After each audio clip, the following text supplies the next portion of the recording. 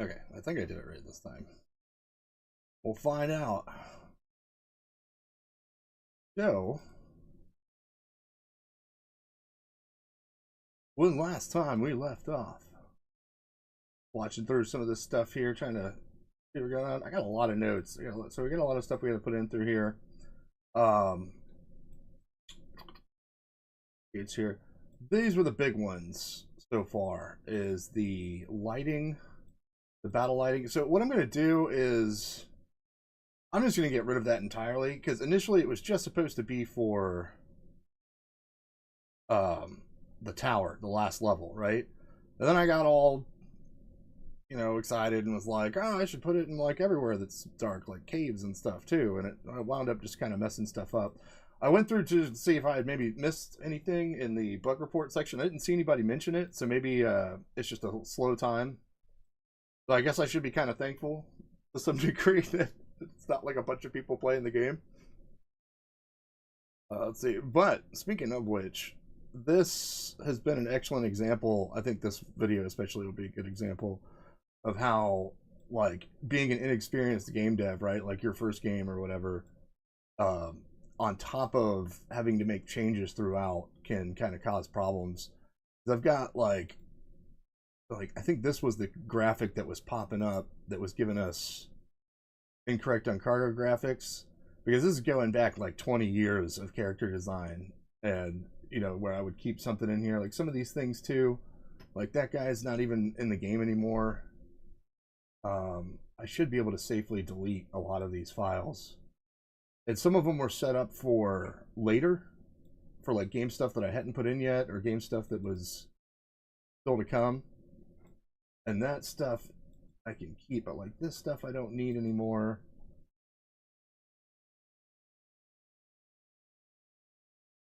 Do I? Does that match? No, that doesn't. Because we've got like the more sort of modern, I guess you would say, portraits of like everybody, and then we've got like the pixelized versions of them.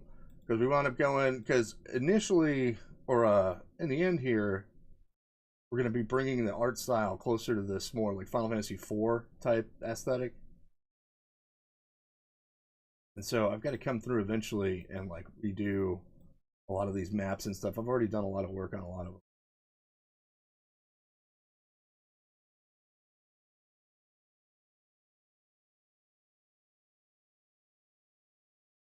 Like Blue Guy's Fort. I got to change the color of the stone and stuff like that. And I've been doing a lot of work on my own tile sets.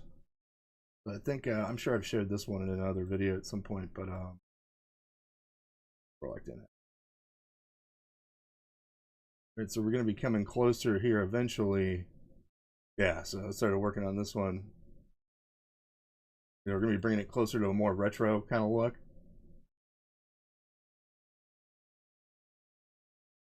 So we wanted to stick with the more retro portraits, and so like these characters have to be changed too. Eventually, they're going to look more like I think this was an old Merrick when I was working on. Your characters would look more like this, right?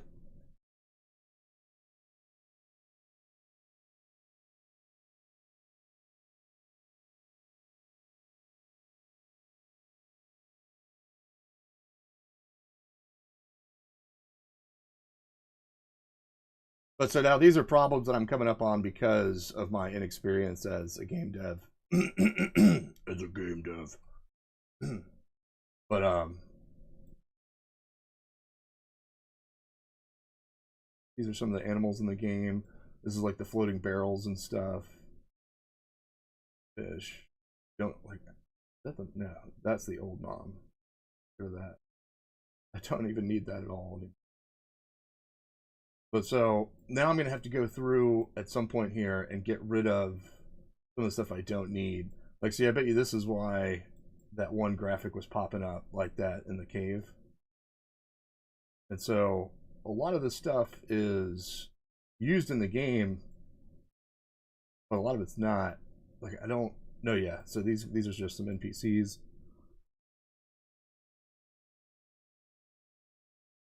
don't think I need these guys anymore.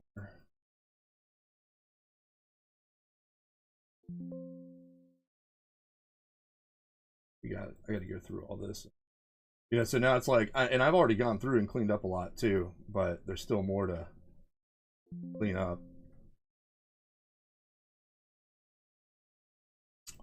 But so I was also wanting to kind of look at, so I'm like standing back now, I'm at the end of the game, right? We're at the last battle. And so now I'm kind of sitting back and I'm thinking, yeah. I'm trying to think of like how my experience has been so far, right? Because normally when I play and test play, I do it in my development environment. Like I'll do it on my local computer. And this was the first time that I did a full playthrough of Steam's, like the actual release version. I'm always playing like the development branch, I guess you would call it.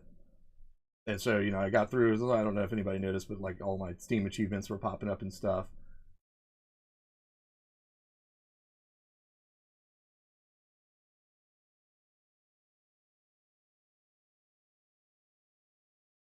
Those. Morning. Yep, that was the, okay, that's the axe throw thing that we fixed. I'm pretty sure, and I try to stay on top of these bug reports as best I can, but I feel like there might be a couple that like somebody reported, and I don't know if like I forgot to do them or if they slipped through or what. Like I feel like somebody had reported that one bug I ran into where if you walk out of Lugai's fortress at the wrong time, it'll trigger the thing and basically let you skip. Yeah, that's right, because that one guy got stuck. Okay, so I've got to make sure to get those done. But yeah, so our biggest one is we need. I gotta track down that memory leak. I can do a test real quick and see if I don't think it's the normal, right? Like the RPG Maker MV, your normal problem with the memory leak, where it's the more you open a what is it? Like if you open your menu, like open it and close it a bunch of times while you're playing, it'll cause a memory leak. That's kind of inherent to the engine, but I had fixed that a long time ago with a lot of my own stuff. And so, let's see, where did we experience it last? I think it was back, yeah, it was back with these guys. And so the way I test for the leak, right? So we control, delete, pull up our task manager, like I was doing last time, right? And okay, so NWJS, that's the actual game running. Because what RPG Maker does is it creates like its own browser window, basically, and plays your game in it. So technically, all of the games that you make in this engine are technically web games, right? But you wouldn't know unless you knew like the architecture, like what's going on. But so basically it uses this NWJS to create, this is like a oops, it's basically a website, right? But its sole purpose is to play this game. So there. All right. So what I do here is we're going to monitor real quick our NWJS. I want to go by name, so it'll stop. Here we go.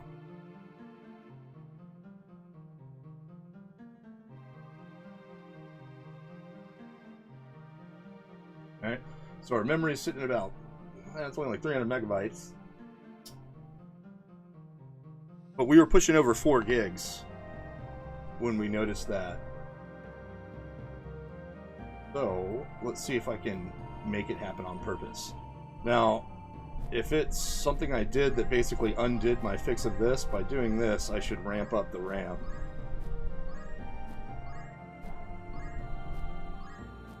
Alright, if the garbage collection process didn't work, alright, so, what is it? No? Look at that, still sitting under 400. So my scripts are working fine for garbage collection and getting rid of all that stuff. So let's try getting a little more crazy with it. Let's just really get in there, like just messing around with stuff.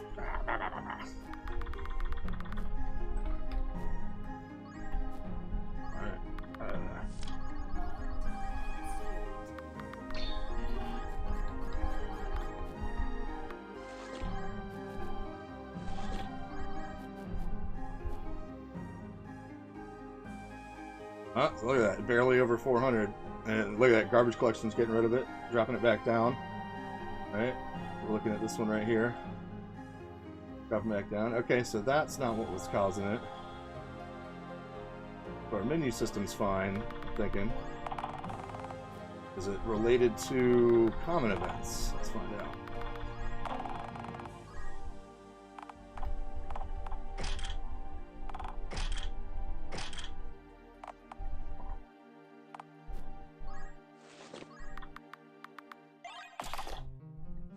This is one I really wanted to check.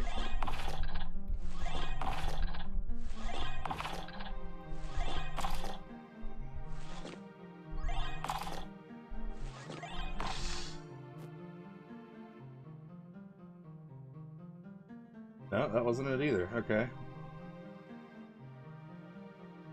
Alright. And I know it wasn't the battle because we tested that just while we were in the final dungeon, the tower. So let's see if we can... Through here. Alright, so my next suspicion is that it might be that I'm letting some of this minimap code run even though I don't have minimap active. So let's see if maybe that's causing some sort of memory leak here. Look, I'm sitting higher now.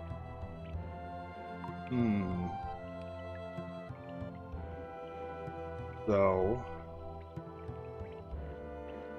Because, of course, the simplest fix to that, I would assume, would be to just go ahead and activate the minimap. Let's walk in and out a couple times. Maybe run around, maybe get... I think I feel it already getting a little choppier. So I've got it set right now to cap the FPS at 50, even though it does go over it sometimes. And this is for performance reasons.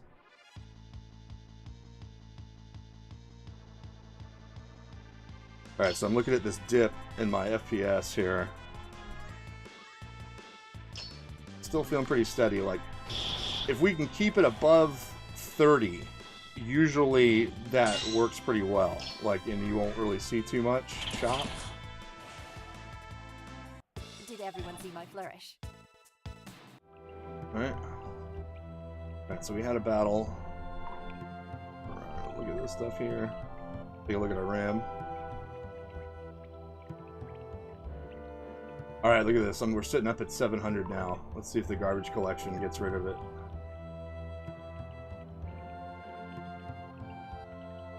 No. So it's keeping something in the memory.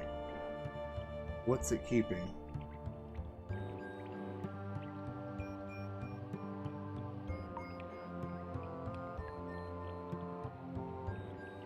I wish I knew more about these sub things. I may have to look into this. Help me be able to sort of troubleshoot stuff better. But look at that. So we're sitting at 760, and it's like it keeps trying to bring... Like, if I'm just sitting here like this, the garbage collection scripts should go through and look for things that are loaded into the memory that it thinks I don't need anymore, and it should be getting rid of them. But this looks like it's continuously adding... So, like, I'm having to assume that, look at that, it's still going up. And I'm not even doing anything in game. So something's running in the background. Let's see if we can...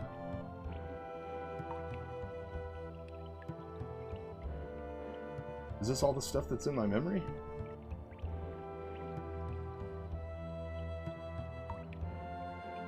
Because that would be handy.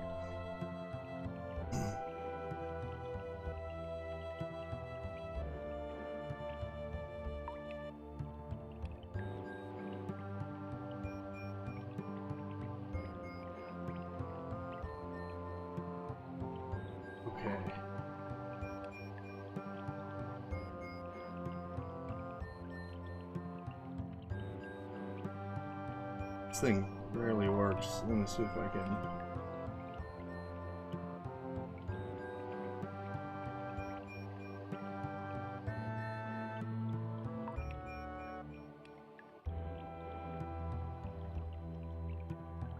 Take a snapshot here, see what it's got to say.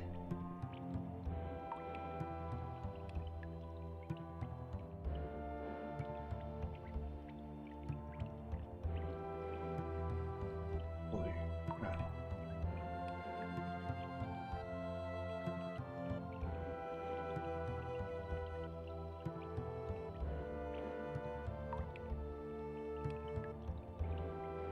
Oh, what's this? That's taking up 23%. Alright, retain cell. Yeah, that's obviously not what I think it is, because that's leaving up a lot. We're doing 100%, so. And see, if I was more experienced in this, I would be able to read this a lot clearer. But I'm having to use the knowledge that I have, you know what I mean? Kind of do the best I can here.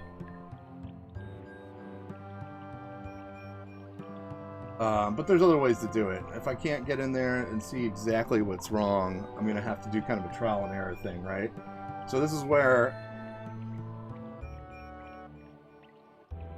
it would be important to like know what kind of code you've got running and what you're doing, you know, rather than having just like the engine do stuff for you.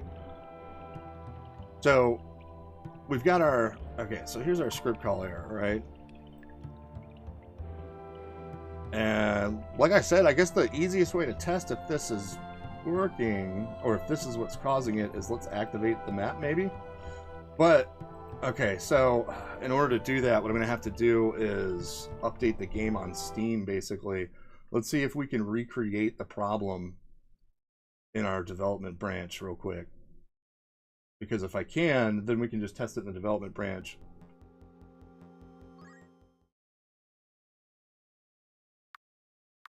I need a save file where everybody's outside. I can walk in and out of something. North Mountain Trail?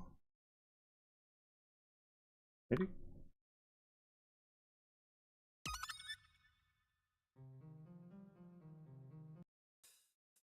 Ah, no.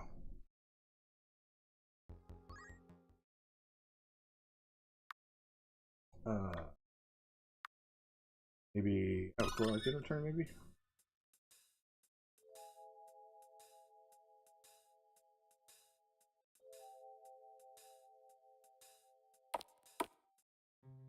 Okay, yeah, that does do that.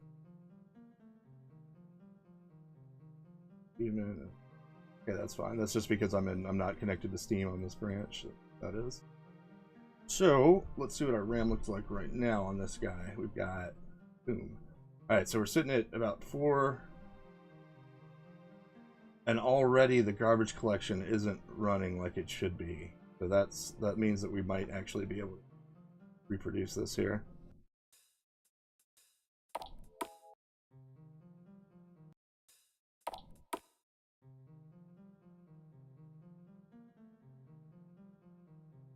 $649 now. Okay, yeah, so I don't even need to go into battle. I think this might be what's causing it.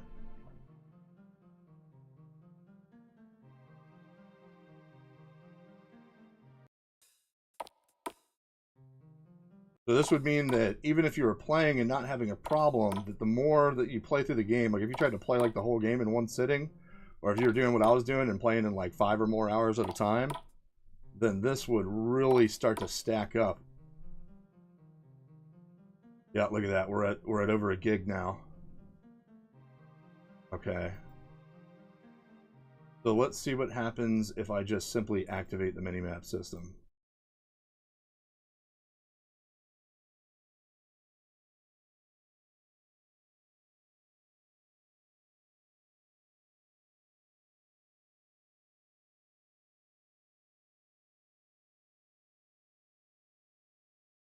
I mean, there's no reason not to have it in there, I guess. I think there's a couple scenes where it pops up where it's not supposed to, or something. Or that I didn't want to mess up immersion or something by showing a player what the outer borders of a map look like or something like that. But my options would be to either go ahead with a minimap or to go through all the code or transfers and make sure I get rid of all that stuff. But to be honest, now that I think about it, because I programmed it into the scenes too, it would be more than just the transfers. So I would have to go through, comb through the stuff, and find everywhere that I had put in there. Which might not be too difficult, actually, now that I think about it, right? Because you don't have to do the stuff in the editor. I can go directly to my stuff here, right? So I can go look at, I can even go into a map if I wrote it. Because this is how I have to do stuff sometimes if I'm trying to, like, really control what I'm doing here. So you'd have to go into, like, open this in Notepad, open the map, and it tells you everything here, right? Everything that you did. It's got all the events on it. Maybe that's not a good example map. There. World map is 362.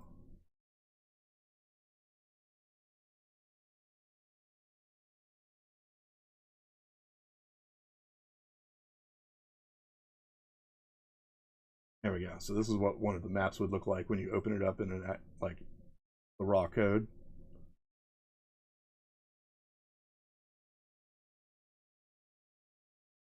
So since this is the map one, right? So maybe I could even find it in here, right? What would that be? What was the error? Where'd it go? Yeah.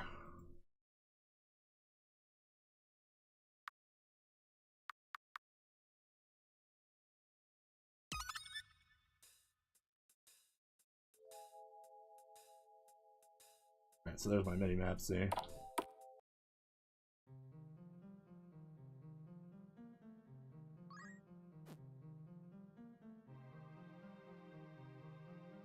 Oh crap, it's not going to show me the error now because erroring. But while we're here, let's take a look at our RAM. Oh, look at that, we're sitting at under 400. Let's walk in and out a couple times.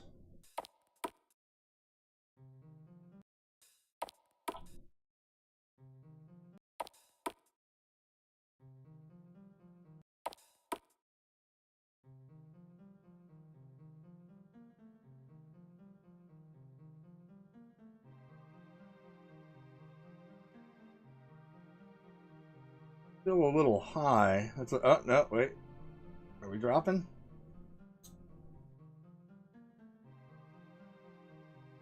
Something's still going on.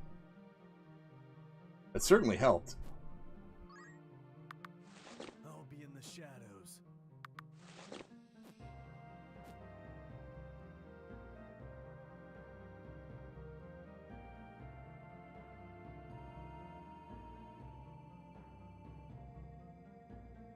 Yeah, no. And I mean, it's okay to go over that. I just want to make sure that we're not going to be ramping up to like 4 gigs of RAM and then pouring over.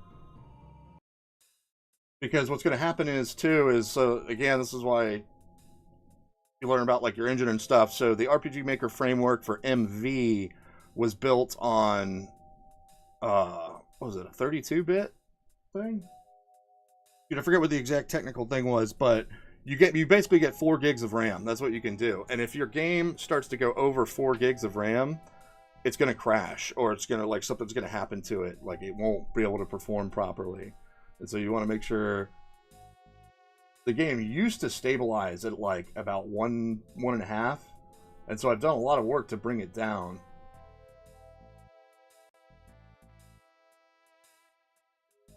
Yeah, it looks like we're sitting more comfortably.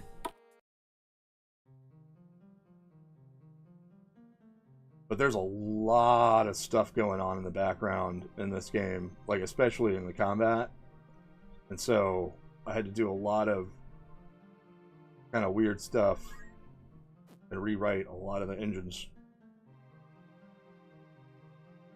little sub processes, like the behind the scenes stuff.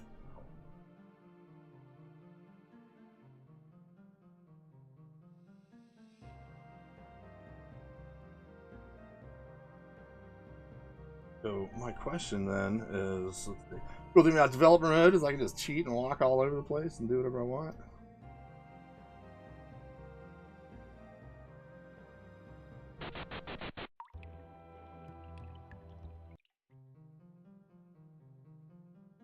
Add a new map to the mix. Yeah, that bumps this up.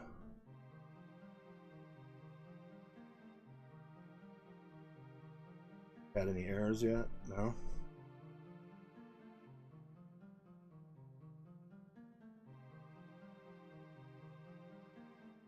Oh, no, wait. Yeah, technically we do have one. So this is an ancient thing.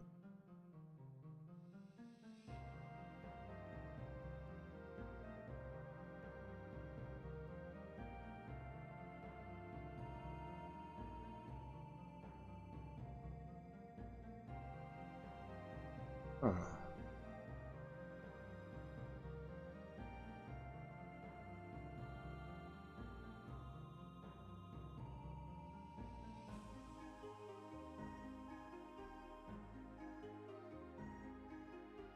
Oh, it's because it's like commented out. Why is it commented out?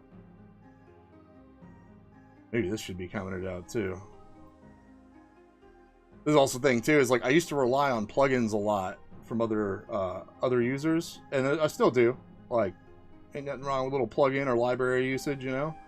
But a lot of times, and understandably so, people's lives get in the way, and they'll make stuff, and then they don't come back to like fix little problems that pop up. So let's go fix that.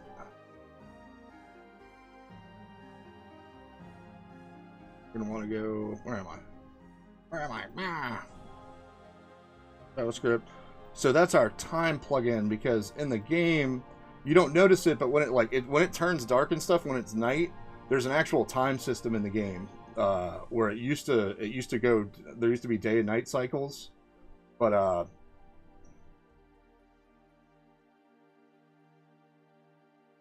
it no longer does that. So now I just control the flow of time with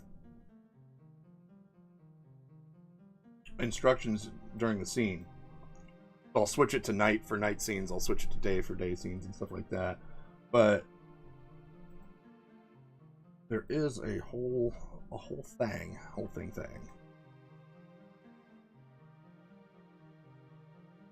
We want. Where are you?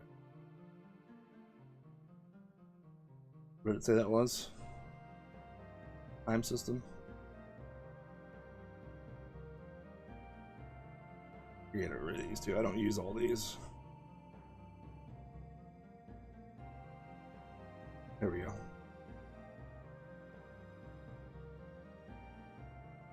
And then we want line 1435.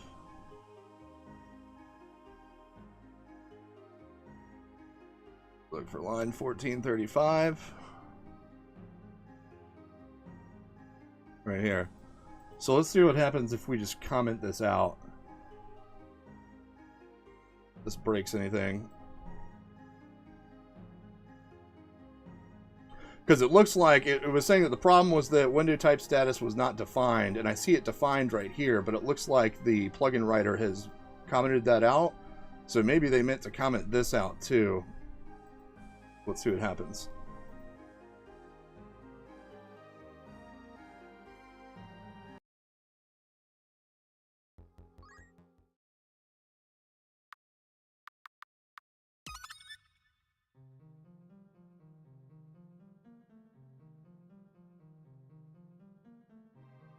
We still get, now we've got something at 1449.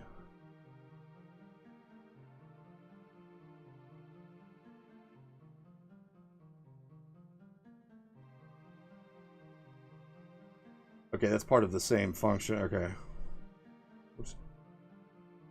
That's part of the same dealio here. It looks like this controls some sort of time window. Like maybe it like pops up an actual time window on the screen, but I don't need that.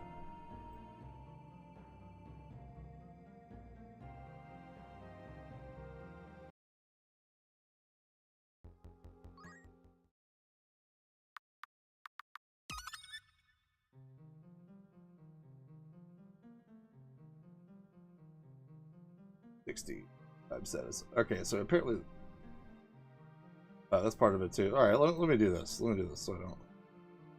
Let's find everywhere that this exists in this script.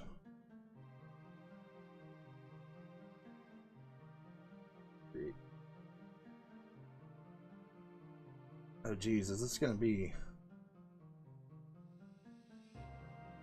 tied into some other stuff here?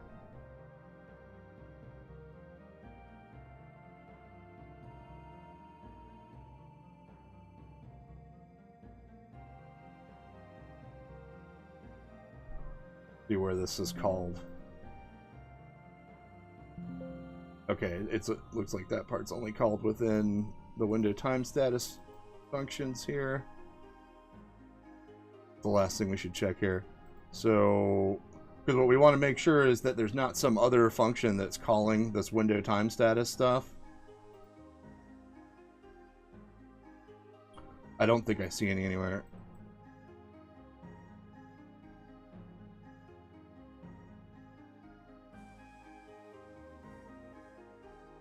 There's this, but that's also to create time status. Okay, so let's see, create display objects, alias log, time system, scene prototype, create display objects, scene, display objects. That seems to be also just for the time window. Yeah, that's what this is. This is some map, some sort of time window that appears on the map. So we want to, I guess we want to go ahead and comment all this out, huh?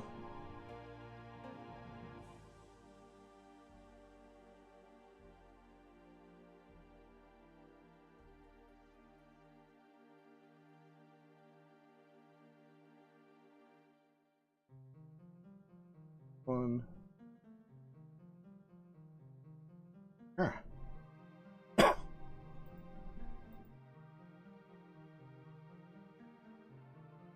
Alright. And then we got ones.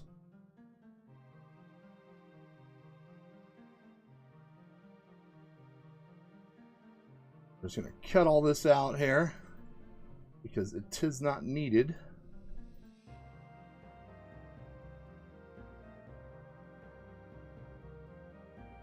See what the effects of that are.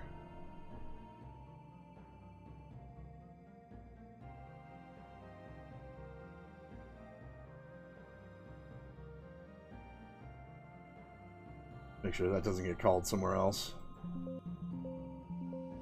Okay. Not anything important. All right.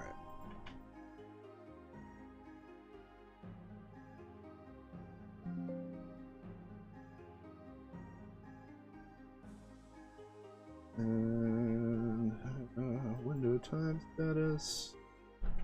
Need fade. I'm sure that'll be in. We'll double check though.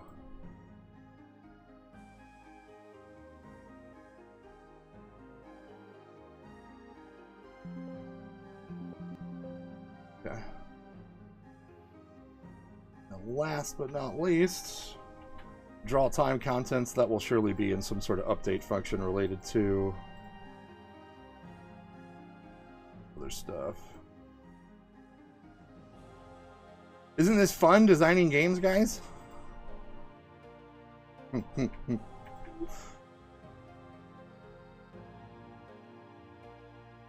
Making games.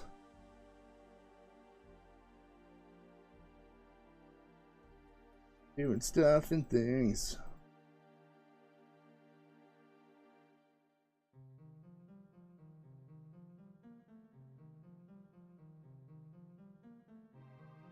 Alright. What's this connecting to? Okay.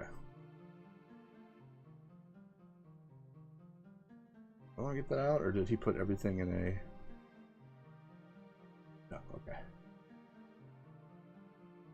Sometimes plugin writers will put like all their stuff within, with like where it's a variable that runs everything. Like all of this is inside a variable or something like that. So I would just make sure.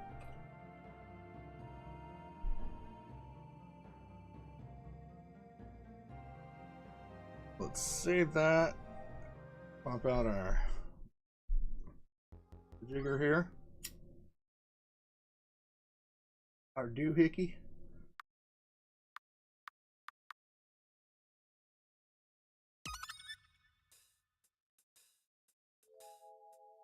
Okay, look at that. Alright, so that's not there anymore.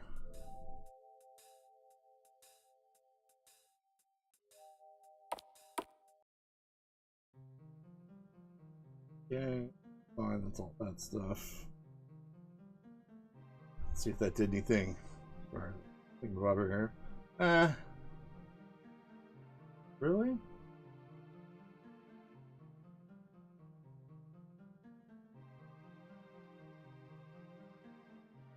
Why is it being added to? Maybe it's because of the animated tiles. Walk in and out a couple times.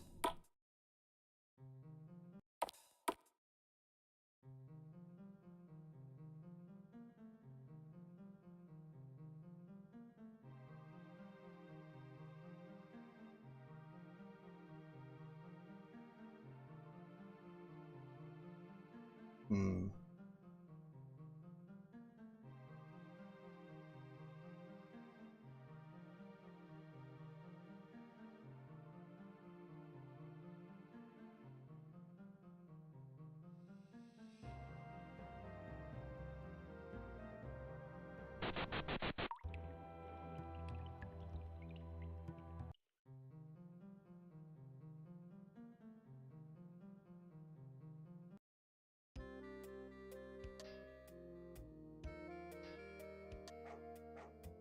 This is a good place to test it because this is a really heavy. There's a lot going on in this town. But the FPS actually seems pretty smooth, so that's good. Usually it's kind of choppy in here.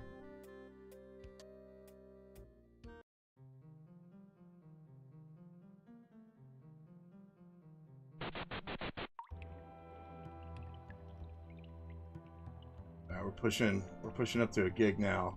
So there should be about 3 or 4 maps loaded into the memory right now.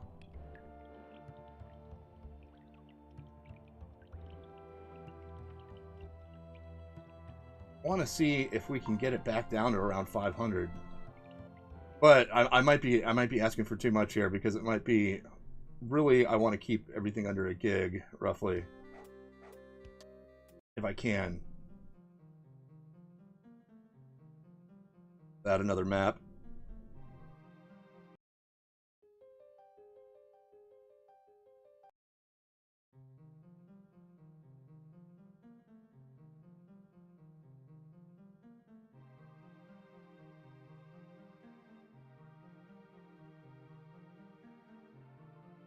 Okay, that was good. So all right, so it cut about 50 megabytes down. Look like it's holding pretty stable. That's a good sign. That means that the garbage collection is doing what it's supposed to do. Keep moving through the world here. Imagine like we're playing the game.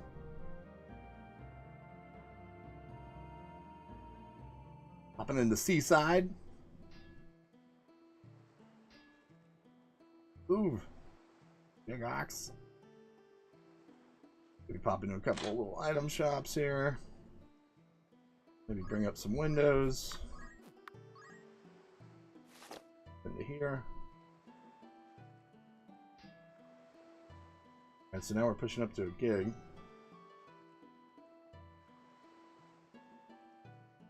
Oh, look at that! Yeah, all right, it's dropping down. That's nice. You gonna go under? You gonna go under 900? You gonna try 900? Yeah. All right. So.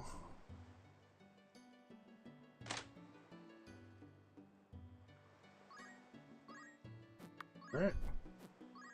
Moving a couple things. Maybe look at some skills. I'll be in the shadows. I think it's here. Out.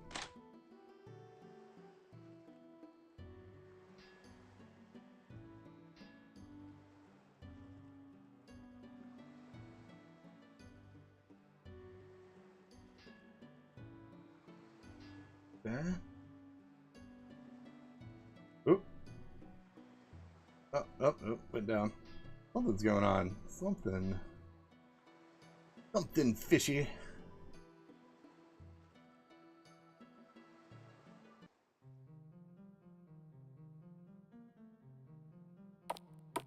Oops.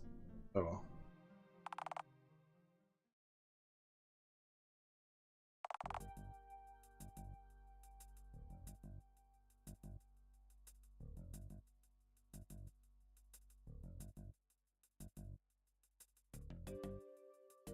feel like that's kind of high for a CPU too, right?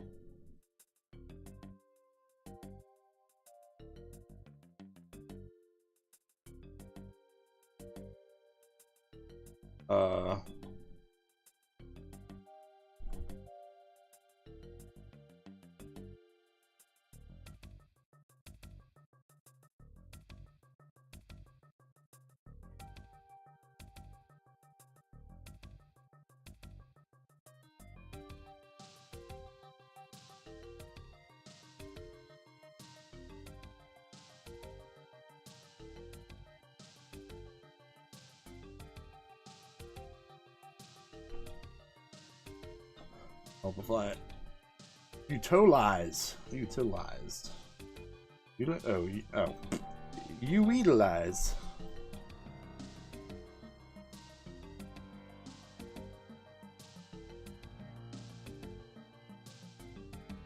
Okay, up to 25%, really?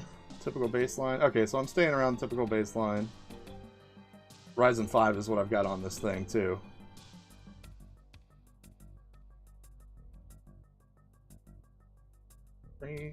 It's still acceptable. Why so much?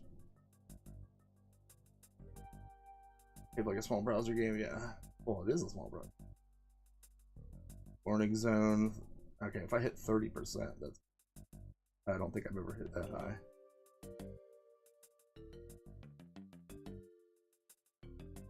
Yeah, that's what we were talking about a long time ago about how JavaScript is like that single thread language.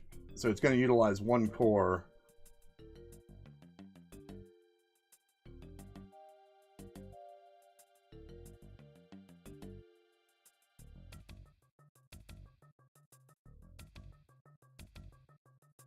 So title screen should be pretty low. Yeah, that's what we're looking at. Simple map, 5 to 10%. Heavy map would be about 10 to 20. That's about what we've been looking at. Battle scenes, maybe 10 to 25. Parallel process of it. Oh, it's harder one calculations. Real-time pathfinding or collision script.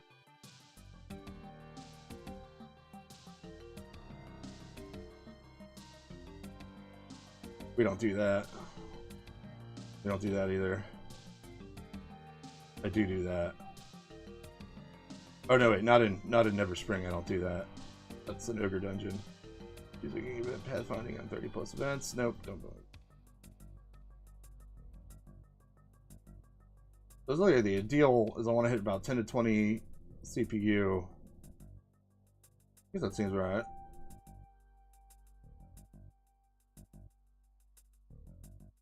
Just while we're here, let's ask about the old RAM usage.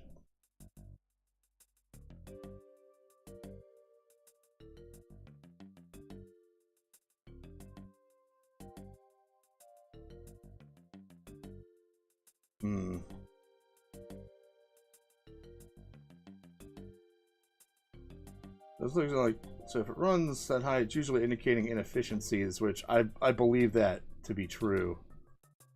Like, a lot of times, you should always double check chat GPT stuff. But sometimes it makes sense. Too many preloaded images, animation sheets stored uncompressed.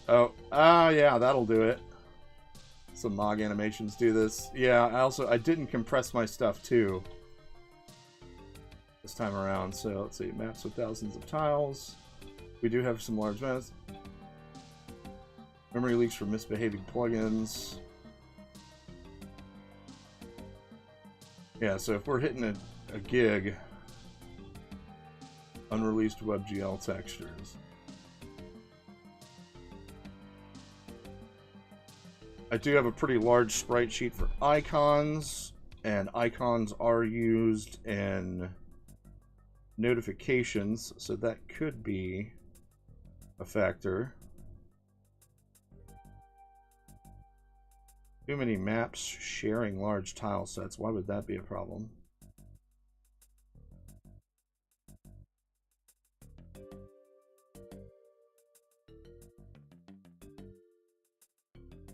Well, the game does do stuff extremely custom. It does a lot of extremely custom stuff.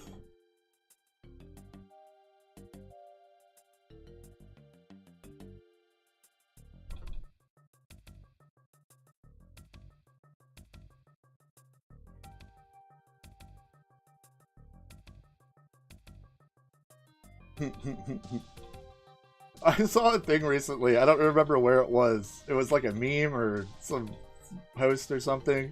And somebody was like talking about ChatGPT and how, like, when it tears your leg off, it will be like, wow, your screams are so great. Like, you're doing a great job having your leg torn off. Like, I can totally see ChatGPT being like that.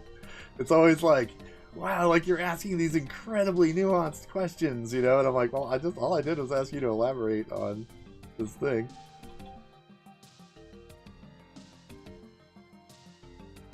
Heading in. I'm using render to texture, enemy heads, weather plugins, advanced map effects.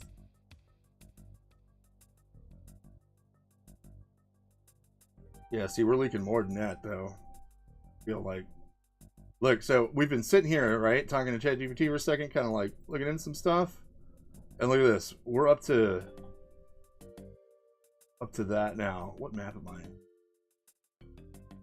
So just standing here like this on this small map, what might be causing something like that?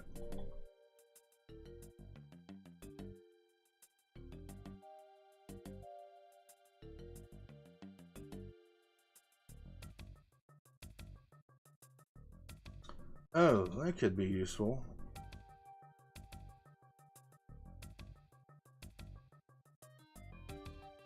But of course, that'll only work if it is a texture. Let's see this.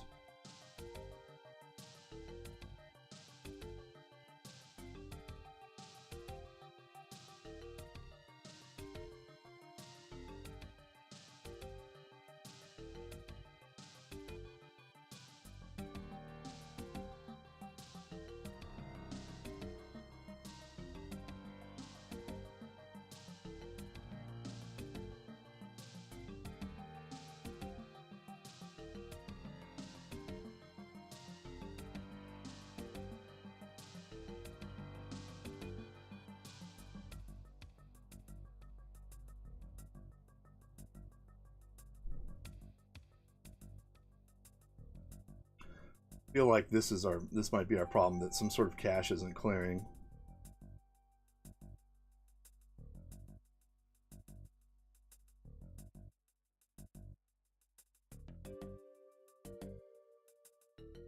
Okay, so we are seeing this, but our RAM does drop sometimes.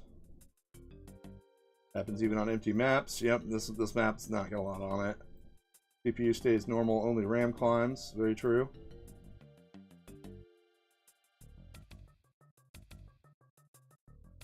I don't think it's a lighting thing. I don't have any HUDs or UIs going right there. Render texture created. Alright, so, alright, now, remember too, alright, so I'm starting to see something here. Sprites are bitmap kept in global arrays. And when I looked over here, even though I can't quite fully comprehend the full thing it was talking about in that snapshot, we saw that array that was ridiculously large. So I'm wondering if maybe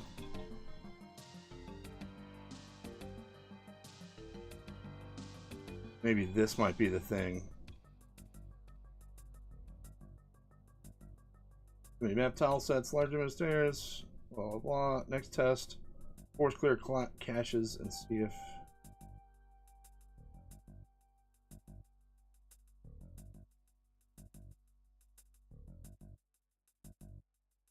Okay. If RAM instantly drops by hundreds of megabytes, the issue is textures. Well, that's useful, thank you. That's a lot more useful than having to write a whole thing.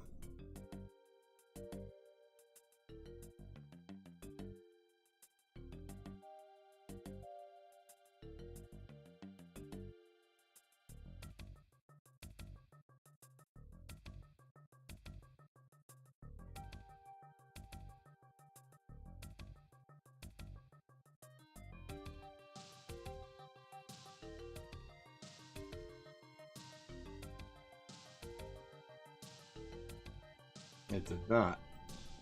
But perhaps that was my fault. Perhaps I need to do these together.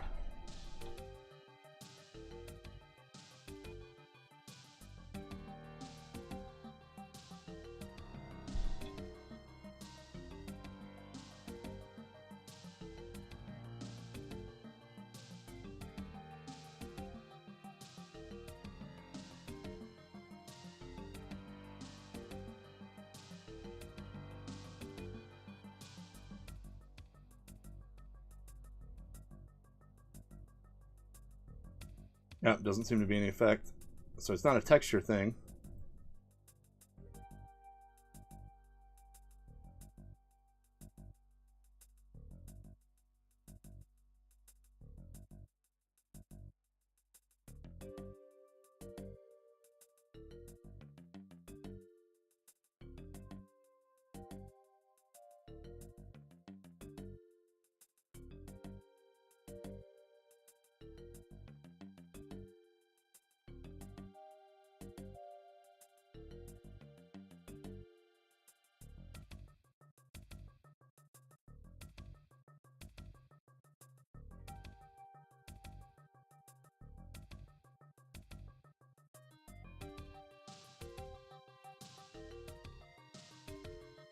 So out of all of the plugins I have open and core files, this is not anywhere in.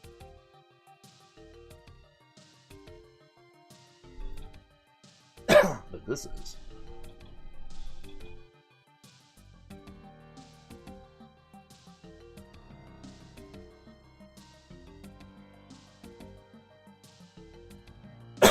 Excuse me.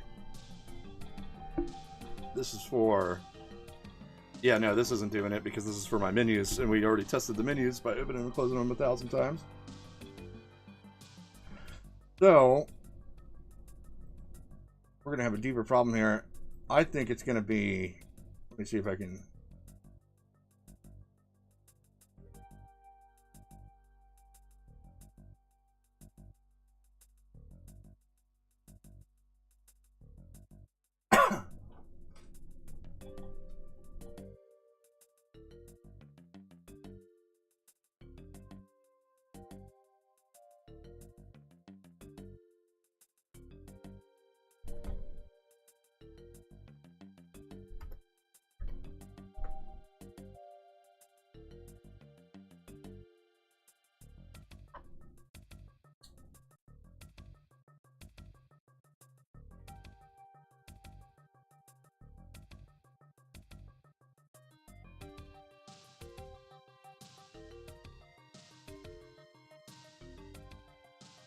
This is gonna bring back... Oh, it's gonna count my bitmaps? Okay.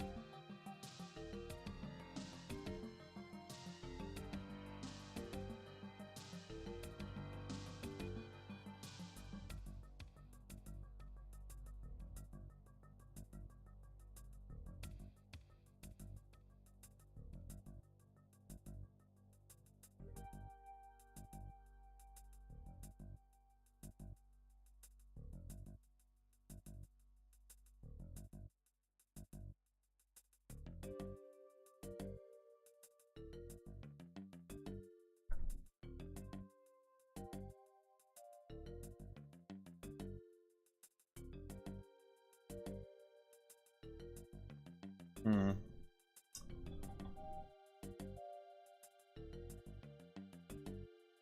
Oh, and then change maps a few times there. Probably should have read further. Oh.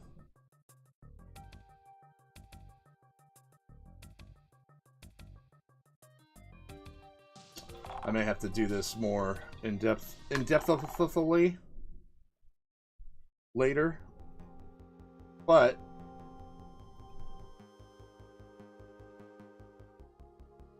oh, that means that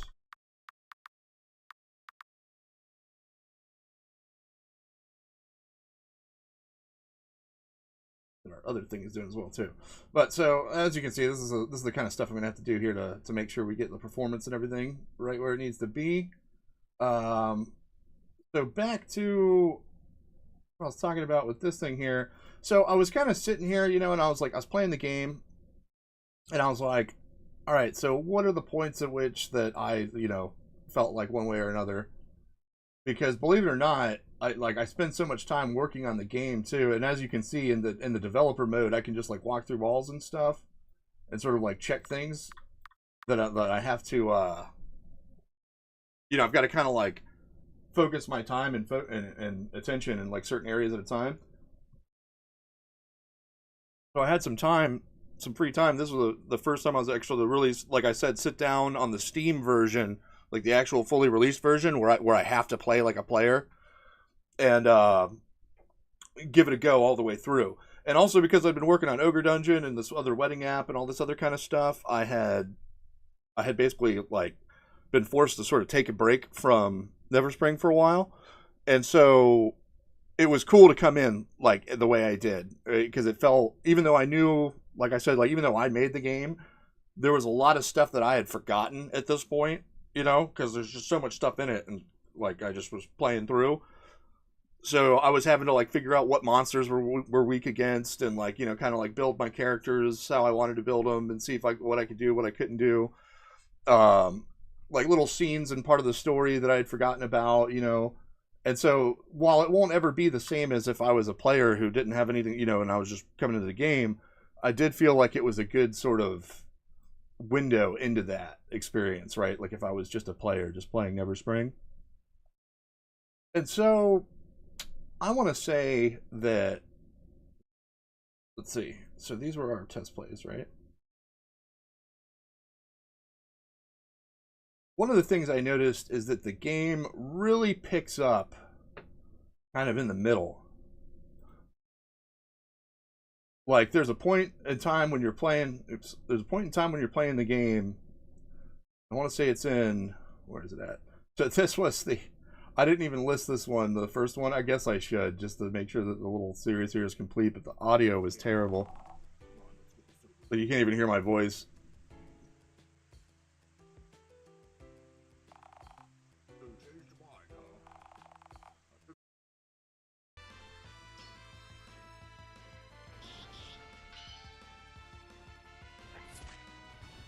Alright, so around here, right, so this is the start of the game. Everything's feeling good, it's kind of neat, it's interesting.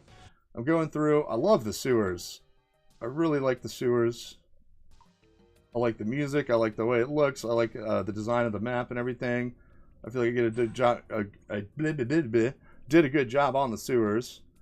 Which I did on purpose, right? Because if you can't get a player to get invested in the first hour of the game, or even the first 30 minutes, then it doesn't matter what you did in the rest of the game, because they're not going to play, right? So I think I do a pretty good job with our hook here.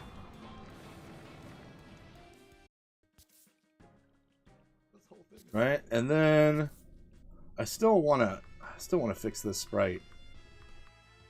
And then so we're going to fix this combat thing. We're going to just get rid of the combat lighting altogether. It's not necessary.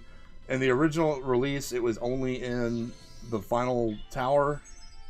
I don't have to have it. To be honest, like when I turn it off and on, and as I'm playing, I like it better with it off anyways, because then I can see the detail of like the background and everything. So we're going to get rid of that entirely.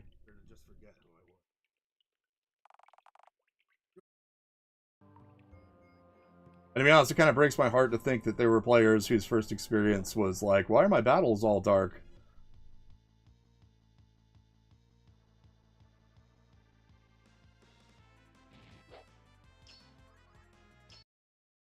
Alright, so our menu updates came pretty good. I like how the Magitech's turning out. Okay, so about here in the game, right? So I get here, and I'm still feeling good, right? I'm like, okay, cool, I get to check out my first shops and stuff. The sewers are just long enough that I feel like a little bit fatigued by the time I get here. But it makes like when I get here finally feel like a relief, which is good, right? Because like they're not just focusing on like a game with mechanics and stuff too. Like the big point of the game for me and making a game is to craft an experience for the player, right? So I have to feel my way through a lot of this stuff. Right, so this felt good, like all the way up into here, right? It's like the first hour or so of the game feels really good. And in the last update, I hopefully improved the swamp.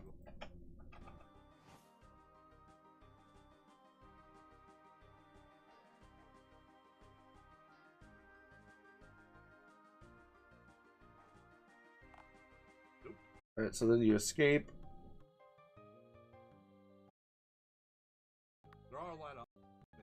We get to the swamp here, and so yeah, as you can see, if you had played before, now you can walk in the shallows of the swamp, which changes a lot. Here's another thing I've decided too, is I'm like, you know what? I keep like trying to decide how to do this, how to do that, like with different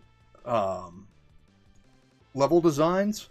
And so I've decided just my own style, what I like to do is to design my maps to where player behavior is very important. And it feels too like I was watching some people play, like it can affect gameplay if you just turn them on and off, all this kind of stuff. So I thought, why not combine the two systems into... Yeah, here's where I'm talking about it. Where I can choose, so if I'm walking around on the ground here, I'm not going to run into any monsters, right? But if I want to cut corners and like, or go to like find treasures and stuff, I can drop into the shallows here, and it slows me down, but now, see, I'm also susceptible to running into monsters. Like, yeah, and so that was another thing too, because I was watching through, and what was happening a lot is I was trying to address the idea that, or the concern of modern players that they don't like random encounters and all this kind of stuff. But like sitting back and thinking about it, nobody quote unquote likes random encounters. Oh, I do. I like random encounters, but I think there's something to be said for having to deal with it in some sort of way, right? Because part of the experience of these older games, like the Final Fantasies and Chrono Trigger and all this kind of stuff, was there's these times where you can't get away from a fight, or there's some monsters or something like that, and you're like, oh god, I just want to get to the thing. But even that frustration is part of the experience of these older JRPGs. And so to take that out entirely just feels like kind of pandering, you know what I mean? But at the same time, it's a good, or I should say it's a valid complaint, right? It's like, well, I don't want to deal with this, like I'm trying to do this, like I'm real into the story and I want to go kind of thing, right? And so initially I had done a switch which lets you decide whether or not you want random encounters. But then what was happening, I would see with a lot of players, is that they wouldn't get like powered up in time to do stuff, and so things would become more difficult, right? And so what I'm thinking about doing here is, or what I wound up doing for the swamp, and I'm probably going to continue this into further updates as I update some of the levels, is have it more of a choice-based thing that's dependent on the player's behavior, right? So the random encounters in the swamp now, rather than just the switch turning them off and on, is you're safe on the land, but you still have these, you know, some of these monsters that you can physically run into and physically avoid. But in the water, if you want to jump in the shallows to like cut across something, you know, then you're going to be susceptible to random encounters in the shallow water, because that's like a dangerous place. Like you don't know what's in the water, you know, like something come up, grab your leg, whatever. It made sense to me anyways. And so if you're wanting to just crush through the game, you would just, you know, don't walk in the water. Like, just go here, avoid these guys, do this kind of thing. And then in that way you can do it. And then if you needed to come back, you don't have to flip switches in the UI. You can just, you know where to go to find a fight, right? So let's see. So then we get up into here, right? We go through the swamp. I'm still pretty into it.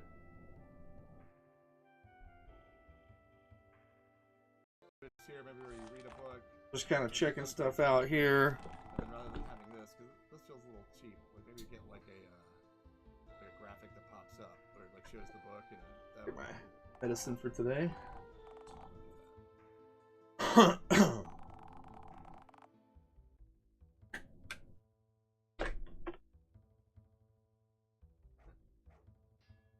I'm already out of these. Like that here too.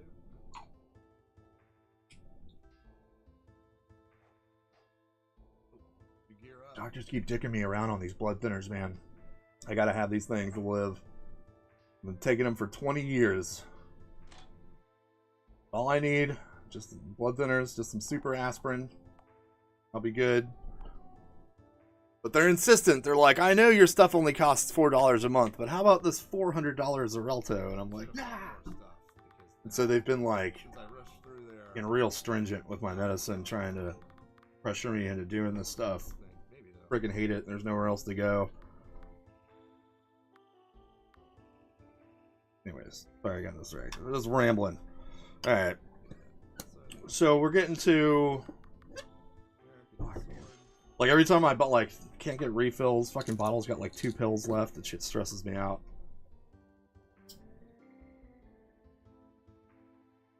What was that?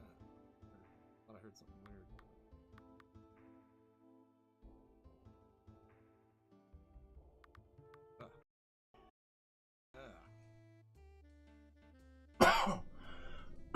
Excuse me. Looks like you're late on your payments again.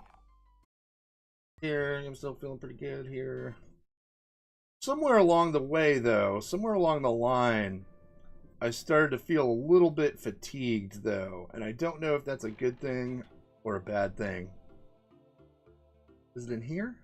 Maybe?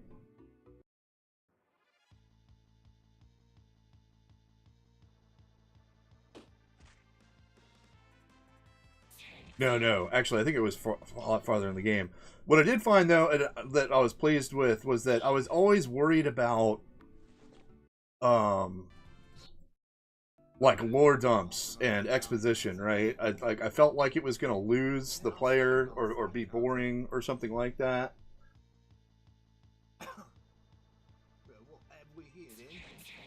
But what I found was, yeah, we fixed this. Yeah, some of the monsters were like showing up way too big.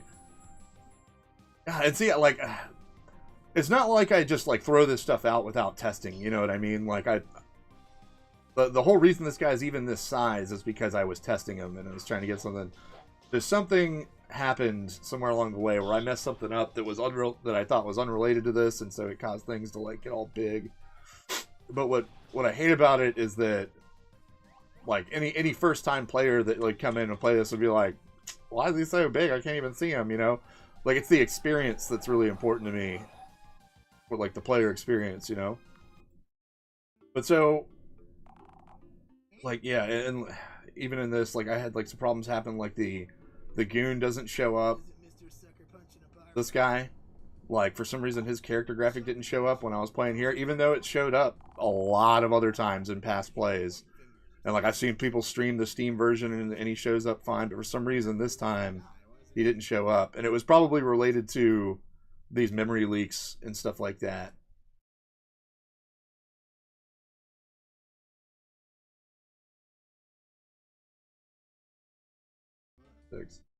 But so hopefully that will be fixed with the stuff I've already done. But the exposition thing, right? So I was always afraid that doing it, but in reality, as I'm playing the game myself, right? Like coming at it from a player's point of view, what I find is that these are the moments where the game really picks up and kind of catches my attention. Which, now that I think about it, when I was a kid playing these RPGs, that was what I lived for. Like I was like, that was why I would run away from a fight or cut a corner or do something, was because I was actually trying to get to these exposition moments as quickly as possible, right? Because I wanted to see the story unfold. And so I guess it's just sort of like having a faith in my own writing kind of thing, is that I found that these exposition moments were actually kind of the most engaging parts of the game.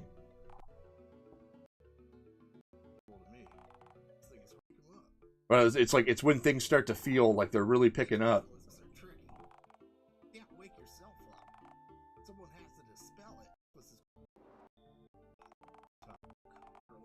So this was a particularly long one, And it didn't even bother me that it was long because, like, there was a couple parts where I was like, maybe he should say one window less of dialogue, right?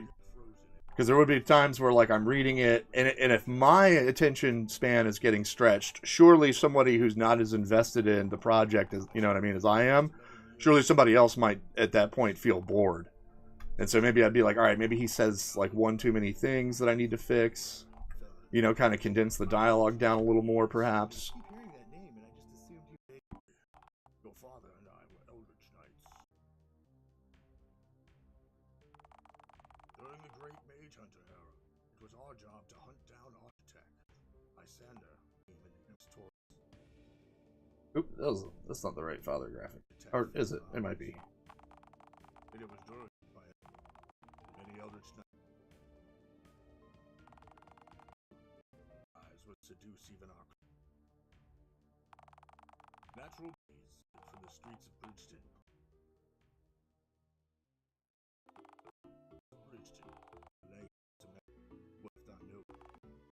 Alright, so like right around here, I start to feel like the game like starts to kind of take hold, right? Like before, I felt like a little bit aimless after I got out of the city, like I wasn't quite sure where I was going, and then here stuff starts to kind of coalesce.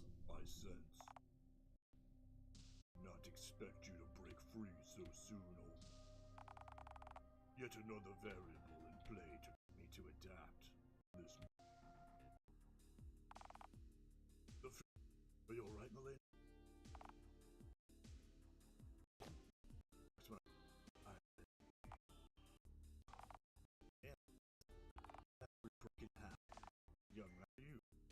Like maybe this scene could be condensed a little bit more, possibly.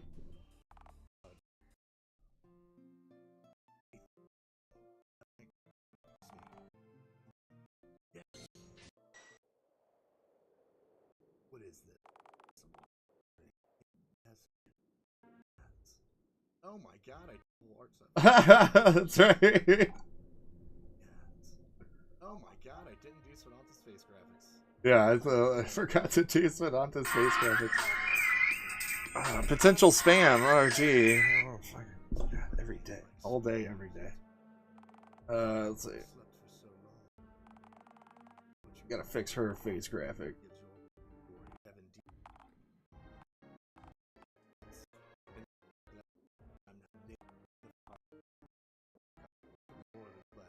Because like this, like when I was putting this scene together, I was like, am I doing like is this too much of a dump all at once? But it's all really important to the story. Like maybe even this scene could be trimmed a little bit.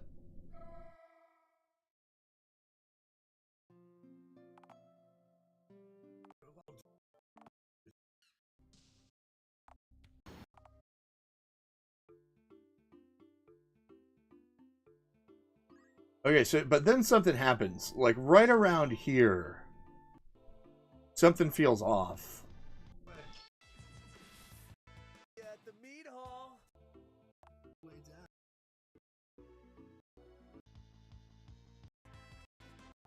Something feels like it's missing here.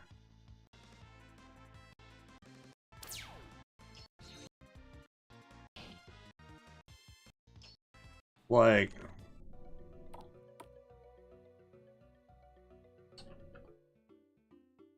what is it? Alright, so you're going down the mountain, you got, so this is the first time that you've got a full party. Onwards to Seaside.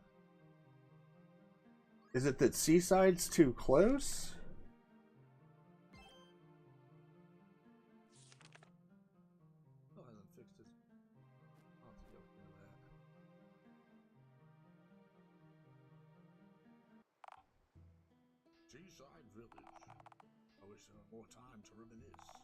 Yeah, something feels off.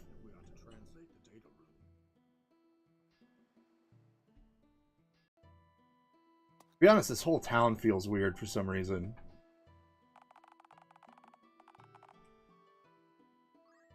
Like the game world, I like that I did a good job with how the world feels really alive.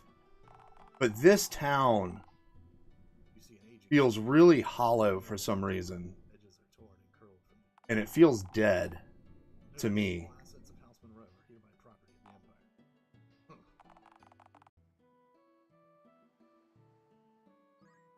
This building feels dead.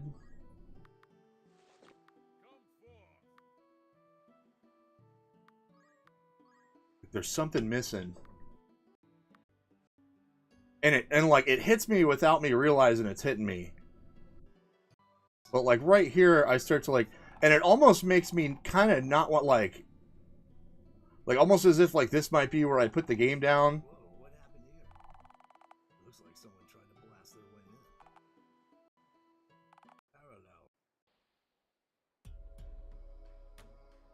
in. Parallel. And then we hit the sanctum, right? So now I'm in the sanctum, Like I'm looking everywhere at once. and I wanted this experience for the player to be like, Yeah. Like this every time? I don't know, man. Like it's hard to describe because a lot of the way that I designed Neverspring and like anything I do, right? Like whether I'm like doing something artistic or if I'm like dabbling with music or if I'm like designing a game or writing a short story or something, there's a, I don't know, you can just kind of feel it, right? Like there's like this flow. And sometimes it feels like things should be in a certain direction, if that makes sense. And it's really hard to articulate. Intruder alert. Italy, look out. But the sanctum's supposed to be, gee, look how dark that was, man. I hope nobody had to play through that. They probably did though. And so, what is it that's bugging me? Like, I almost feel like, how do I explain it? It feels like, so I don't mind having a town here, right? That like when you come out of here, you can stop there and like get up supplies and then continue on to Ashbury Fen. But I have this problem, right, where I'm like, no, it has to be like this, or this has to make sense. And so like, you'll find that in Neverspring, like I tried my best to not leave any loose ends that, you know, like there has to be a reason. Like, for example, the day-night cycle thing. The main reason I got rid of that was because it was in my head that this should technically all be taking place pretty quickly, right? The idea is that Merrick has stolen this relic and he's trying to go somewhere with it, but there's an urgency to it, right? Like he's being pursued by the Empire. And I try to sort of like reinforce that sense of urgency with what happens at East Point. And you got to run out and you go through here. And I feel like the urgency's kept up. Like it does pretty good. Like you feel like you're on the run. And then you get here. And then you come to, like I almost feel like if I were to just take Seaside and move it like over, like maybe up here, like somewhere around here like this, where what you have to do is come down here, and so you're, let's zoom out here, right? So you start at Bridgestone, you have to come up through here, you come down through here, right? You get through the swamp, you come out into here, you gotta do all this stuff.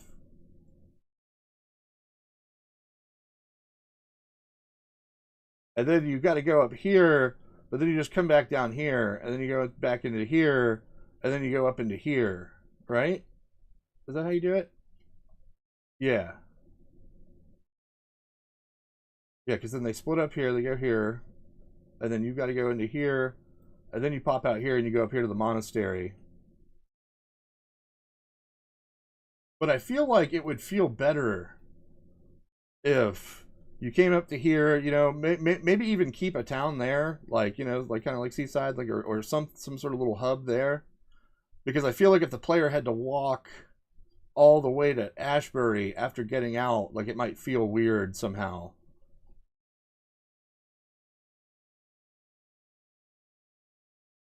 Like they might almost be like, geez, are there like no towns in this world, you know? like kind of thing. But I feel like if you had to go up to here and then you had to do something up here, and then, but so if you did that though, like how would that change it? Because when you're done at Seaside, you head back to Ashbury Fen, and you just got to walk over these bridges here. But if you were to move Seaside up here, then that would, the implication of that would be that they would have to take a different route back to Ashbury, right? So you may have to, if I were to do that, I might have to have some other dungeon or some other map.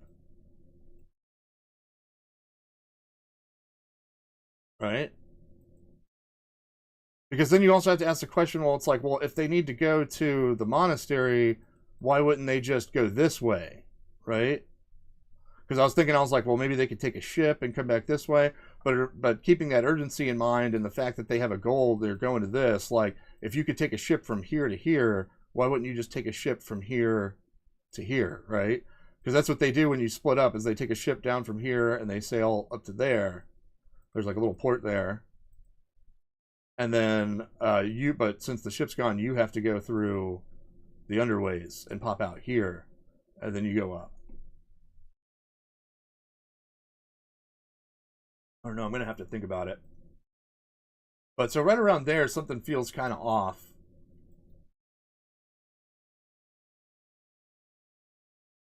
I believe that's a good sign. Let's see if my override code still works. And I don't know if, as I was playing through it, maybe it was because the battles were so dark. But as I was playing through it, I felt like I missed the mark. Like I wasn't having the experience. Because all the way up there, even through that like super long exposition, all the way up until the exposition is done and I pop back into here, everything feels appropriate. It feels right. It feels like it's flowing. It's doing good. And then it just feels like, I don't know, it just feels like it kind of drops off somehow, like right here. And then the actual experience of the Sanctum was supposed to be, one, it's supposed to like really showcase how like technology and magic come together to like be like in this Magitech type world. And two, it's supposed to kind of give you a sense of like, you know, like all this collection and stuff, like things left over from the Mage Hunter era. And I don't know if I did a good job here.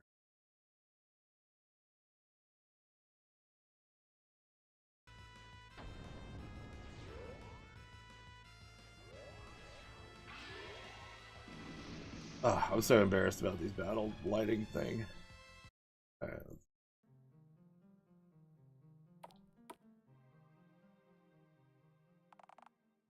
that up ahead? We come up to this part.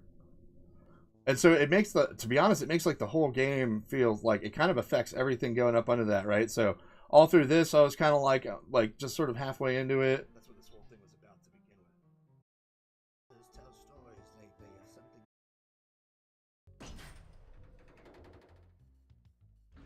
But then so, I don't know if this will make sense, but at this point, it starts to feel like I've started over, right? Like I feel like I almost feel like I'm like back in the beginning of the game, like where I don't know where I'm going quite fully or what I'm doing.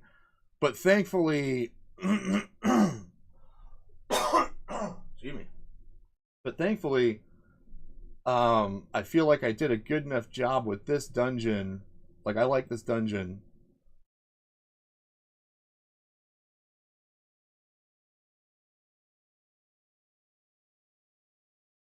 That like I was into it, you know. I was like, okay, cool, I'm gonna go check all this stuff out, do this thing. I feel like I could have leaned more into the dwarf lore here, because that was what initially this whole dungeon was supposed to be for. This is a spot right here. Okay, so this is where I'm gonna have to come in. This was a missed opportunity right here. So they have their spots of rest.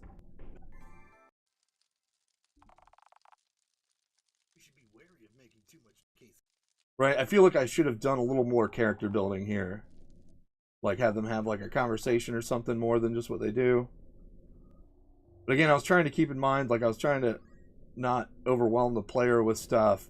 But like I said, when the exposition kind of becomes the part of like why you play a JRPG, once you get into it, I feel like I just kind of like it was just a missed opportunity. Like I didn't need to worry about that.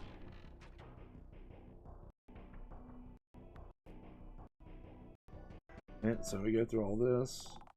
Yeah, I fixed this already, so this has all been fixed with the old Bennett graphics and stuff.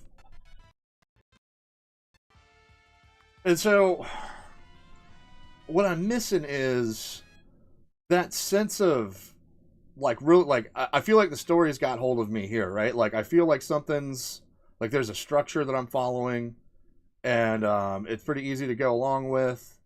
And then right after all that exposition, right here, I feel like the structure becomes more like looser or something. Like I'm not quite fully wrapped in the story anymore, like as much as I was earlier. And then right around here, and then of course, like you get to the exposition with,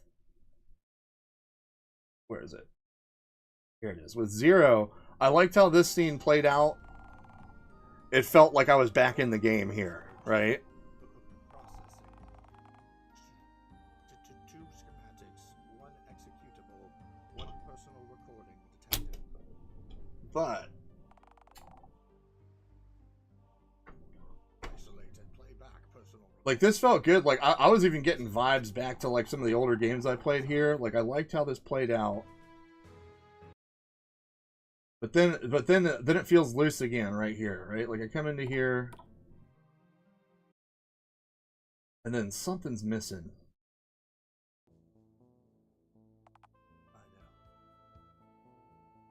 And what sucks is it affects the impact of the scenes here, because I'm in this weird state of like where I'm not quite. Man, it's hard to explain. But so then coming through here, things feel good. They're picking up again. We come out to the Gorlak. That's the Gorlak Den.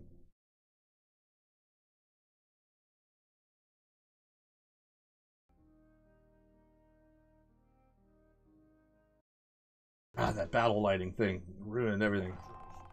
Ruined it.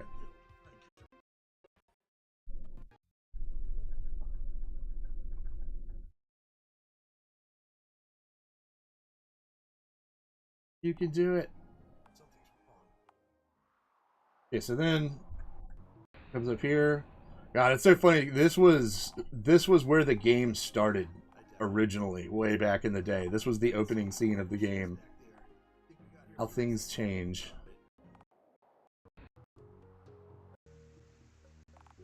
Then we get here. How can you do this? I know you. This isn't. And so right around here, like my interest is kind of peaked again, right? Like I'm intrigued. I'm wanting to see what's going on between everybody. Go on, then.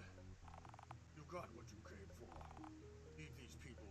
Once a venerated master of the Eldritch Knights, now just a doddering old man waiting to die in the mud. Straight back to the. They go, they're back and forth here.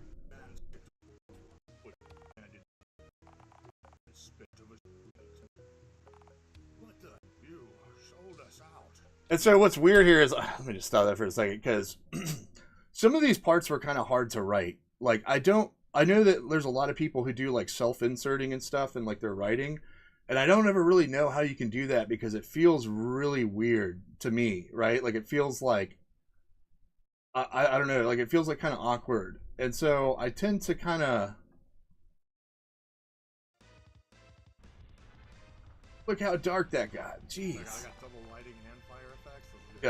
Yeah, I had double battle lighting running at this point.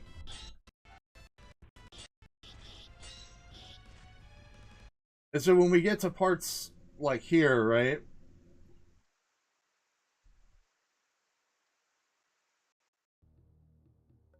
Like it feels weird for me. There's gotta be something. To write like these kind of more emotional scenes. Because you got to sort of like put yourself into the shoes of the people to try to like get what's going on. What are you doing? Get back. I don't know, maybe it's just me. Maybe it's just because this is like kind of a close to home thing for me personally. I said get But it was like very uncomfortable to write this for me. Like, it's way more comfortable to write characters that aren't anything like me. If you hadn't stolen that relic, then none of the...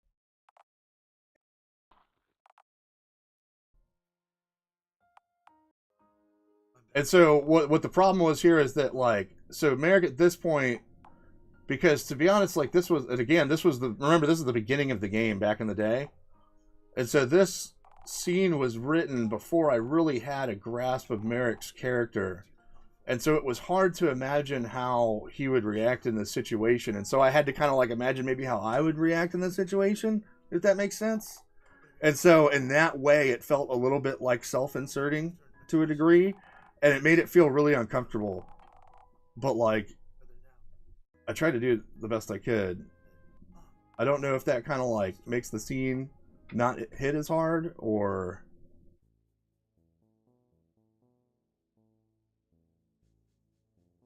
Then we go here. So this is where you're introduced to Natasha.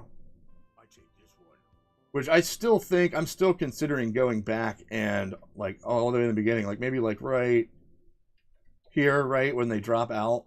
Like, maybe between here. Having some gameplay that introduces Natasha earlier. Because she's a you know, main character. Like, she's very important to the story. Like,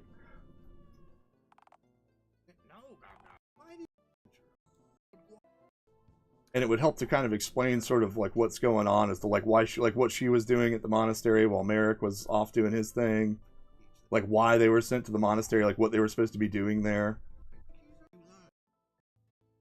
Always felt like an imposter. Stumbling through my life, like waiting to feel like I had finally. So this whole part feels right. Like, so I got like re-intrigued. My interest gets piqued. There's more crap I gotta fix.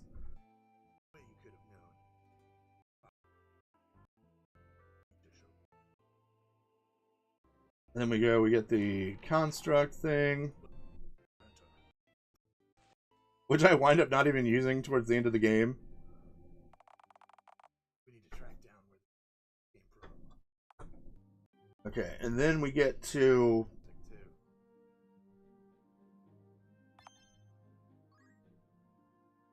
So by this point, I'm like, okay, so I've got to go find the sister, I got to do this thing, but I'm still not, I don't, maybe it's because of all the stuff that was happening leading up to this point, but I don't have,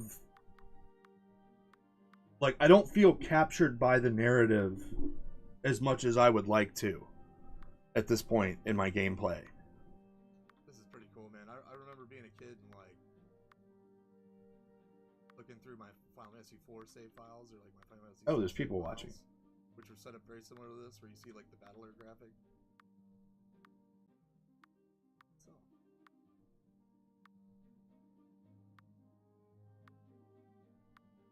Oh, okay, okay. I mean, I get it. Like technology and stuff went on, you know. Take a So, screenshot of games, this so they I change don't. the way they look, they change the way they feel. But like, you know, I guess like I wanted more from that era. You know what I mean? And so, like, I just like it didn't have to. Yeah, it is. Let me answer a question like an hour later. Sorry about that. It is a problem inherent with the RPG Maker engine itself. So, like, if you were just out of the box, you're like, you know, you just bought a copy, right? And you're going to make your own game. The first issue you're going to come across is what I was doing earlier, where I was opening and closing the windows a lot. Is that when that happens and you've got your face graphics and stuff, like the default garbage collection process doesn't quite move things out of there as quickly as it should. And so it'll start memory leaking and building like your RAM up and eventually crash your game or make the game like real slow. And so I had fixed that, but I've got something else that's doing it now. Because I've been sitting on the save screen here this whole time, so it's steady at... You know what? Actually, this would be a good benchmark for me. So just sitting on the save screen, I'm still rolling at about 500, 600 megabytes. So I should want to like try to stay around that as I do that. That even when I like, even though I made it, like there's still like pleasant surprises and stuff. Look up ahead. You won't get away this time. I don't know if it will.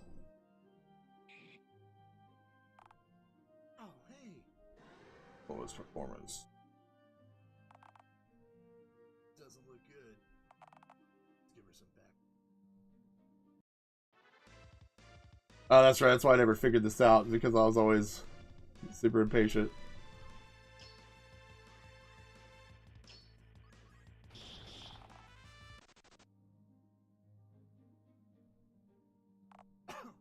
No, no. Okay. Also, I think I can actually know what this is now. When last time I tried to use this, I didn't know as much as...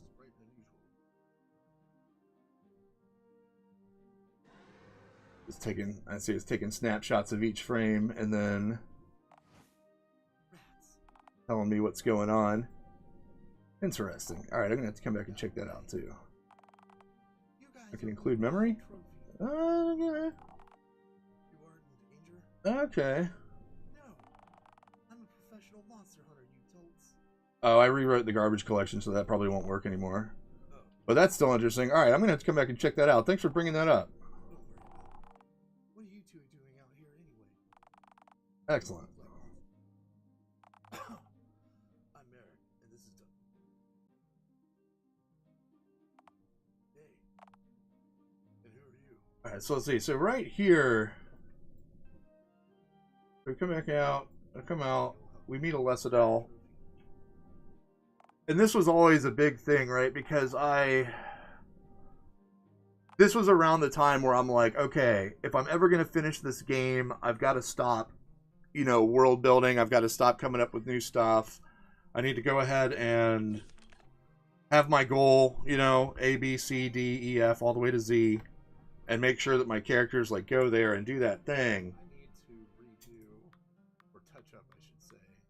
And then also the very real possibility, you know, that it's like, all right, nobody's into the game. There's not going to be any kind of like demand or anything, or maybe not even time for myself if I wanted to do the second game. And the idea that it needed to be able to exist as a standalone game, like just in case of that. And so the whole Alesidel thing, like Duncargo and Alesidel, and who else is there? No, the others are all from Bridgeton and stuff. But their stories were supposed to unfold a lot more after you leave and you start heading south to like Serpatia and stuff like that.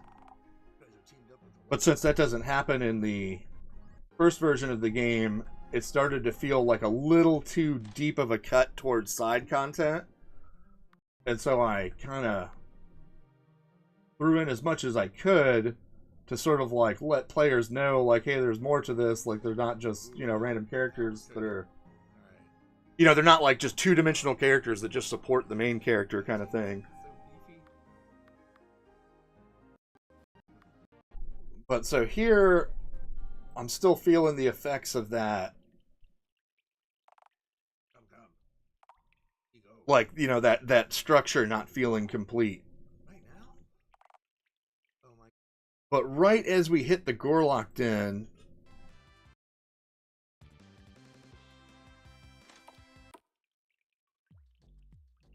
so it starts to feel better here, right? Like, I start picking up again. I'm like, okay, I'm like going around the den.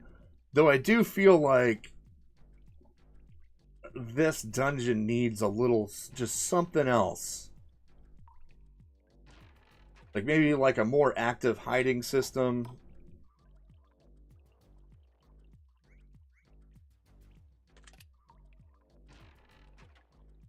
Like I don't really have Gorlocks like wandering around on this map, for example.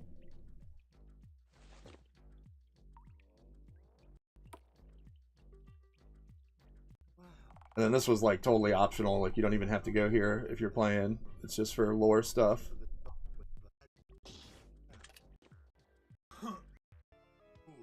Yeah, we fixed that. Okay, because it came up way too big.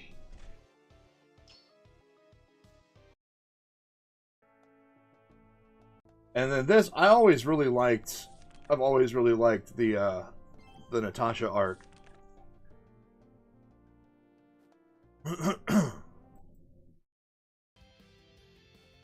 Again, here we go with the crappy dark lighting.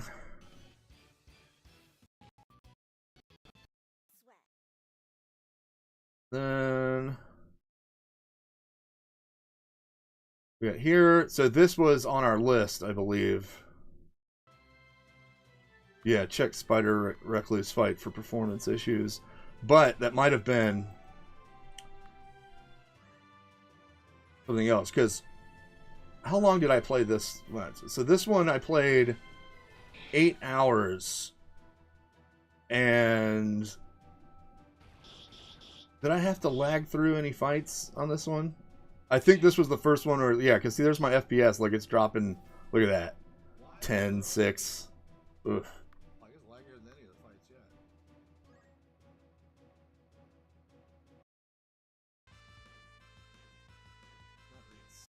But so that was the first one. And then the second one that came into here. So we got through the spider fight. This was a big one. All right, so this felt just downright boring. Like,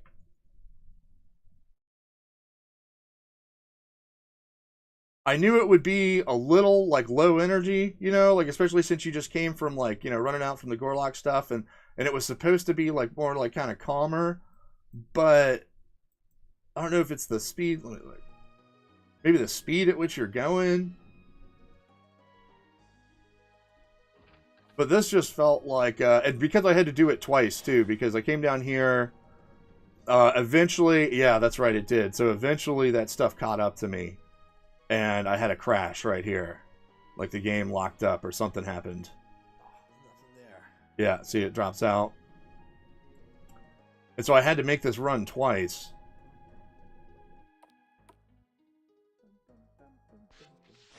Maybe like,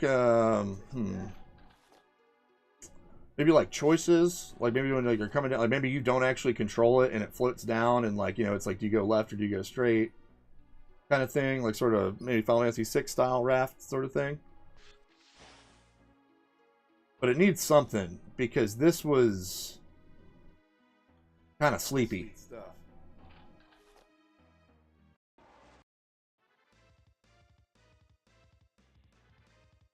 All that work I did to get this raft thing, and you can't even see it because of the battle lighting. See, I feel like someone doesn't replace stuff properly, because this, I did this while I was streaming yesterday, so the lights should be on, but they're still off. That's true. Yeah, I did. I fixed the lighting and it was still off. Or I thought I fixed it. So this fight was pretty interesting, but I'm going to have to go into that too.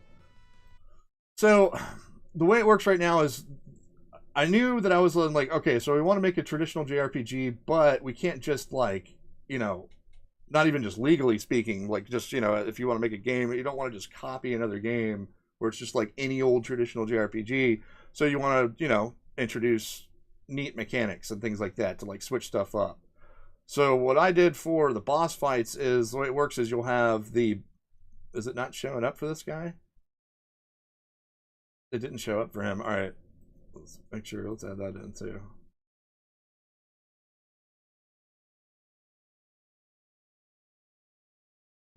Check rage bar for squid boss. Right? So it's supposed to be, as I'm sure you've seen them before, there's like a bar that comes down here with the bosses. And the way it works is their phase, like every boss has multiple phases, but you might not, depending on how well you fight the boss, you might not reach every phase, right? And so the phases are controlled by the rage bar, and the rage bar is whenever you deal damage to the thing, right? And so part of the strategy of the gameplay is that you have the ability to use these skills, right, which are usually just one hit, like where all your damage is up front, or you're like doing something to the monster. And then you have your attack chain or your Magitek chain where you can chain together multiple hits of different elements, or depending on like how you set it up. And so part of the strategy is, if I'm using attack chains, I'm technically going to trigger his phases faster because I'm hitting him more times, right? And I'm like, you know, aggravating him, making him mad. But if I wanted to manipulate that rage bar, then I might decide to use things that hit harder but only hit once or something like that, so that I don't fill his rage bar as much. And then I'm also going to be introducing in skills that directly manipulate the rage bar, like that might maybe it does a lot of damage or something like that, but it like really ramps his rage bar up, or maybe it like does a little damage but it cuts his rage bar down or something like that. But so as these bars fill up and the different phases play out, they'll usually do something, right? Like a big move that attacks you, or like with the Lugai fight, like the phase that switches to darkness, that kind of stuff is all controlled by the rage bar.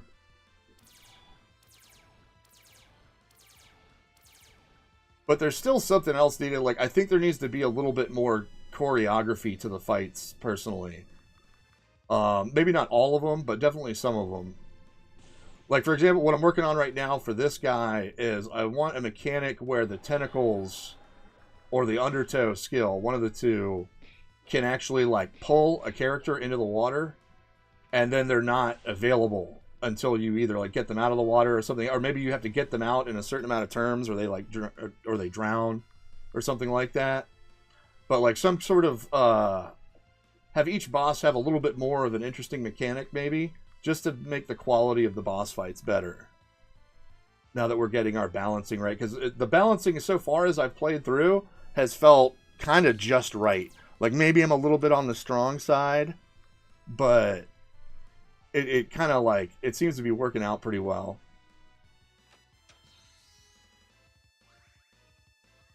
I'm going to do that. Then I go through here, I get out.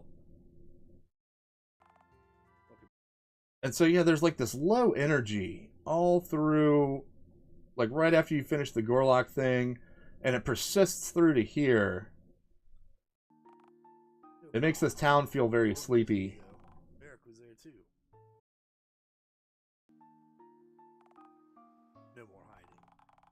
Show them I'm not that scared little kid anymore. The Merrick takes off. Gotta fix those face graphics for when they're kids. And then we get to where you can choose, like, kind of choose your adventure, right?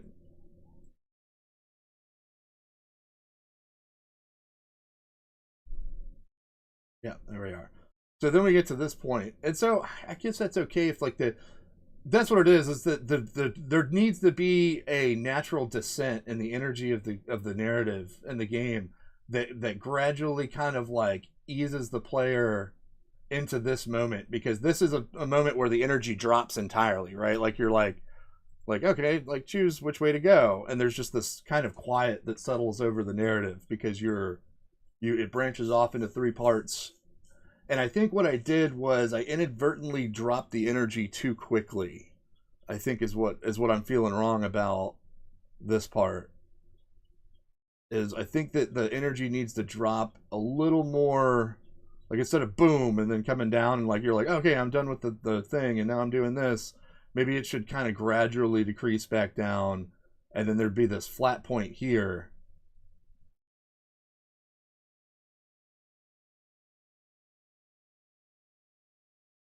Alright, so then we choose Tasha's first for this gameplay. And then hers kind of picks up quick because, like, if I had to draw out how I see it, it's almost kind of like, boom, it starts and then it kind of drops and then starts and then drops.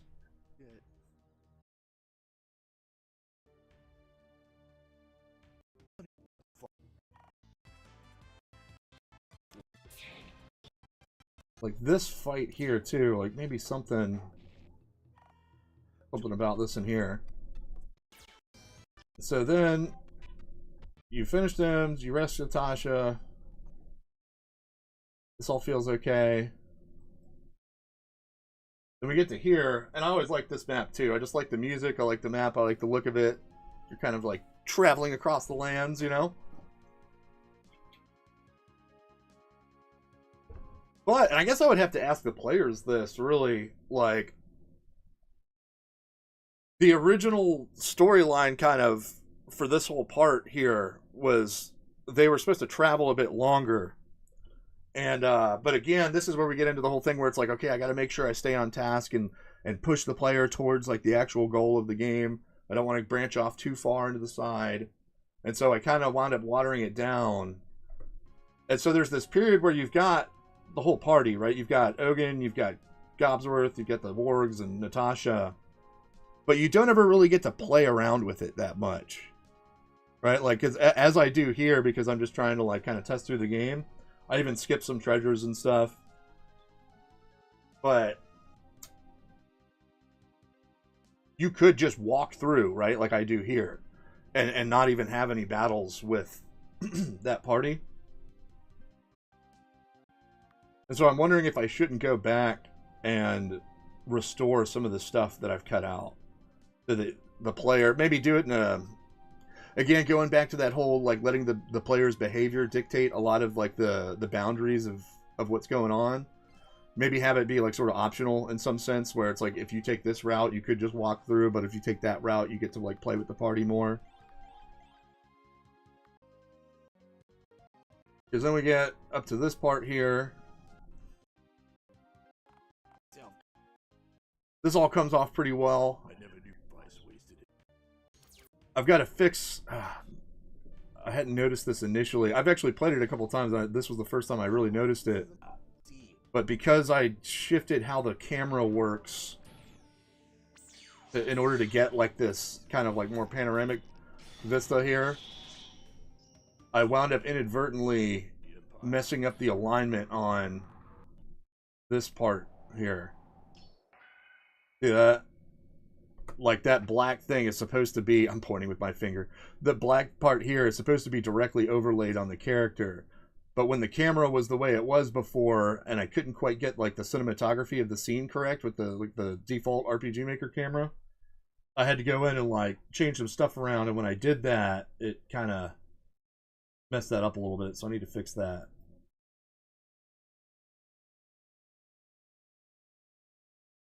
Put that in too. Oh, I got the whole... Oh, no, wait, my cursor's right here. Strange.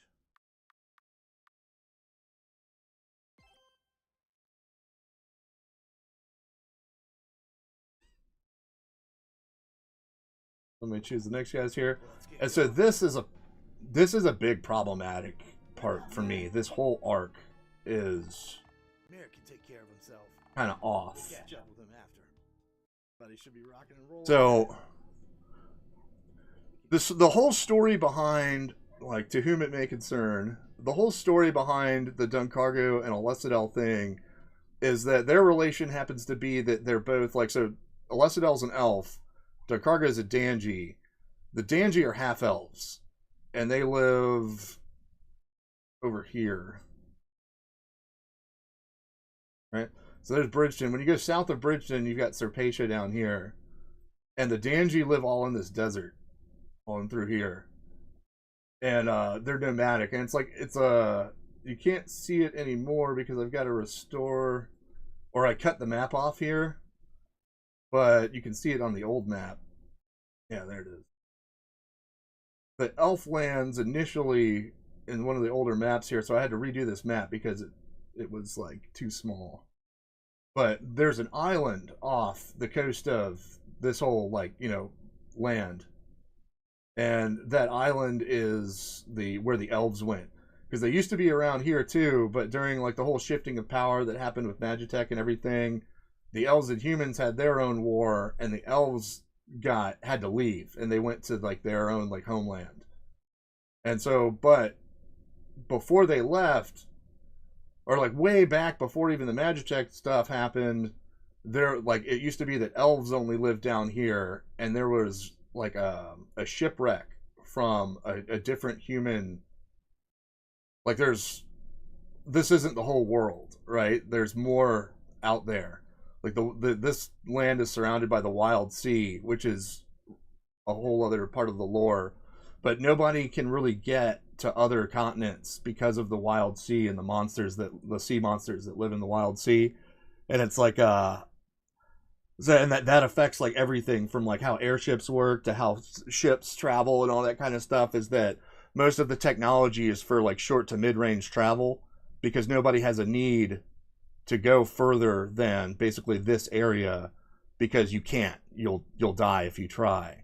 And so that's why it's so strange that like the Black Eldritch, the guy, the Rock Sasha character, is in this land because he's from somewhere else. but he got stranded here and like washed ashore. Like they have no idea how he got here, and he was too not too young, but he was like, you know, not very forthcoming with why he's here. But so he's got the elves are out here.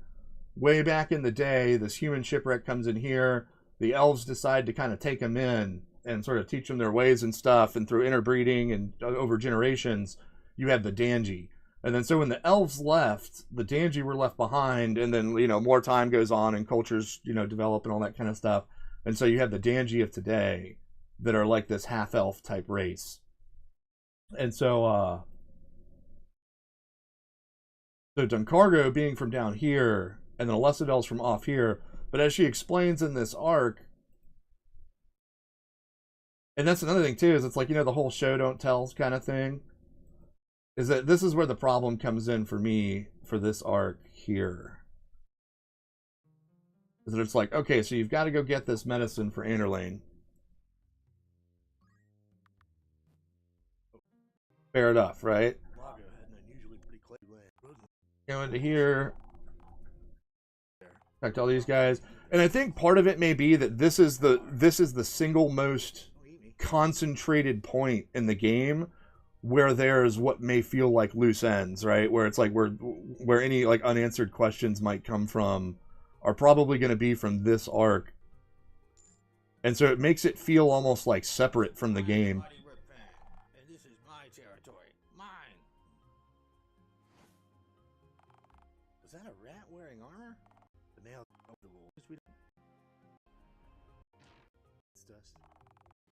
And so, like, I remember going through here, I purposefully, while I was playing through, trigger the little storyline things. But you can actually accidentally, and what makes it worse, too, is you can accidentally, by the way you're playing, skip through the little extra story blurbs and go straight to the tree. Right, yeah, so here's where I triggered some of the little story blurbs that can happen. They're always high strung. You can smell it this way.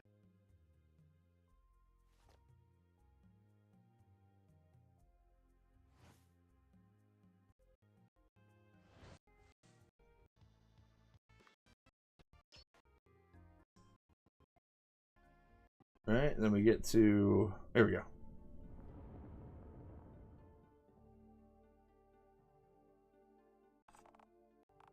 Forward adventure. So, this is where we get to... This is where... Are there more? There was once a I have not since I feel King, but I have weighed there it is. Okay. against your hearts, and I do So the tree, because he's a wise tree guy, he knows stuff. But why? And so here he says, he's like, one of you denies your heart, another a duty, another their true self. So what he's referring to here, it's kind of a spoiler alert, I guess. Not, well, it's only a spoiler alert if I can ever make the second game, right? But so what he's referring to here is that Vanessa is the one denying her heart. Alesidell is the one denying her duty. And Duncargo is the one denying their true self. And so what he's referring to is that Alesidell is actually somebody of like some significant importance with the elves, but because she, like as she explains here, she was like the elves are real into blue magic, and so they'll use like a lot of monster skills and stuff like that. And so Alesidell like kind of went too far, and she started studying like forbidden blue magic, like doing stuff like that she wouldn't do. And the result of it was that she gets lycanthropy and becomes this werewolf, right? And that's a no-no in elf society, so they're like, you've got to go. Like, you can't stay here. Like, you have this werewolf curse. Like, you're banished. And so there's a whole part of the lore and storyline as to who Alesidell is and why she was banished and the effects that banishment has on, like, the elf kingdom and stuff like that. And so she's on this little like personal quest to try and find this cure for her curse. And she's being kind of like sneaky here. And what she's doing is she doesn't tell the party that that's the real reason she brought them here. It was almost kind of like a beneficial thing that Anderlane got hurt, because now she can get these people to help her do what she needs to do, and and also heal Anderlane. It's not like she was gonna like steal the thing, right? But so now DeCargo, on the other hand, being from the Danji, has his own backstory as to why he's wandering around outside the desert, because he's actually going through his own kind of like self-banishment type thing. And he's somebody also of relative importance to Danji culture, but he's like doing his own thing, like that Jungian monomyth kind of like deal behind both of them. But I don't really get to go into any of that. And so all I can really do to try to keep things on track, but also allude to the idea that this will be important later, is to kind of plant the seeds of curiosity, maybe.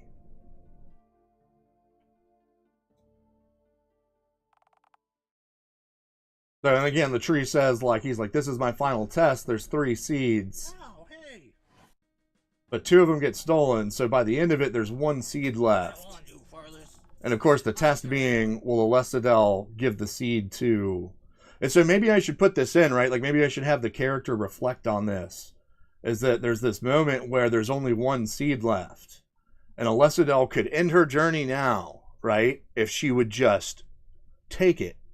Like, and maybe I like missed this opportunity to do this. Maybe I should go back in and kind of fix this. But so there should be a conflict here where Alesidel has to decide whether to end her journey, like, finally attain her goal and consume the seed herself, because she doesn't really know these people that well yet, right? And so, like, why not? But, of course, as is needed for the story to continue, she decides to be honorable and do the right thing, and they give the seed to Anderlane, right?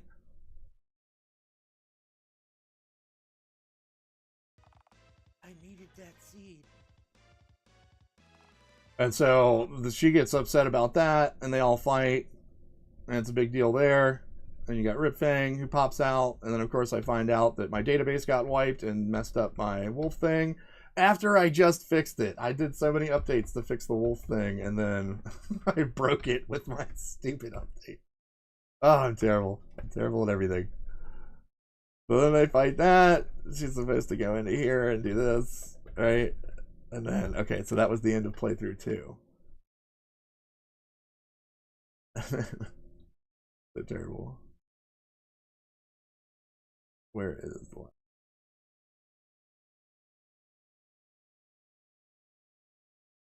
And then no one would ever have to know.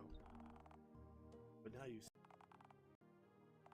That's right. And so she's, of course, convinced that anyone who finds out about her, because she's used to, she lives in elf society, like, they don't, you're not, nobody wants you around if you're a werewolf. Why is it all the way over the right? And so this goes into the whole Road and Lago thing, because they're going to be important later. Because this is supposed to be, there's a lot of stuff that's got to happen. If I want to do the next game, there's one thing that's stopping me right now, and it's this part here. I need to finish my mapping process. So it's like, all right, so this is great. So I've got my face graphics and character graphics good. We've updated the battlers now. Now I need to do this. This is the last part of getting rid of the RTP looking stuff, right? To try to like, so that we don't break people's immersion with any judgment of how the game was made, right? Like, let the game stand on its own for what it is. And so part of what we're gonna, and fixing that, we've done most of the work already, right? We've got our own animations, we've got our own characters, we've got everything set up here. This last part's going to be mapping out, getting the chipsets together to map out these new things, right? Like we showed earlier here, like with the Gorlock Den. Right? So once we get our map set, and then I have my chipsets that I know I need, there are some chipsets I'm going to need that are unique to the next part of the story, right? Like I need an opera house. I need a lot of desert stuff. I need some wasteland stuff. We're going to need our buildings to be different. And I've been able to source some of this stuff already, but Serpatia is a very different Like, so, like, you've got, the cultures are supposed to be, you know, different. So you've got the Norfolk up here, the frontier, the Norfolk region, where everybody's very Western, kind of European. Yeah, I guess that's the best way to put it, right? Like medieval European, but like with this Magitech layer over it all. But then when you get down to Serpatia, it's going to be a lot more like North African, Levant, like Middle East kind of vibe. And you get down to here, and then Freeport is down here, and then you've got like the ancient library and all this kind of stuff. And then this is where the Emperor fought the old ones down here. And so this is the whole thing. This is the land of shattered magics, and that's an undead heavy region, and like wasteland and undead and stuff. And so I need chipsets for these. But once we've got our map set up here, like, and I know what like grassland things and swamp things and mountains and all this stuff are, right, with my map chipsets, then I can start mapping. Oh, this is the old. Ooh, this is the original world map. Look how old this is. Oh my god, we've come so far. We have come so far. But once we get into that, then I can start mapping that stuff out, because the player's going to have to start somewhere around here, but it's mainly going to be Bridgeton. We also have to extend. That's another reason why I'm waiting to extend Bridgeton, is because I need so once I know what my city tiles look like, then we can make the map bigger. Because we're going to need a full map of Bridgeton. We're going to need a full map of Serpatia, and so on and so forth, right? So the Road and Lago, and this whole second part of the game is supposed to be how, sort of like that, the road to hell is paved with good intentions type thing, right? That sometimes happens in life. Is that where all of these things that everybody was doing to try to like save the world or whatever, right? Like get like the Phoenix back in. Well, that all of them have a ripple effect through the rest of the world, right? And one of those ripple effects is that this point in getting this seed for Enderlane is what sparks the war between the Road and Lago and the humans. Because, as I was explaining down there, if you talk to the hunters, it's like the Road and Lago society is very unique.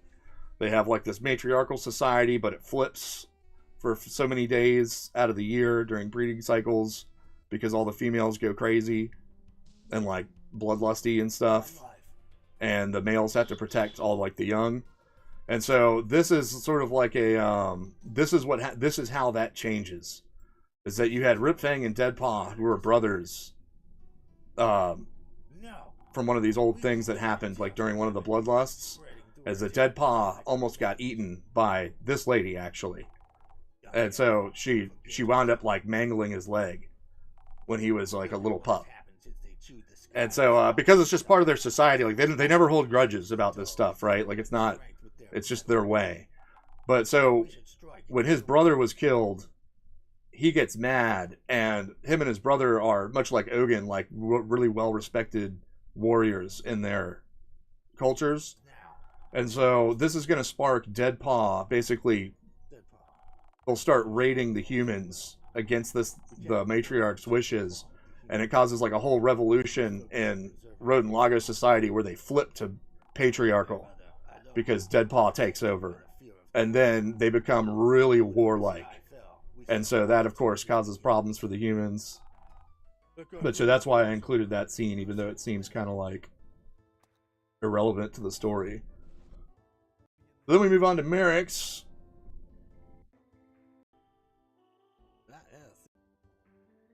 So like, yeah, so there's parts of the game that still feel kind of rocky. Merrick comes in, he wants to sneak on board. I feel like maybe this could be expanded, but again, we're trying to keep that sense of urgency, you know, like trying to direct the player forward. I like how this turned out, right? Turning enemies into friends kind of thing. Maybe we could stand to make the actual process of getting onto the ship a little more engaging, perhaps. Because right now, you can quite literally just, you know, walk across the deck. Maybe you have to hide from some soldiers or something.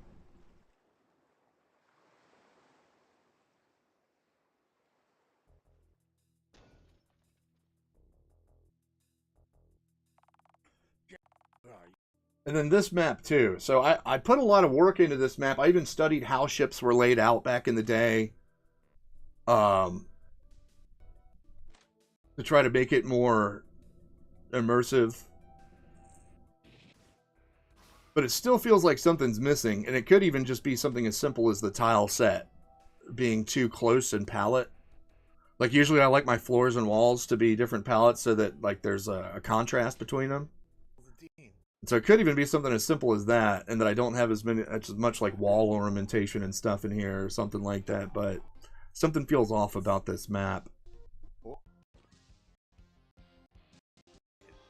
We got Ethne, who is also important to the second part of the story.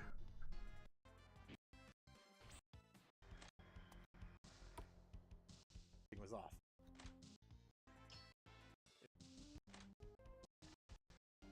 Right, fast forward through here. Excuse me. More face graphics I gotta fix because I'm terrible at life. Familiar presence. Tell me, stranger, why do you reek of Lysander's power? You should be more worried about yourself. This part turned out pretty good. I know you. You betrayed my father. You killed my mother and destroyed my house. And now I've come for my revenge. I'm gonna let this scene play out real quick. I need to grab a coffee. I'll be right back. Eric Monroe. I remember you now. I was under the impression you had died with Lysander. You were wrong. So it would seem.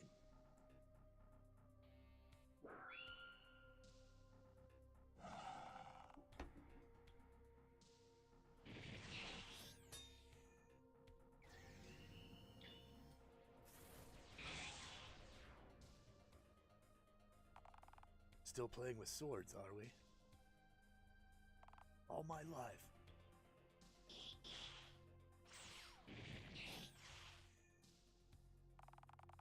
That necklace explains Lysander's aura.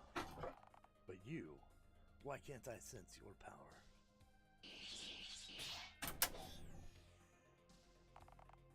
Why do you hide your magic? Come, show me what the son of the great Lysander can do. I don't need my magic to defeat the likes of you.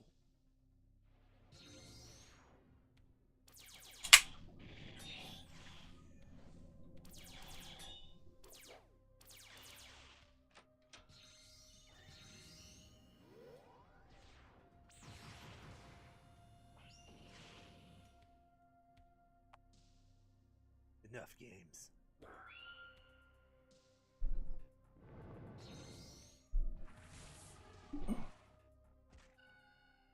I'm back. Excuse me. I'm not strong enough. So this, of course, is supposed to be if you're going like I admire your spirit, young Merrick. For what it's worth, it's nothing personal. You are a mere insect caught up in the crushing gears of a great machine. Fate is rarely kind. this would be like if you're doing like kind of a hero's journey sort of thing. This would be Merrick's descent into like the dark or like the Dark Knight or whatever. Your parents went down a road I could not follow when Lysander created the siphon device. That's a lie. You were the one who created the siphon. This is also supposed to be the moment where the player realizes I assure you, I did not. that Gafgarin's not quite who he seems. Look at my face, young Merrick. This is what it looks like to give in to the dark arts even just once. Because I even go into it in that video I did about villains, was that I got this one piece of feedback that I actually really liked. Is that somebody said, they were like, I can't really tell who the bad guys are because, like, you know, like Lugai's obviously a bad guy, but like Gafgarin's like this way and the Emperor's like that way, and people, the way they interact. And I took that as like they weren't saying it in a bad way either. They were like, oh, it's intriguing. Excuse me. And I was like, okay, good. Like that's exactly what I was going for, because I mean, I don't know. Of course, like, we all have to go off of our own kind of perception and stuff, but just for me, like looking at the world and kind of standing back, it's that you do have villains and you do have heroes, but way more often you have just regular people who do heroic or villainous things. And sometimes they do them for really good reasons, right? Like you just don't really know. And people are constantly changing, right? Like you're constantly like, sometimes you're a villain, sometimes you're a hero, sometimes you're just a bystander, especially to other people. But you always know what you're doing and why you're doing it. And so a lot of the way I wrote Neverspring is I tried to do it in a way that, like, technically Merrick could be a villain, right? Like he was in the syndicate, he's a thief, he's like stealing stuff. And then, like, you'll also see like kind of points of that in, like, for example, when they're in Lugai's stuff, and there's these, sometimes soldiers will do things that seem non-villainous, right? Like the soldier who wants to let Natasha go because she saved one of them, but he gets killed, doesn't he? Like right there, like the Ogun and Gobsworth and the wargs come in and they slaughter everybody in the camp. That guy's gone, right? Or what about the sergeant that helps Anderlane in Lugai's place, right? Or like a lot of the soldiers that you encounter don't really seem that bad. Like some of them do bad stuff, but they're just people who have rules that they have to follow and stuff like this. And like, they have their own goals and stuff. And it's like how Gafgarin says here, like people are usually just insects caught up in the gears of the machine of fate, like just, you never know who it is that, or why they're there. Like if you're like, people fighting a war and soldiers kill each other, like you have no idea who that other guy is. Like you might have played Call of Duty with him 2 years ago on Xbox Live and not even known, like you have no idea. And it's tragic that things like this unfold, but it is the way, like. And so I tried to kind of reflect that, how I noticed that about like life in the world and stuff, into like how I wrote the characters. And so I kept that in mind, is that like I said, with the whole villain video being about like a wound to a person's dignity, like kind of pressing them into villainy, I guess. If she got herself killed, it was the result of a chain of bad decisions stretching back decades. So it's like I've actually been doing a lot of reading recently into Jungian psychology and archetypes, like way deeper than I ever had before. Like I'd always seen like the 12 main archetypes, but apparently there's like 324 of them or something like that. And so I've been going in through all of them. And so I guess I would have to say that Gafgarin in this is more like the wounded king kind of wound. The idea that he sacrificed all this stuff for a system that just consumes him anyways. Like there's not really any gratitude for any of the sacrifice that he does, right? Like if you're one of those kind of workers who you go to work every day and you bust your ass, even though everyone around you is not busting your ass, and you're actually like sacrificing your health to like work harder, but nobody ever really seems to give a shit, kind of thing. But your own instinct and your own like, values, you're like, no, like I'm not going to do this because I'm this. And soon people will see that if we do it this way, it'll be better. Well, like if you're into synchronicity and all that kind of stuff, that'll never happen because you're in the throes of living out this archetype, the wounded king, right? And so it's the way the universe works, apparently, is that you will never like be able to persuade somebody in that way, right? Because you're acting out these mythological stories or whatever. So likewise, so like basically that's where Gafgarin's coming from, right? Like, except rather than going to work every day kind of thing, he sacrifices his, almost like his soul, right? Because he gets like the Kiss of Shadow thing to try to sort of prove himself to everybody, a last-ditch effort to sort of get Melena's attention. But in the end, she marries Lysander anyways. And then like it goes into it in like extra lore stuff, but like everybody winds up kind of abandoning him at this trial for because he gets in trouble for using the dark arts. And so he has to go to this trial, everybody kind of throws him under the bus, and he gets like sort of abandoned, and it leads him into becoming who he is today, or in the game. And so like I tried to give like the characters some dimension in this way, you know, like remembering the forces that are driving them to do what they do.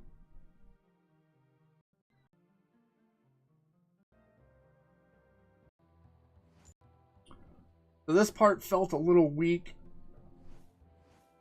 Also, right, so I'm on the third, like this is where you're picking, or no wait, this is after I've done all three of them, right? So now we're coming back into just one path through the game. And at this point, I remember feeling too, like as I'm watching myself play it, like I remember feeling like, I'm like, okay, I feel a little bit refreshed, right? Like I've completed these three things, everything's coming back together, I'm getting back on my road here to do my thing. And then we go through this guy.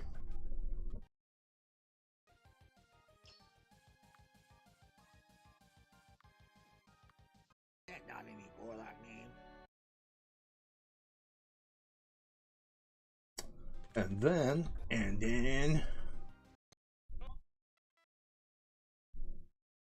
alright, and then he dropped out here. And this was cool, okay? So like I remember this too.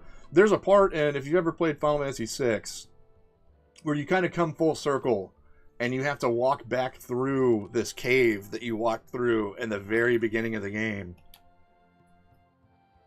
And I remember feeling like a certain kind of feeling when I did that. And I think I kind of like was able to capture that here, right? Because it's like you go through all this stuff and then you realize that you're kind of full circle back, walking the same steps you walked before, but you're much stronger. The stuff has happened, right? And so that felt right. And we come out here. All right, then we come back to East Point, because you've got to pass through East Point to get to Ashbury.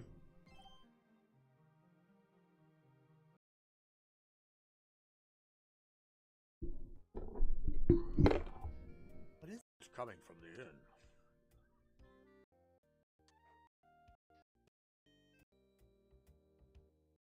Are you injured?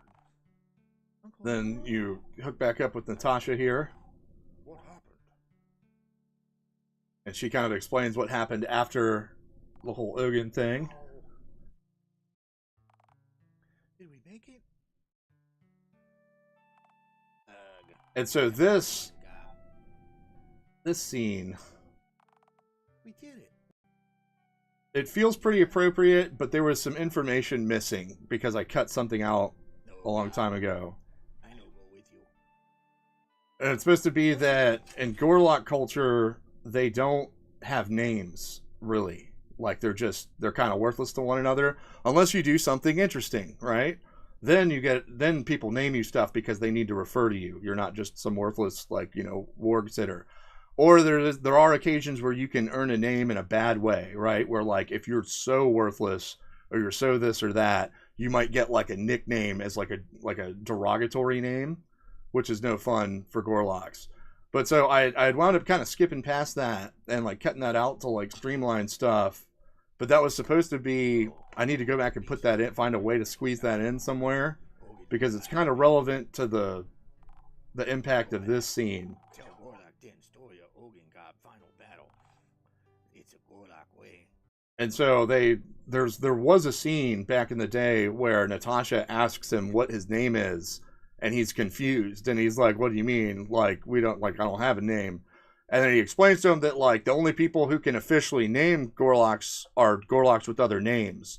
And so the idea is that Ogun should have named him, but Ogun's been killed. Always got. What about your name? Ogun died before he could give you one, and I'm the only other one who fought beside you. Oh yeah, that was one of the rules too, is that like Falls on me then. So I shall call you Gobsworth. the person who names you has to like see what you did to get the name, right? That's not any Gorlock name. So he's supposed to be named Gobsworth, but of course in the Gorlock tongue it gets messed up and he becomes Gobwart, right? Like, so Gobwart. So that is Gobwart instead of Gob. And so he becomes that guy. But it's not over yet. Merrick needs our help. What's wrong with Merrick? So this scene felt pretty right. Thanks to the music. Man, the music, dude. Bit by bit, Bert is the man. Like, that guy made some music that just fit the game just so well. Gafgarin has no intention of returning the relic to the Emperor. The only other option... Like it's almost like my favorite part of the game is the soundtrack. So then they have their little moment. I must return to Gangtaka briefly to stall for more time with the Emperor. That bloated old fool won't even miss the power from this relic. Then you got everybody talking here because you got Merrick captured. He's Milena. Is he? And unchanged. Don't do anything stupid while I'm gone. Go on and lead me to my work. So then around here, the player should hopefully kind of sense that there's I'll show them. a schism between Gafgarin and Lugai.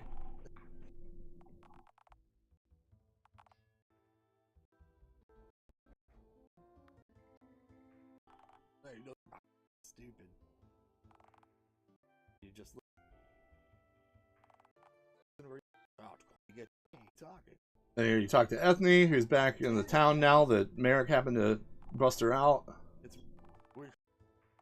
What if you don't survive long enough to pay the bill?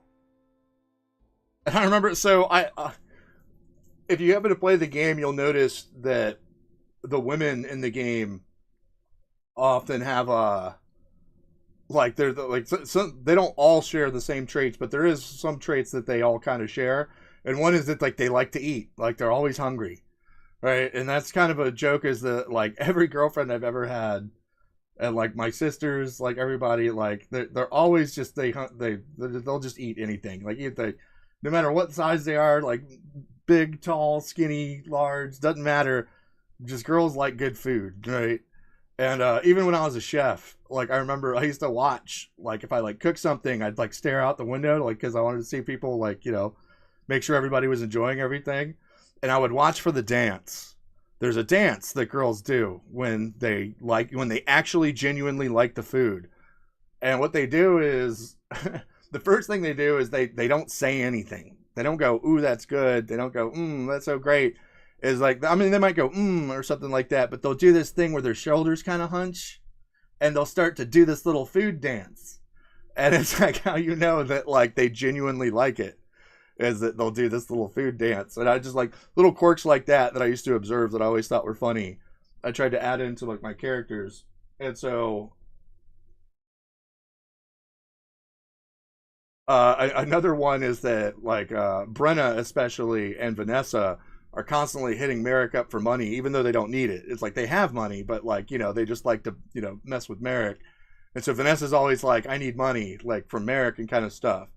But what she's doing is that it's not that, you know, Vanessa's like, you know, what do you call it, like a mooch or anything like that. It's that she's actually very shrewd. And like Vanessa was a really fun character to develop, because it was like, how do I take somebody like an exotic dancer and make her like, you know, make that be the least interesting thing about her, right? Like have that be just simply background, and how would a character like that develop into somebody like who like I just perceived Vanessa to be. And so Vanessa tends to be very like kind of big sister-ish, like she's no nonsense. She's clever and very smart, right? And this stems because like this is how people have different kinds of intelligence, right? You've got social intelligence, you got book smarts, you got street smarts, right? And so I would have to say that like Vanessa's intelligence is a social intelligence, and like mixed with some street smarts, right?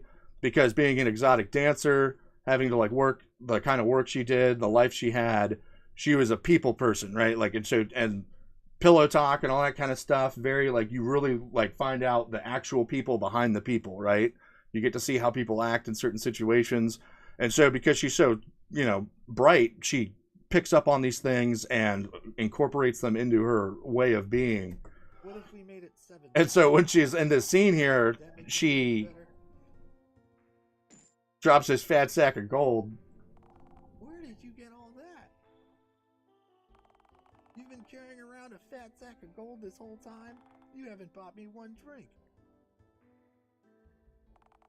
Well, I always make Merrick pay for food and inns and stuff. So I've been tucking away a little life savings here and there. And so one of the things I've done this is just me personally, right, that I thought was interesting about this scene is if I was able to communicate that about Vanessa's character, then this moment should illustrate how she's not like, because that would be kind of a dick move, right? If you're constantly going to your friend and getting them to pay for meals and stuff like that, and then just sort of saving the money for yourself, sort of thing.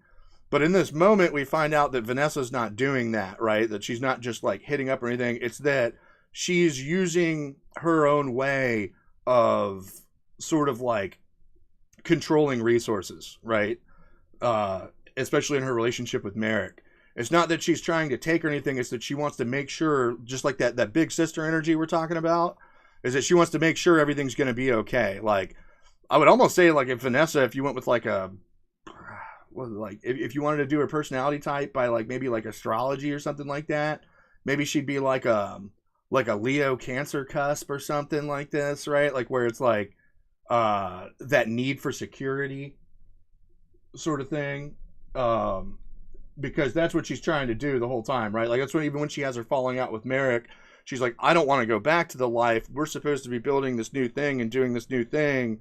Like I'm in between shells right now. Like you can't just stop here. Like we can't stop till we're done and I feel secure again, right? And so she has that falling out with Merrick. But here she demonstrates that she has a good heart and stuff like that. Was that it wasn't ever about her. It was about all of them. And so now she has this money and this window of opportunity to use it, and so she does. Or at least so I was trying to communicate. With my delicate wit and charm. It ain't like you to stick your neck out for strangers, Captain. Why should we help them?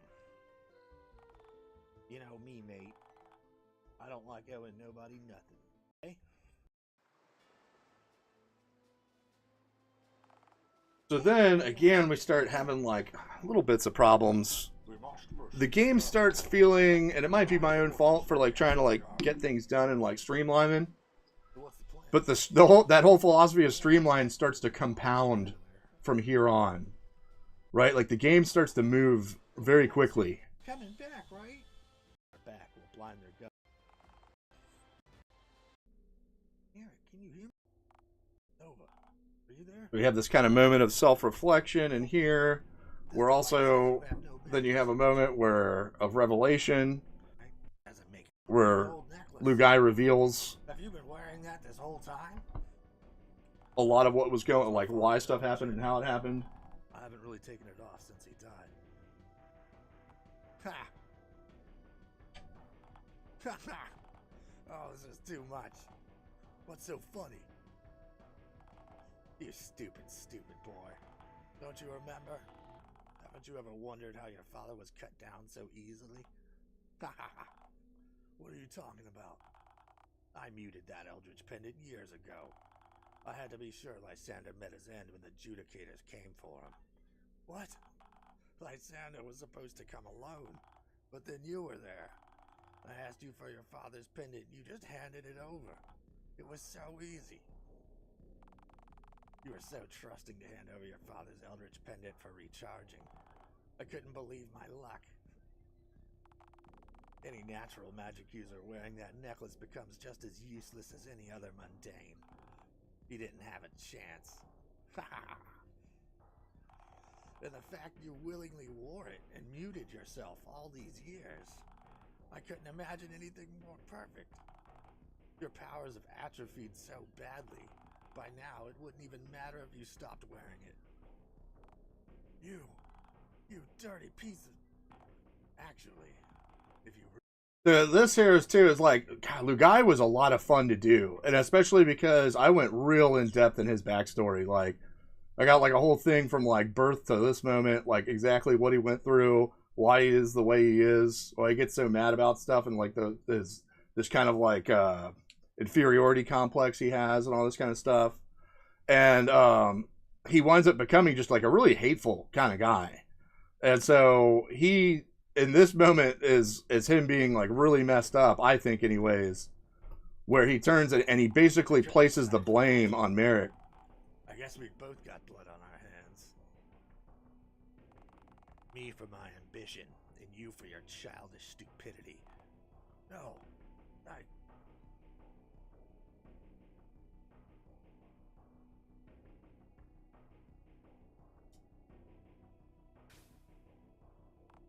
Hey, what are you doing?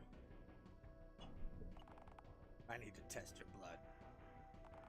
I haven't had the opportunity to examine a specimen whose magic has been suppressed for this long. Yes, this is it.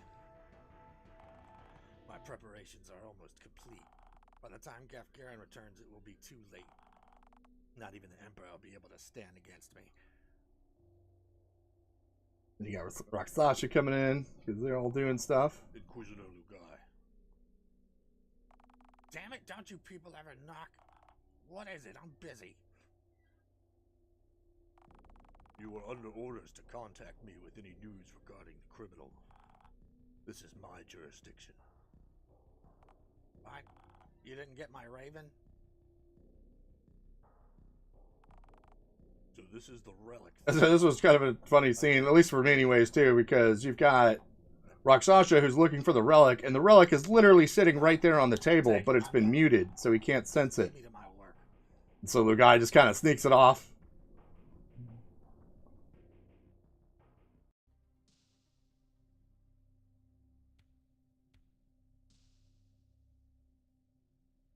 And so this is funny because this is one of those moments where it's kind of like, crap, I have to have a reason for them not to all go in at once, right? And so I had to make a decision that kind of like is pretty lore heavy, but I had to just sort of do it on a whim. I have to wait out. And it's when It's wet. Because we've all... Hush, both of you. We mustn't draw any unwanted attention. this part here. Calm my ears a bit. What about me? It's cold out here. Men and women in the Imperial Army are kept segregated for various reasons. Seeing you here in uniform would only raise suspicion. So that part right there is technically a really loaded statement, right? Man, am I going to get back to it? Men and women in the Imperial Army are kept segregated So, for various reasons. by having Enderlane say this, I'm basically establishing some lore right now. And it's that the men and women in the Imperial Army don't serve in the same units.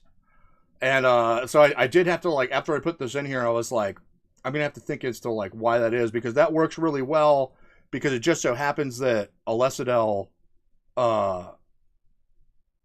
Natasha, and Vanessa are all girls. So it worked really well for this, right? Where it's like, okay, I need a reason to have at least most of the party stay behind in order to like make this level engaging and have to like make the player have to do some stuff and do some things, because I'm having to work, especially because since we're just stuck in here, I've got a really small map to work with, right?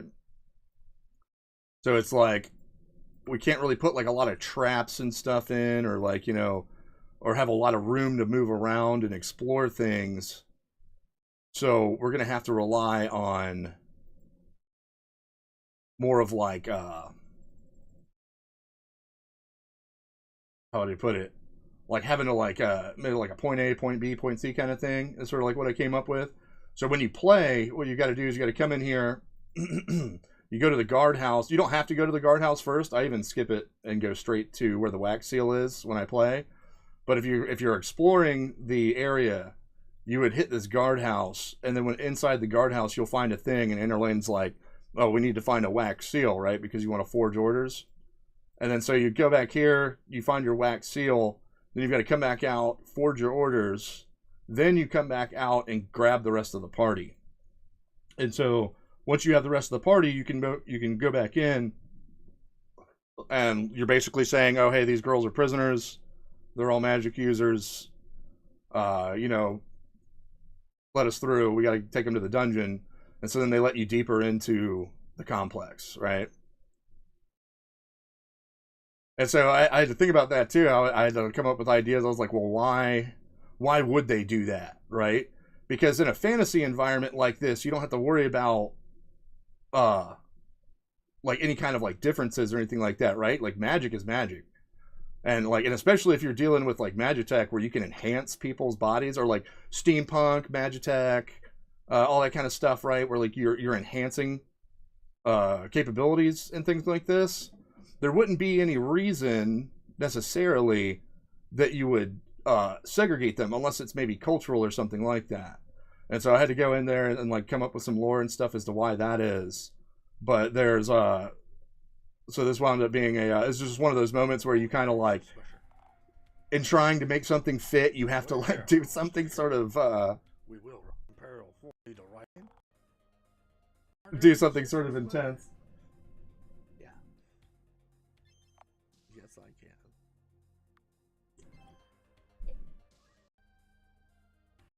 But so, like I said, so you start getting pushed towards like actually completing the game at this point.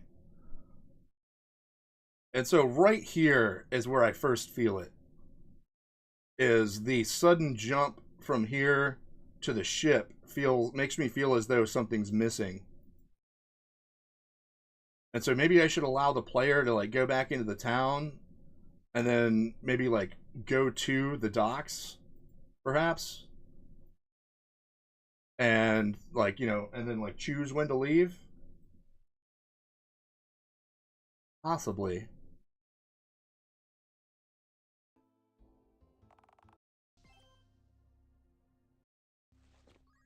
So we get here.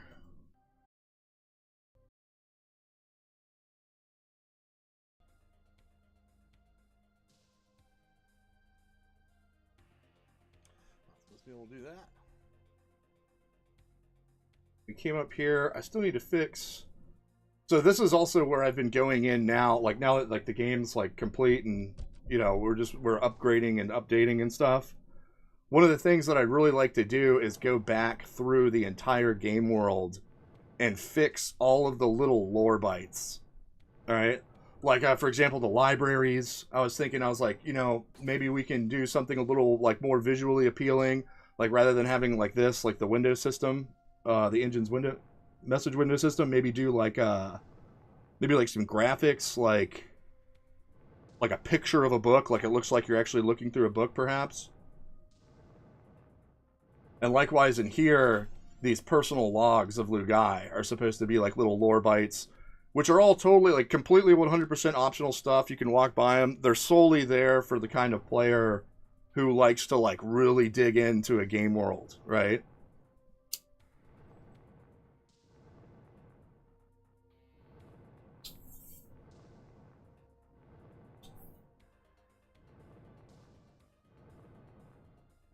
All these things here. This was my first time, like, so this is another thing that's kind of difficult about game design and stuff too, right? I don't like puzzles. I hate puzzles. I don't want to be bothered with puzzles. I like combat. I like story exposition. The more direct and straightforward a level it is, the happier I am because I don't have to do a bunch of stuff. But at the same time, a lot of my memories with games like, oh my god, Zelda, man, for Nintendo 64. Not Majora's Mask. What was the first one? Ocarina of Time. The Water Temple. I hate the Water Temple, but it's burned into my memory. And every time I reminisce about that game, I can't help but have kind of oddly fond memories for the Water Temple, even though it was my least favorite dungeon, and I hated it because it was so puzzle heavy.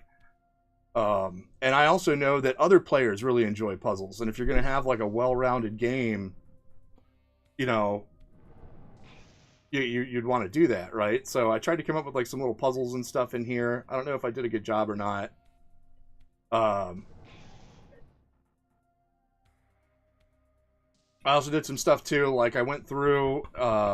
I like small details in games, and I like to. I also like having those moments where I'm like, "Can I do this?" And then I like do something that seems really crazy, but the game actually lets me do it, right?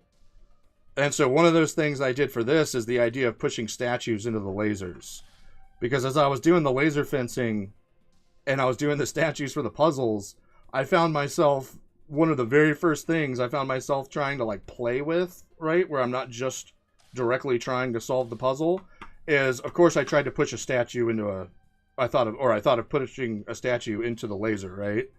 And so I was like, well, if I thought of it, let's do it, right? And so you can push the statues into the lasers. And you can do it in any of them, right? Like, so if, like, as I'm doing this puzzle here, if I were to have pushed that statue up into that one, it would have broken that one. And it permanently destroys that fence, right? But since I'm trying to, like, be sneaky with the puzzle or whatever, I'm making sure to, like, put it in, like, you know, certain ones. But so this is actually a big deal here, right? Like, this whole idea of level design, I feel like I need to go back. Like I said, the sewer feels really good. I like the sewers. The Gorlock Den, I think, needs something. I don't quite know what yet. See, now I've gone in here and I've already started doing stuff for like an active hiding system. Like, see the shadowing here? Like, so what I'll do is I'll use like the engine's pen, shadow pen, which I normally don't mess with. But what I'm using at it, because it's so blocky, I don't mess with it. I don't like that. I try to get rid of the blockiness of having to use this stuff, but with all of my like decorations. And so if I'm putting in blocky shadows like this, it just looks kind of cheap and crappy. And so I got to do it just right. But I put in these like active hiding spots maybe where the player can actively hide from Gorlocks that are like seeking them out kind of thing. Maybe put down some more Gorlocks, right? But so then the marshes feel a lot better now. At first I felt like it was a little just sort of walk through, you know? But adding in the shallows made it a lot more interesting, and it made it feel more like it gave it more dimension, right? The waterways, oh my god, this one needs some attention, because this is, I mean, it's downright boring, if I'm gonna be honest with myself. Like, I thought maybe like I think I got caught up in my own imagination here, because in my mind I'm imagining like a massive underground waterway system, and then I tried to kind of like build that idea in with the player too by showing like, so like I tried to use scale, right? So you're in this small raft and you're kind of following through, and so this should be like a giant like monster skeleton that's washed up here, right? And maybe like and these are like pillars that are sticking out, because the idea is that you've got all these dwarven ruins that are all throughout the mountain. And then you know, so you've got like these old pipes and stuff overhead, and like pillars from like an old hallway that are now submerged because of the waterways, but they're like sticking up out of the waters, right? And you're coming through, but it's like, you know, I don't think, like, I just didn't have enough to really capture that idea with the scale, and so it just leaves this whole level feeling just really boring and one-dimensional, and you're just like kind of floating on. And so I think the waterways really need some tender love and care there. The underway mines feel pretty good. Now there are some things that I did right, because I toyed with the idea of letting it be really labyrinthine, right? Like where you would have to, but then I was like, no, because they're supposed to be in a hurry and go, right? So like initially, like there's a door here, for example. Like I had to cut this back so that the player couldn't reach it, but that goes to an event that had to do with like some dwarf stuff. But like basically like letting the player like go where they shouldn't go necessarily if they want to. And I don't really know if I need to do all that, right?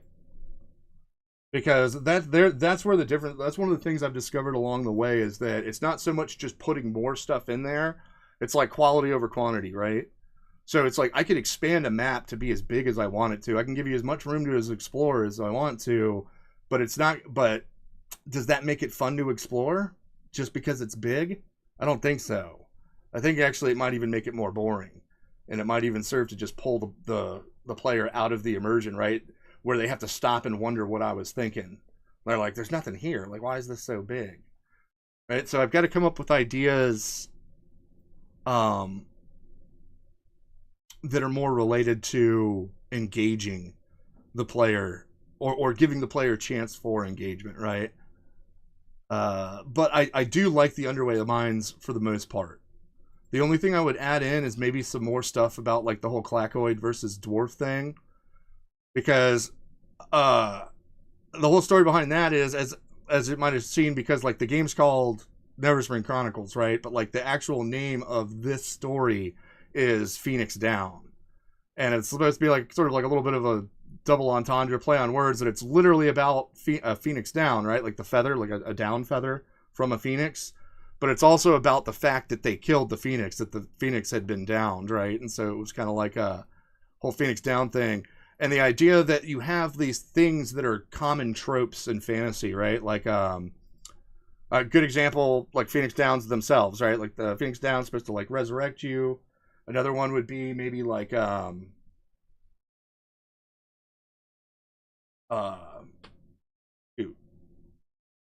Like what's a common curse or something like that, right? Like maybe silence. Silence is a good one. And so you'll see that like there are these things, right? Like silence is usually called mute in a lot of like games like this. So there's all of these like fantasy things that are in the game because it's a fantasy world, but they're utilized in different ways because we're like post fantasy technically. So there's only one Phoenix Down left. It's not like they're everywhere. It still does the same thing technically, right? It could bring people back to life and it's all this stuff, but it's a little more in depth, right? And likewise, like the idea of silencing something can be applied to magic itself, like how the resistance leader mutes the pendant or mutes the relic, how Lugai mutes the pendant, and all this kind of stuff, right? And so the thing with the dwarves is that in their battle with the Clacoids, because they dug too deep and basically cracked into like a Clacoid nest, and then it like sparks this war, they have to the thing of the dwarves is they were messing around with Berserk and trying to like use Psytech to like enhance themselves. And so what wound up happening to the dwarves is that the Berserk curse grew out of control and basically caused the dwarves to like go all nuts and kill each other and do all this crazy stuff, right? Because it was like one of the only ways that they could fight the Clacoids head to head. But so maybe I could put in some stuff about that. Put that in there. But for the most part, the design of the Underways is good. I like the design. It works out well. What else we got? Misty Marshes were okay. Waterways definitely need some work on waterways. The last level is good. I put a lot of work into that with having to grab the batteries, and how there's the separation between the lower floors that are all like just destroyed and blown up, and the upper floors that are a little more put together. I didn't know how heavily I should lean into the lore behind the tower. I did put in these like terminals that activate as long as the power's on for any player that was like curious and wanted to do it, because this would be the floor. There's the hunter killer right there. So this would be the floor where the dwarves had their last stand. And so these are supposed to be like little dwarf skeletons and Clacoid skeletons and stuff. And the only thing left is the hunter killer. And it's been sitting up there waiting this whole time. Right, so that level's good. This needs to be kind of fixed up too, I'm thinking. So now, as of today, or as of the last update I just did a couple days ago to fix what we've been going over here, right, like in our thing, I did a chunk of these, and I uploaded a hot fix, especially for like the files that were missing. And so here, now when you come do the arena, you'll get your first combination skill, right? Like if you're a Chrono Trigger fan, dual text, right? Dual text, triple text, quadra-text, because you can have 5 people in this party. Quintuple text, right? And so you get your first dual tech in here. And the whole idea there is like you're doing the arena, and for the last fight in the arena, Duncargo and Merrick will get a dual tech. And they'll go in there and do that. And so maybe a little bit more pomp and circumstance, maybe a little more choreography to the fight, because I do feel like I'm missing out on an opportunity there as well. Like if you've played the game and you've gotten to the Ashbury Arena, like there probably could have been a lot more going on there, right? Like maybe have maybe put like a little more of a crowd in. Maybe have like a little bit more choreography to the whole, just overall the whole thing. Make it a little bit more of a deal. What else we got, right? So Gorlock Den. Smoldering Highlands seems pretty straightforward. I guess I could zhuzh it up a little bit, but it's not really supposed to be like a dungeon per se. It's just sort of like you've got to get to the top. The one thing I do think I would change is right here, though. I feel like I gotta be careful not to overdo it, because you already have a boss fight right here, but it's not like a hard boss fight. It's more of like a silly boss fight. I almost feel like it would be a good idea to have a boss fight here, some sort of threshold guardian, right? If we're talking like our hero's journey kind of thing. And one of the best ways I was thinking of doing that is, because you had, like, the whole idea of the Mage Chrysalisk is just one of those little things about the lore and how things work. And I actually got the idea from a really old movie called Excalibur. If you've ever seen that movie, it's got, like, I think Patrick Stewart's in it for a little while even. But like it's an Arthurian legend movie. It's about like King Arthur and stuff like that, and Merlin and everything. And I remember Merlin gets he's got this chick who is his understudy. I think she's supposed to represent Nimue, or maybe Nimue represents her. I don't know, but she's called Morgana, which is a different thing in that whole thing. But it's okay anyway. But Morgana tricks him into sealing himself in this, like, some kind of ice or something. And then apparently that's just where Merlin stayed forever, because he's sealed away, right? And so I thought the idea was interesting. It wound up kind of like becoming this idea of the Mage Chrysalisk, where a magic user can sort of like seal themselves in this ice, and it's very strong, right? Like, you're not going to break into it and hurt the mage, but the vulnerability in it lies in that you've sealed yourself like this. And so your mind is still active, but your body's frozen. And so you can, like, that's like he says when he go to save him, he's like, oh, like in my astral form, I traveled around and tried to find, because he's basically meditating like for like 11 years, stuck in this thing. And the only way to get out of it is for someone to get you out of it, right? So like, it increases your power, it lets you see things you wouldn't normally see, and it gives you all this ability and stuff, but you can't move and you can't do anything, and somebody has to get you out. And so I thought to myself, I was like, wouldn't Gafgaren, like, if he's going to leave him like this, wouldn't he, like, leave something?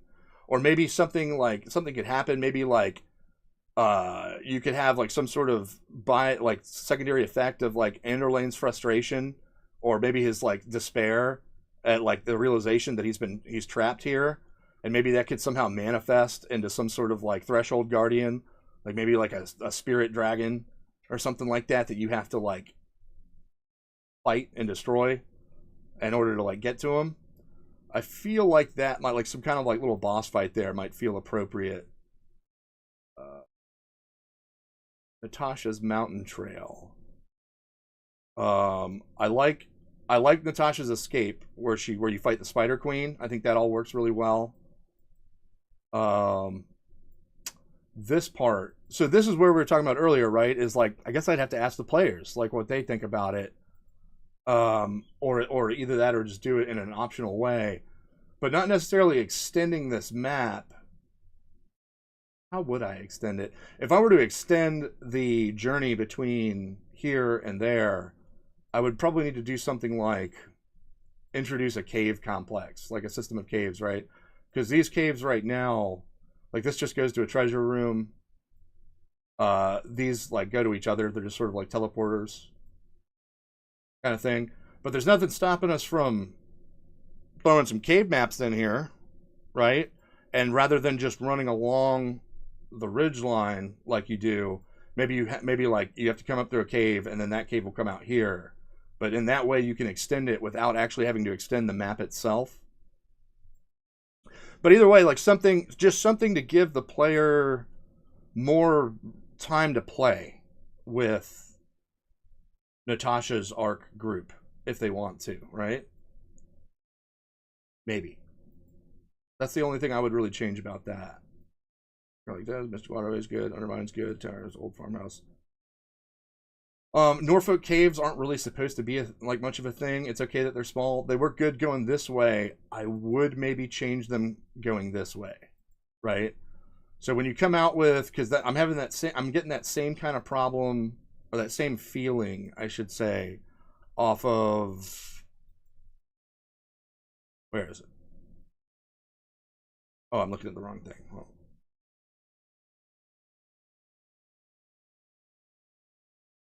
off of here, where when you've done all three things, oops. When you've done all three arcs, right, and then you come back here, and then you need to go through the cave, and then you come out the cave to go through East Point, and then you find Natasha, this feels a little rushed, right? Like there's no time to really experience what the party dynamic is like with just the four of them. So maybe, how would I have to do that? I would need to, I don't want to extend the world map per se, but I do perhaps want to extend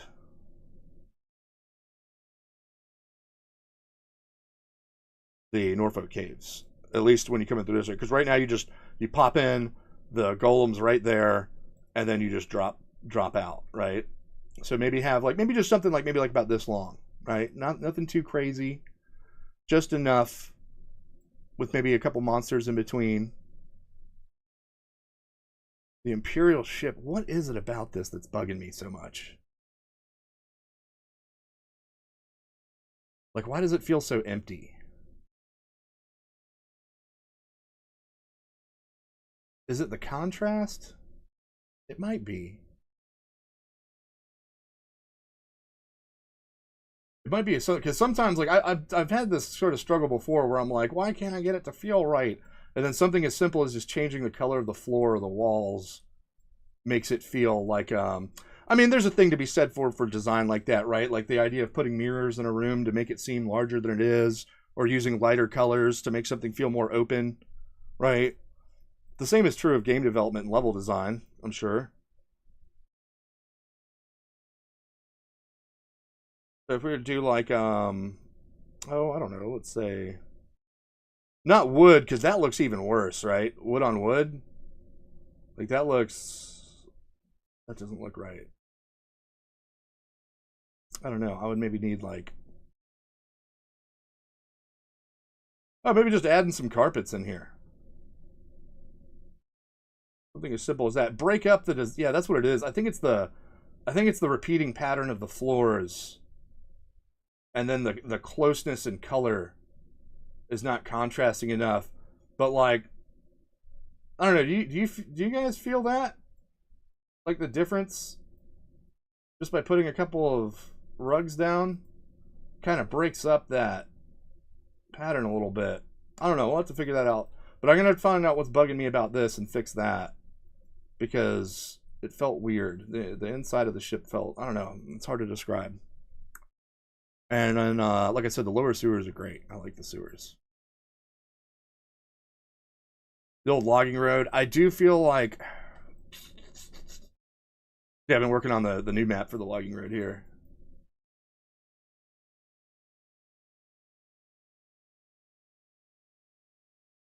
But the logging road, it's not necessarily bad. I think it's just that whole arc is a bit odd because of the fact that it's tying into stuff for later, you know, like things that it's raising questions that won't be answered in the game. Perhaps that's why it's bugging me. Maybe I did want to add in some stuff like because there's supposed to be like this part right here. There's like this statue, and I had originally had it where like there like because like the whole story of the forest is that this is where Greywater used to have all of its lumber stuff, but then there was like all these dryads and Trents, and there was like this basically they were like cutting down too many trees, and this is like a magical forest, so like all the Trents and stuff kind of fought back. And so it's supposed to be a very magic heavy forest, but I don't think I really did a good job of like, I think it's just sort of like a forest right now. Like maybe I need to go in and add in a couple things, kind of make it a little more engaging, right? Like maybe like roots that stop passage, and if you do something, like the roots will like kind of like pass out or something, you know, just something like that. Something to like let the player engage more. And then I think that's the last one, right? But yeah, so I do want to go in and like fix up these dungeons here because, like I said, that was feeling kind of weird. Let's see what we get. What are you, new or something?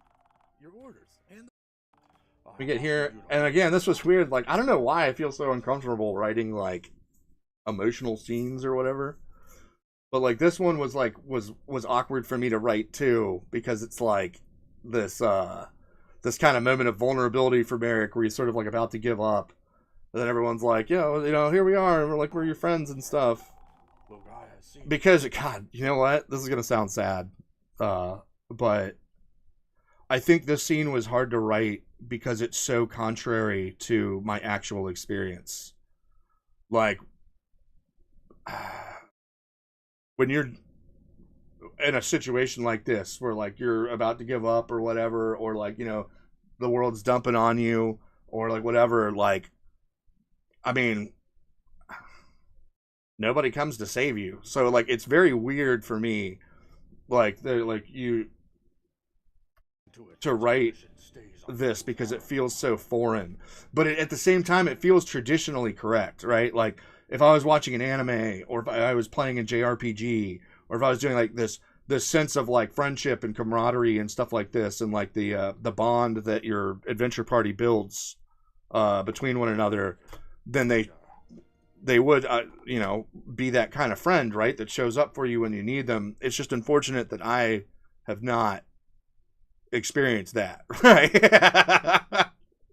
Like, you know, it's just an immediate thing, right? Like, you know, if like you got no money, or you're hungry, or you know, something like that, like something bad happened. It just so happened that wherever I was at the time, the friends who were within arm's reach were not the Neverspring type of friends, and so it was weird to write this scene a bit. But I guess like if I'm gonna get into like writing and making game worlds and stuff, like, I don't know, I'll have to get over that and find a way to. But for right now, for whatever reason, it's real uncomfortable for me to write these kind of scenes. It feels weird. Maybe it's because I'm not like, I mean, I wouldn't say I'm not emotional. Like, I mean, I'm like kind of, I guess, I don't know. Maybe I'm not emotional enough of a person to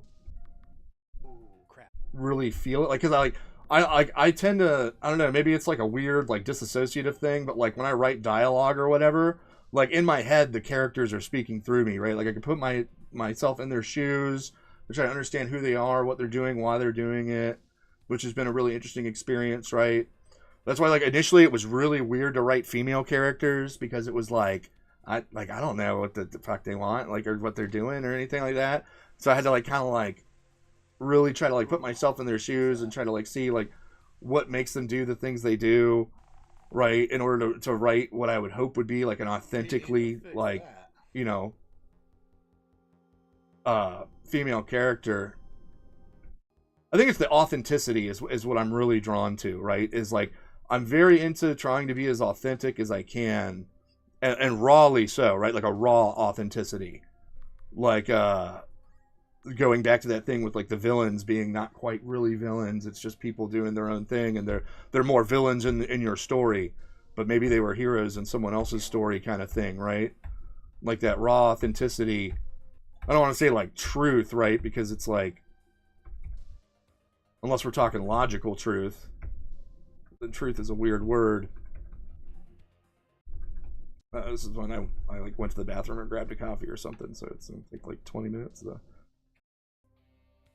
But so maybe that's what's bugging me, is that it's hard to inject authenticity into emotional scenes for me right now. I don't know.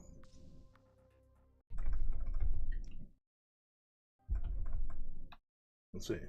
Then we come up to this whole feel.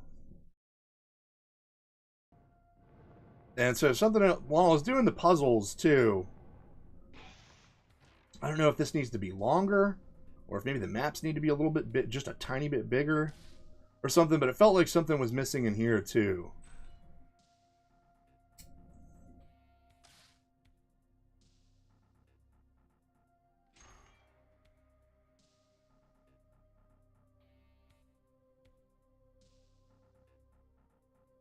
But it was like, it was tricky because it's like, remember, you're in hiding, right? Nobody knows you're there. Excuse me. So it didn't make sense to have the player have to fight their way up the tower because you're technically still incognito. And so, but then also because I put a timer on the way down, I had to be careful with challenges that the player would face on the way down, because I had to give them enough time to get out, but also not enough time so that it actually feels like a crunch, right? I couldn't give them like 20 minutes to escape. That wouldn't feel very urgent. But I think it's like 7 minutes, right? So something like that. But so it's supposed to be kind of sleepy on the way up and then feel as if everything has woken up on the way down. I'm the head of Magitech Development. This doesn't concern you. You were ordered to retrieve the relic. God, I spent so much time on this scene. Return it to the Emperor. Surrender now, and you will be treated fairly. You all think you're so much better than me. The relic is mine now, and I alone will harness its power. Soon even the Emperor will grovel at my feet. Inquisitor Lukai, in the name of the Alright, just keep checking just in case anybody else chats. They're terrible about that. I gotta set up my second monitor or put a phone up or something. Fools. To be honest, I don't ever expect anybody to watch, so I'm always like trying to stay focused on doing the thing. Because if I watch and people start chatting, I'll start rambling and it'll be bad. Very well. Then by the power vested in me as Judicator of the North, you leave me no choice. You stand accused of heresy, conspiracy, and high treason. The sentence is death.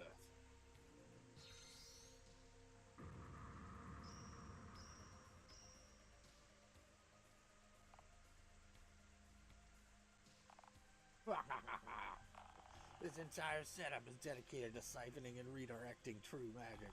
Let me show you.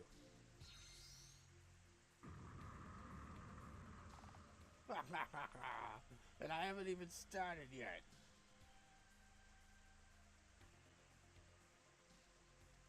Oh, that's right. There is something I have to add in here. The guy. Eric, help. I remember now. More distractions. Can't you people see I'm busy? I'll mention it's right after this, actually. You've always underestimated me. Lysander, Gafgarin, Melena. You all thought you were better than me. And yet, this whole time, I was actually the one in control.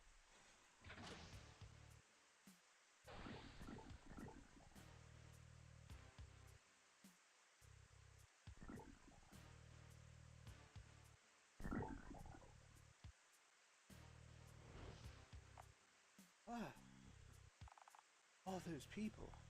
Your own men. Lugai, what have you done?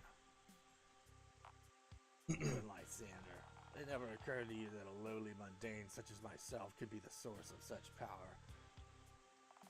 There was never any necromancer. It was me all along. I created Blood Sigil for Magitech. That's why we could never sense any magic signature. Not even Gagarin suspected me. Lysander was the only one to see me for my potential. But once he had discovered the plans for Lab 13, he had to be dealt with. You're gonna pay for what you did, Lugai. You won't get away with this. Do you know what this is? Has he even told you what the relic holds inside? Let me show you. My buddy gives me shit for the new artwork because it's all crummy looking, but I really like it. Like it did a good job of like capturing like the characters, like the character of the characters, I guess. The last Phoenix down. The sole surviving remnant of the very Phoenix you and Lysander killed. We were fools, Lugai. That doesn't mean you have to be a fool too. There is still time. If we return the Phoenix down to its ashes, we can restore the Phoenix cycle and repair the damage to our world. Humans have progressed beyond the need for natural cycles. We have Magitech now. Lugai, don't!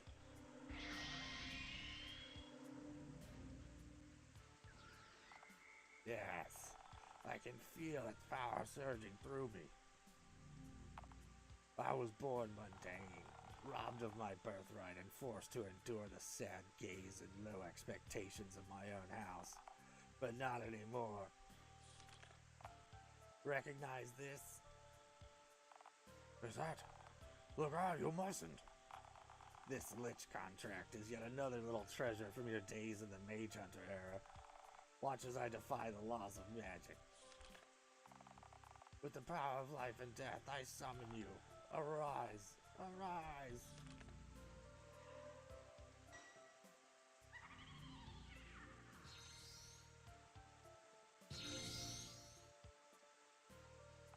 Look out! Don't let them touch you!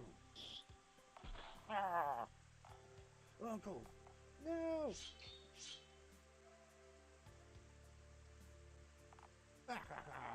Thank the dream, what a bore. You son of a... Head off. Anderling can't save you now. And it's about time I start teaching the world a little respect, starting with you. You people are nothing to me.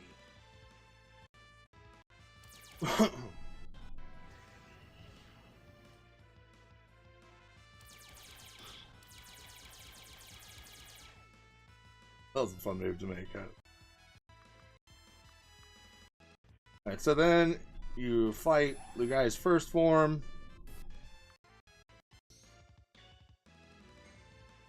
Which also I feel it's important to like bring it up too, right? So again with like the Natasha thing and how important she's supposed to be really to like the story and stuff. What I did like a lot about how like, and this was like I kind of did this on accident, like it just sort of turned out this way. But what was it? Oh yeah. Natasha as a character, right? And like the things she can do and like how you can utilize her in battle, like her importance really ramps up really nicely. Like here it's sort of like she's just sort of like an extra party member.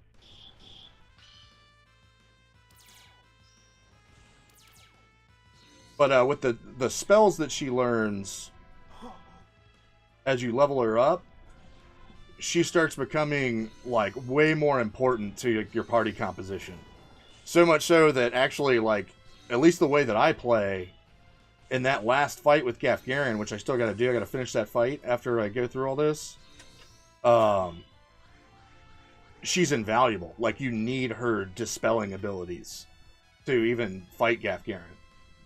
So, and like, it's sort of a weird way. It's like I was sort of like thinking about it in my head as I was playing it the other day, and then like I liked the kind of poetic interplay where how Gaf Garen's weakness before was Milena, right? And then but in the final battle where like your party's fighting him, like the way like it was turning out, like as I was playing and like what I was having to do, my whole party was being carried by Natasha's magic, basically. Like she would be like healing people, then she would like Duncargo would like taunt, and then she would enhance Duncargo with like I think I put wall on him to reflect magic, and then she also had to be able to dispel Gaf Garen's power suit ability where he adapts to damage types.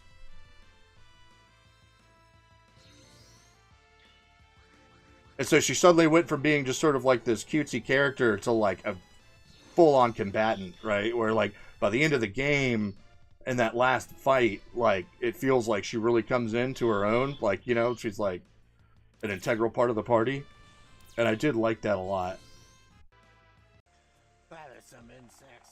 Why do you struggle against the inevitable? I'm hitting it with everything I've got, but it's not enough. My mana's getting low. Mine too.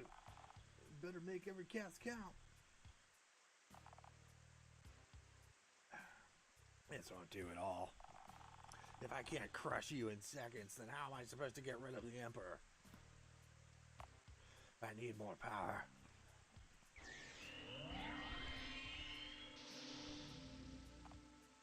Yes, I can feel the mana surging through me. I don't even need my workshop or instruments anymore.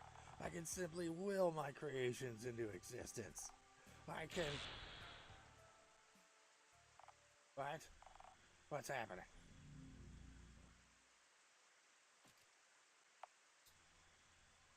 Ah, something's wrong. My body. No.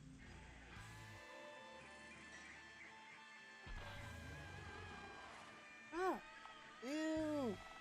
His Magitech backfired. Dad's message had said there was a flaw in the design.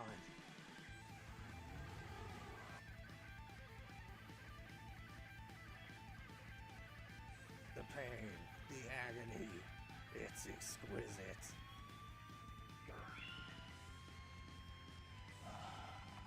So I feel like, alright, so at this point in the gameplay now, like I don't know if it was the music or if it was everything coming together, but like I'm kind of pumped right here, right? I'm like, alright, let's do this.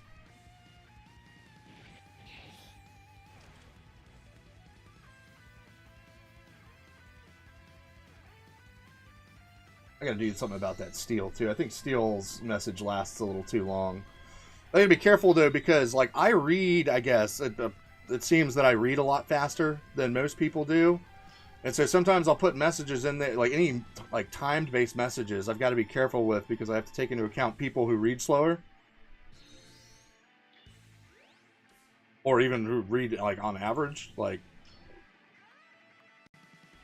I have to take the player into account.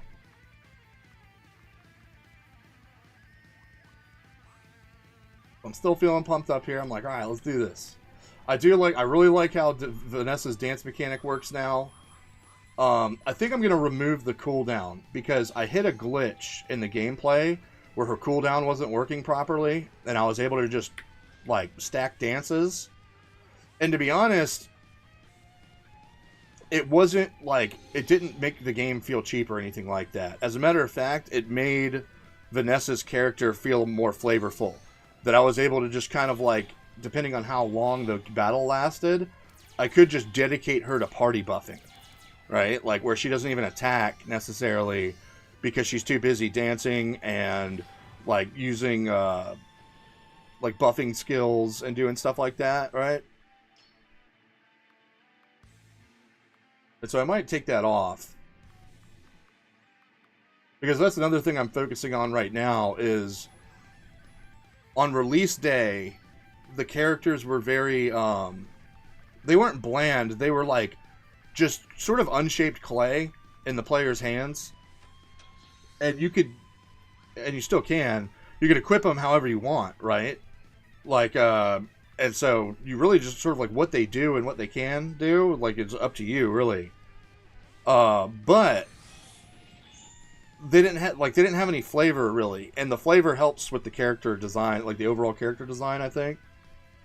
Like helps give you that sense of you know, like where you know the character, like you just get like like you believe that the character's a person kind of thing, right? You're building characters. And so Merrick's is easy to do, steal, right? But the others were a little harder. So I had to think of, I was like, okay, what kind of flavor do we need to give Duncargo? And he's supposed to be this like bigger guy. He's a fighter player, right? So I was like, let's do taunts, right? So that he could be an easy one to build as like a tank. And then Vanessa's was pretty simple and straightforward. She's going to be a dancer. And so like in Final Fantasies, Fantasy Dungeons and Dragons, you know, just fantasy stuff in general, dancers and bards are often like party support, right? So I was like, okay, so that could be her class flavor or whatever, character flavors, like could be like support, dancer. The really challenging ones have been Natasha and Alessadel, because although I think I did finally get Alessadel's, but I don't think it was working properly. Alessadel made sense. Her whole blue magic background, she's a blue mage, right? And so she has blue magic, and we've adapted her werewolf stuff into the blue magic. So while she's in her elf form, she has access to certain kinds of blue magic, but by transforming into a werewolf now, rather than you not having control of her like it was before, where it was like a berserk thing, now you do have control of her, and her black or her blue magic list will change while she's in werewolf form, and she'll be able to access like more like bestial type blue magics, like bites and howls and things like this, you know, like things that like you would need like an animal body for, or like fangs or claws. But Natasha's, I'm still kind of like, she might still get a change, because right now she has Refresh, which is a very light, like full party heal. But it's also supposed to restore energy, and I don't think it was restoring energy, so I need to check in on that. But, because the whole thing with Merrick and Natasha is they're supposed to carry on their house's magic, right? Because they're like the new generation. But the house gets destroyed, it falls. Merrick runs off and winds up getting separated from his family. And so only Natasha's left to carry on the stuff. And the father's gone. Lysander's been killed. And so the only one to teach her is Milena, who's a white mage. And so the result is Natasha becomes very white magic oriented, right? Yeah, see, there's her refresh ability there. Did that restore any energy? No, it didn't. Okay, so we need to fix that.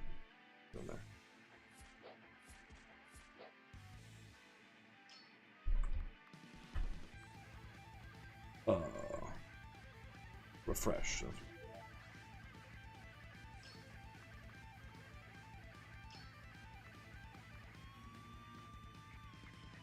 Alright, because now, as of the art update, every character has a signature move, right? Vanessa's got Dance, he's got Steal, and then we've also introduced items that transform these like signature abilities. So right now, in my gameplay here, I found the Thief Glove or whatever it is, or Brigand's Glove, but it transforms Steel into Mug, so that my Steel becomes a damaging attack. But there's also another item in the game that turns Steel into Pickpocket, which will open a window and let you like choose what you want to steal. And then there's another one, what's the last one do? Oh yeah, Risk, where you can find a set of dice that transform it entirely to where he doesn't steal anymore. Or well, he can, but what it is it's similar to Duncargo's Bravado, where it has a pool of abilities it'll choose at random, and one of them will be Mug, but most of them are like different, very like kind of thief, gambler, smuggler type oriented abilities. And so we've got, and likewise, there's one for Doug Cargo that transforms his thing. And so I'm going to be adding in more items like this into the game to kind of further be able to like engage with this sort of like class signature ability thing.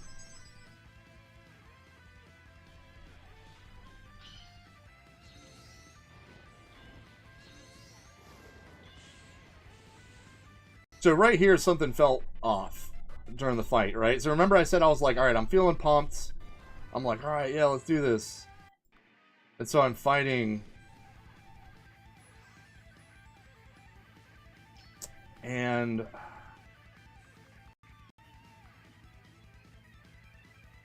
I start feeling like I want something more from the battle around this point.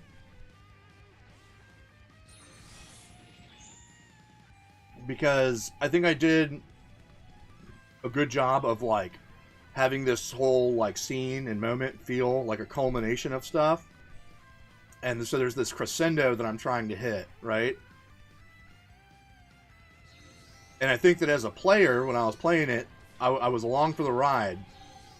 But then I'm getting let down by the heights at which its crescendo is playing out, right?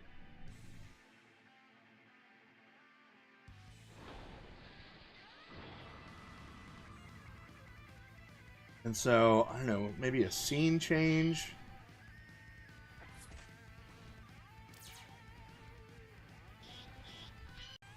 But we do go into a scene change, though, right?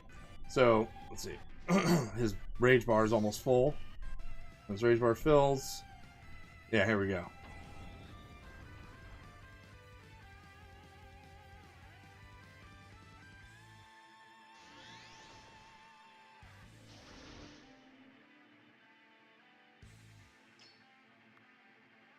So right there, back in the day, that felt like cool, right? Like it felt right. But as the game's evolved and become more like just alive in general, and there's just more energy in the gameplay, now it feels a little bit like underwhelming. I don't know if I could fix that with excuse me. So I'm trying to think of like stuff I've learned along the way now, like up to this point. If I wanted to make this fight better, maybe a little more choreography, a little more show in the transition. Maybe the background should move a little faster. I think a music change. So if we were to make this a little more dramatic, we could fade out the music. Maybe even... He's already gone through a graphic transformation. Maybe he could summon something in.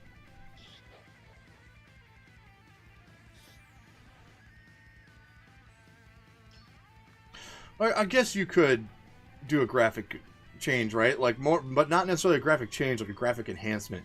Maybe he starts to like absorb more power from the machine at this stage, and so he starts to look more corrupted or something. But I do think a music change is in order, because around this time too, what lent to the kind of underwhelming feeling was that I was kind of over this song by this time. Like, the song did a really good job of putting me where I needed to be at the beginning of the fight, but then the energy just doesn't feel appropriate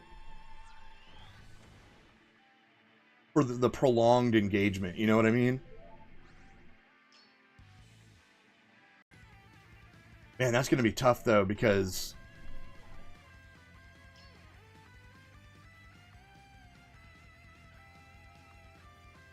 anymore. I can simply think something. Right, so you've got like this. It's just silence. My body. No. And so, like, the shred of the guitar as it starts is what gives you that kind of like, oh shit moment. Dad's message had said that it was And I like the riff there as it starts out. the agony. You know, and then you're fighting, you're like, yeah, you know. But then it's like, to try to carry that energy through the whole fight, like, I need, like, faster motion or something. Like, something has to reflect that energy. And the combat system of the game itself isn't intense enough.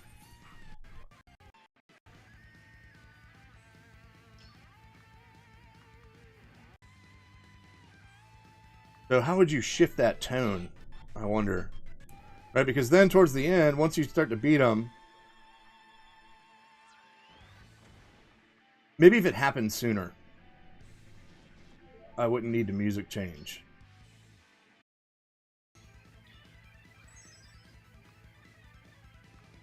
Oh. Or maybe if I made the fight more back and forth, like maybe if you could interrupt things, right? So that like each turn felt a little more intense. But like I was thinking,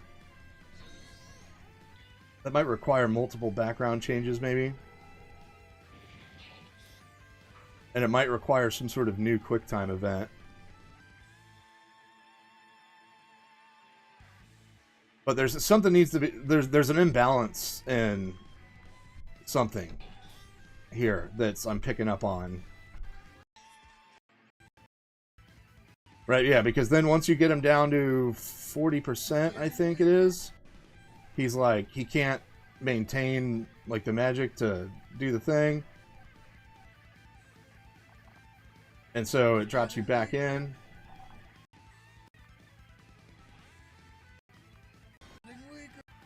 Oh, did I change it? Hold on, let's see if I was clever enough to do that. No, I wasn't. All right. That might be helpful.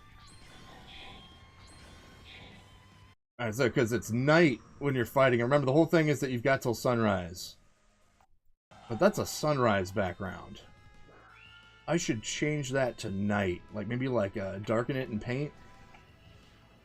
Right? So that it's like you're fighting at night. And then maybe throughout this fight, yeah, that'd be cool. Alright, so like throughout the fight, the background will slowly transition to dawn. Maybe. Maybe. Right? Because like, what are we looking at? I would need to have that reflect on the map, I think. We'll see what the map looks like after all this.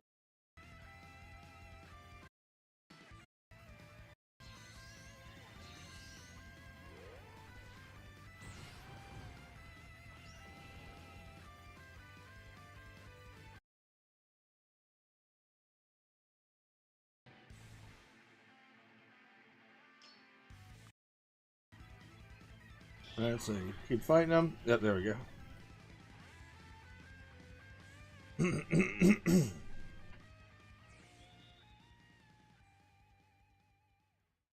games. Time to finish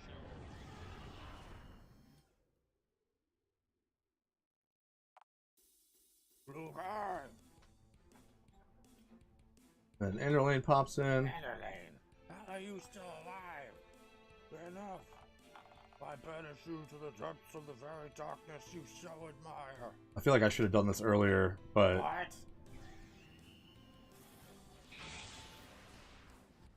feel like definitely could use a little more dramatic or dynamic ability for how Enderlane dispatches the Lich. Impossible. Vanessa finishing her attack.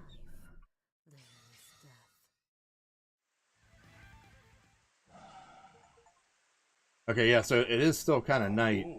So if I were to do that, right, like transition the background to dawn, I might need to have it reflect here, right? Like, so when you come back from the fight, Let's get you out of here. it's brighter out. Uncle, come on, let's go. Actually, yeah, I think I should have done that Without anyways. the Lich mind to direct them, the undead will wander in all directions towards whatever warmth of life they can find. We cannot allow that. What are you doing? The undead must be contained, and we cannot simply leave Lugai's infernal magitech to fall into the wrong hands. Go. I will stay and see to it. Old man. Because I do a dawn change later. I can already feel it. Alright, so then here's where we come back down. And so I do have 2 scripted fights in here where, like, they're fights that you come across. But when I played through them... Now look at me. Right, so... Yeah, you get 7 minutes. So we're starting off at, like, 6:59. We come through here.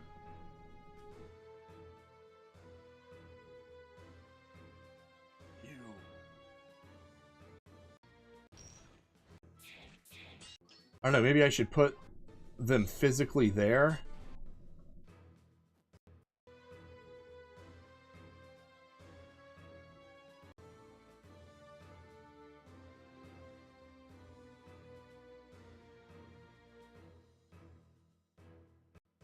Because these were supposed to be like experiments for Lugai.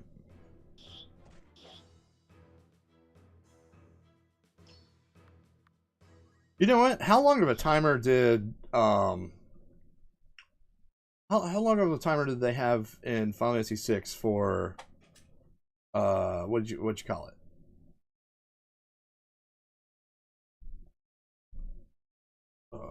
Floating continent, right?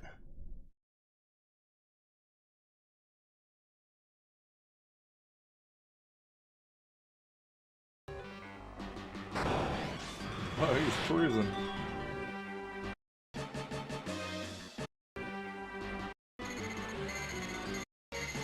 I feel like this is going to be less time and not more.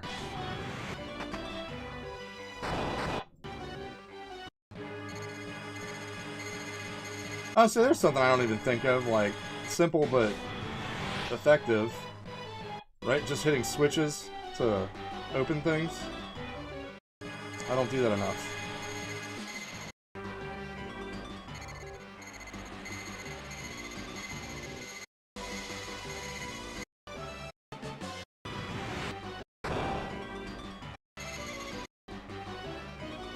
Yeah, that's not going to show me.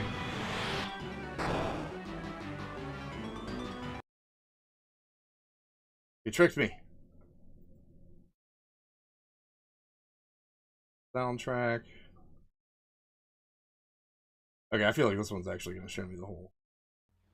Hey everybody, this is Phoenix Down, and welcome back to Let's Play Final Fantasy VI. Speaking of synchronicity, huh? The guy's name is Phoenix Down there. Magic boosting Where's that spell. timer? Upwards and upwards, I think. Or about as up as we can get. So, add a little bit of link to today's episode. Shadow took a bit of a beat time for a very special boss battle against Atma Weapon. My name is Atma. I am sure he has no business with us anymore. I sold my skill stage. Does it not show the timer? Better pick, by the way. You can either go and try to. That doesn't show the timer on the screen. That's weird. You know what? Yeah, we've got a little extra time today. I think I'm going to be cutting out a lot of these battles. So you know what?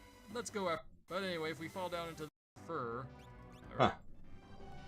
You're gaining just Well, so I many guess levels right now. Sap and I guess I'll just have to guess. Oh. But, alright, so, let's see. That's just something I'll have to figure out there. But something about that needs some changing, I think. Okay, let's come out here. And so, this is the part where I was like, ooh, I remember what I need to do. So, when you come down here, you've got all the soldiers that are like kind of fighting off the undead. Here comes another wave. And, I don't know if I should end the timer here. See, now, if I end the timer here, I can afford to do more upstairs. And because the idea is, when you come down here, I have, like, kind of an unfinished scene or a sequence set up. that I've been working on where you are supposed to be able to help them if you want to. Right? Like, you can just walk by. Like, right now it has you just walk by them. And if you talk to them, it doesn't matter. Like, you can you're supposed to walk past them. They're not gonna get me without a fight. But my original idea was to have you be able to help them. And if you help them, you save 2 of them. And those 2 soldiers escape with you. And then you see them. So at the very end of the game, the way I have it right now is depending on what you do in the game, different people will show up to, like, greet you. And so, like, if you finish all, like, Bennett will be there no matter what. But then if you do all of the bandit camps, the Mercenary Guild guy is there as well. And then if you do all of the rare monsters, like the Monster Hunter spawns, then the Monster Hunter guy is there also. And then I think I have them there either way right now, but it's supposed to be that if you save these 2 soldiers, then the 2 soldiers are also there, right? So if you did everything in the game that can affect the ending, you would have the Monster Hunter, the Mercenary Guild contractor, Bennett, the 2 soldiers, and I think somebody else. But then they would all be there to greet you at the end, right? And have different things to say. And the idea is supposed to be that... Yeah, see, it's dawn here now. Like, I did do a dawn transition eventually. The idea supposed to be is that whoever's present at that ending is going to affect the next game, right? And so saving those 2 soldiers would do something important, right? Like, you would have a different kind of experience in gameplay if you had saved them in the first game or if you had not. You must go. I will consider your words. And so maybe just adding in, maybe just finishing that would help with the feeling of, like, what I would need to fix in this place, I think. Maybe. Hark, Natasha. I know you will succeed. I'm proud of you both.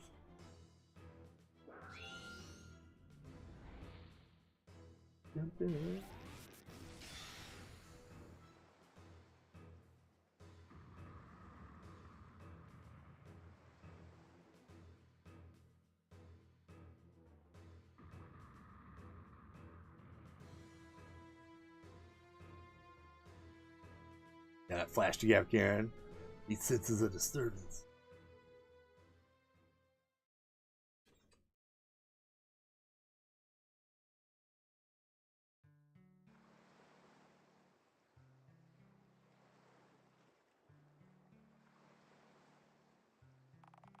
I can't believe he's really gone. I know. He was our uncle, but we barely got the chance to know him. So this part felt Sure his sacrifice wasn't in vain. kind of appropriate, right? You had, like, the high energy of the escape and stuff, and then it just kind of settles in. Do you mean? I bet setting the world right would really throw a running Elaine would want us to fit back to the 4th tower. It won't be easy, though. The tower is rife with forgotten danger. That tower you're talking about comes up from regulated. Airship. Right, so you need me. No running off on your own this time. We do this together. What do you say, Nova? You ready to go home?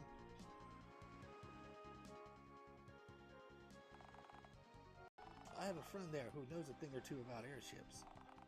Alright, if you say so. Then we give the player a chance to stock up one last time. Better rest up and grab some supplies. I am already supplied. Right, and so I was already supplied, so I jump off. So then it drops you off back where the Monster Hunter camp was, but they're gone now because they're off doing Monster Hunter stuff.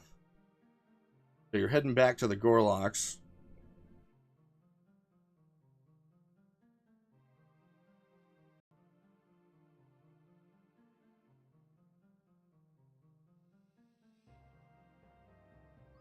Feels okay.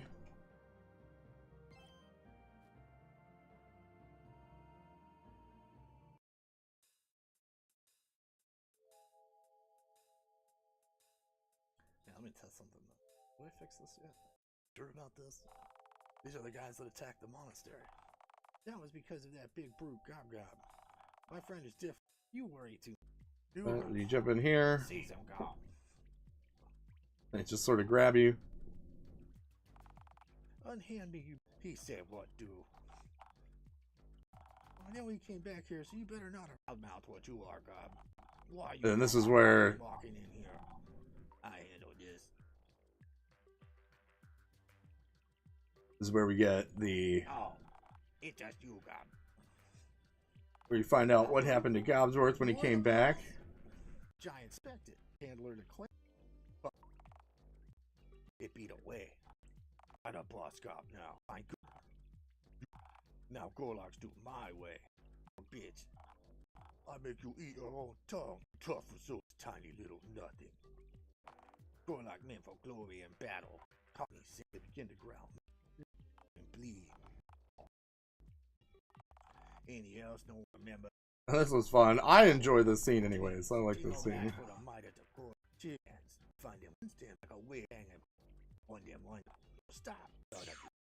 Move at your back. And I had to pop. Oh. And I see the bad axe fall around.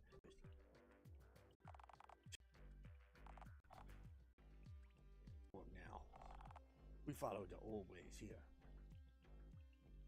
One thing I do need to do is I need to fix these guys, because this dude, they're supposed to be wearing like kind of tattered bits of like Imperial uniforms. Gorlock's weak now. In the old time, you can see my warriors keep the red jacket for trophy. Some like the hat. One of them should have like a little Imperial hat on. What airship? You know, like the balloon you made. You know, did he just say? So then it shoves you in your quote-unquote airship. I think I expected something a little more ship-like. Then I gotta fix this too. So right now, it's like you just drag through the woods. They're getting twigs and stuff all stuck in their hair. Not exactly the way I imagined charging into battle. And it's also speed. Not everything has to be so overt, you know. Sometimes you gotta just take it easy and go with the flow. The very, very slow flow. it also goes to the wrong dwarf tower. I doubt any Imperial airships are going to stop for a raggedy balloon. That's the spirit. Glass half full, brother.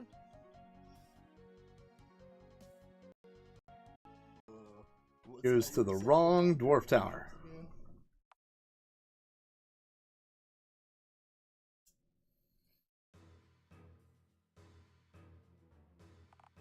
My lord, there's someone approaching as you expected, but what is it? Shoot, my lord. Ready, cannons? Ready, cannons? No. This thing. But this was also another part here. So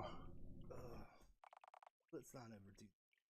I'm having this feeling like it would be It'll take more than that. cooler if Still in one piece.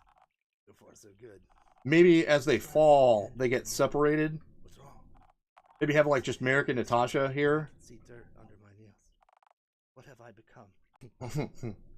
And then as you're walking through, because again, like, so we're back to like this really low energy, right?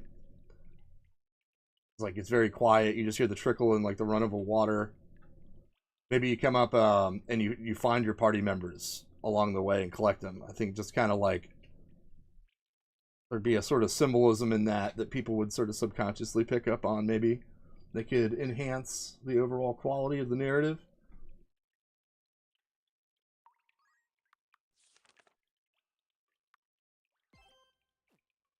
Because like I do feel like we did like a decent job on our character arcs in the sense that by the time we get here, Wait a minute. How far did we? so Alessadel starts off as more kind of like cool and aloof at first, but she's more like, you know, one of the team now. I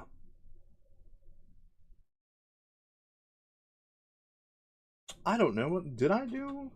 That's the thing is Doncargo's arc is supposed to be so like kind of oversweeping throughout the whole of like the story, like including like the what I would call like the second game, right? That it's hard to say like I might have not done a decent enough job with the Doncargo character. By now Merrick's right, like he used to go off on his own all the time. He's very like, you know, kind of hot-headed, not really like thinking of everyone as a team. But you know, by now he's more like, is everyone okay? Everybody stay close. Like, here we go. Let's do this. You know, like his kind of like a little bit more of like a leader now rather than like a loner. Natasha too has tried to like kind of avoid her duty at first, and like because there's a whole thing of like how like I don't think I really went into it because it might not be super important, but she's like kind of jealous that Merrick went away to some degree, even though it was of course like a whole tragic circumstance. But in her mind, she's been stuck at the monastery this whole time, having to train and perform these duties and do all this stuff. And meanwhile, like, you know, Merrick's been off, as far as she knows, adventuring and stuff. And so, you know, by the end, by the time we get here, she's much more locked in on the goal, much more focused on like what they need to do together. So I got a couple of these backgrounds I need to update. I don't think I updated the background, but we need to do that.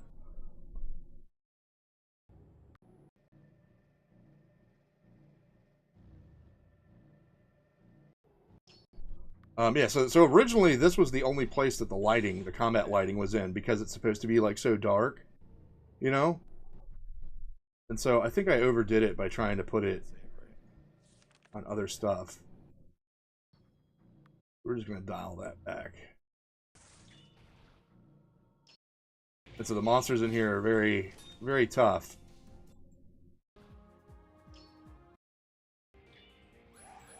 These are our optional bosses.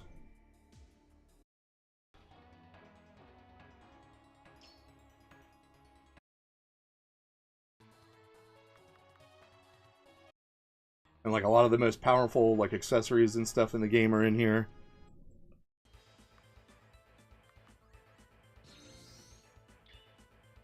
And I need a new graphic for this guy. I didn't like, when I was doing my updating process, for some reason, this particular piece of art, right? Like from, because that's what we did for the art update was I took the art I had from the artists and we used like some filters and different like little machine learning tech and stuff like that to like get them into like a pixelated form. But for some reason, this one would not behave. Like maybe it's the colors, maybe they're too close. But like when it would pixelate, it would like blend everything together and it wasn't working. And so I had to leave this one as is. But I might need to just change the design of this guy entirely and like get a different graphic. Because right now he doesn't really seem to fit with the others.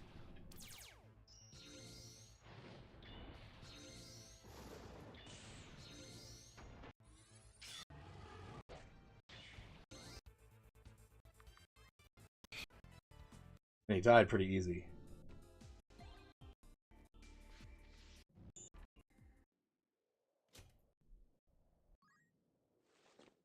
Here we got to the end here.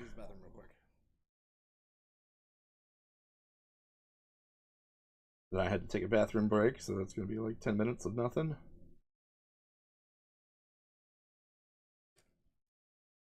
And then this is where we got back to the whole idea of like, you know, exposition and dump and stuff like that.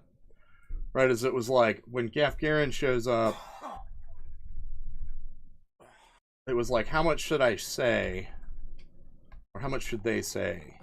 Usually pieces of the Phoenix match. We can't do it either. Just become much good. Don't give up. Just what?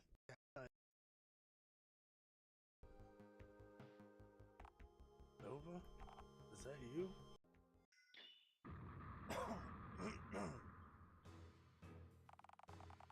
Power of the Phoenix itself.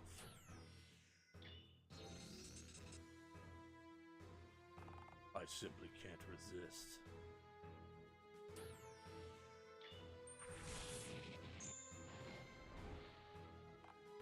Yo! actions.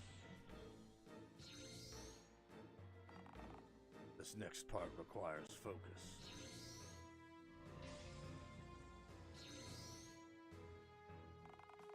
The Phoenix is tied to our world, the world before and the world beyond. That if Talks about collapse in on itself, what the Phoenix is, what he's trying to do. by the dream was right. Did you see? I was.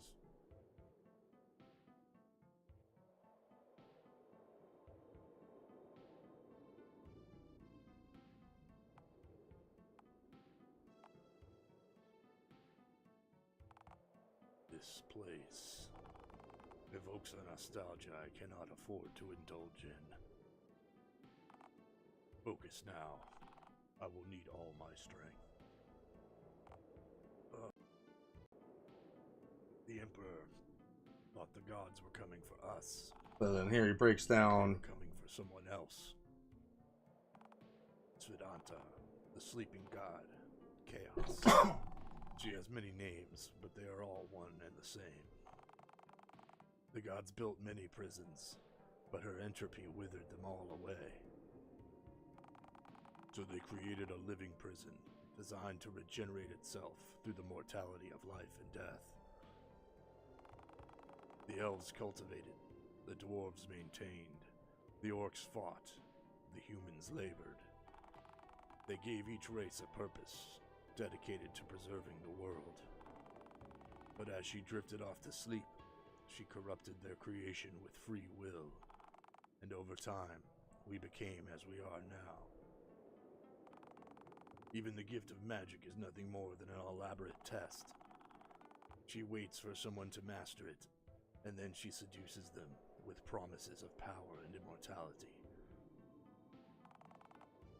Years now she has called to me, her incessant whispers begging me to use the power I took from her. But that ends now. She will discover that I, Gafgurn, am a puppet to no one. If you release Svedanta, she'll destroy the whole world.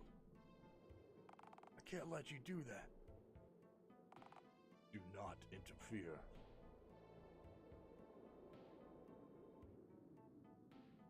So then I felt like that was kind of an important Yeah, part, yeah, right? Like them all helping nobody me, likes you.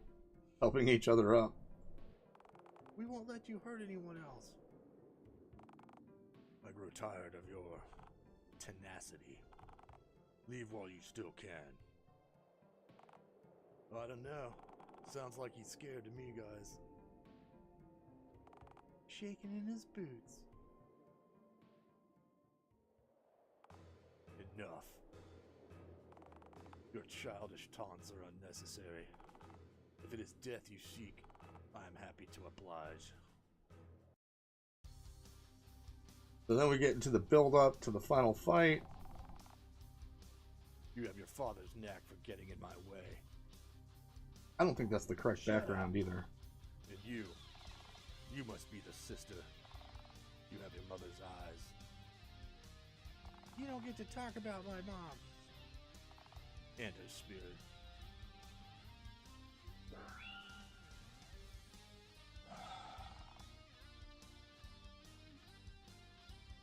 So, the Gafgurn fight. This is the last fight in the game. Ooh. His strength is pretty good. He hits real hard.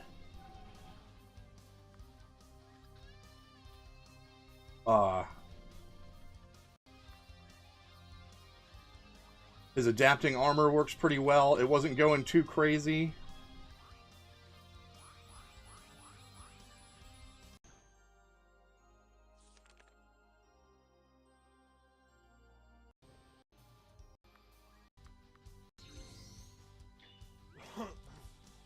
Alright, so you slow him down.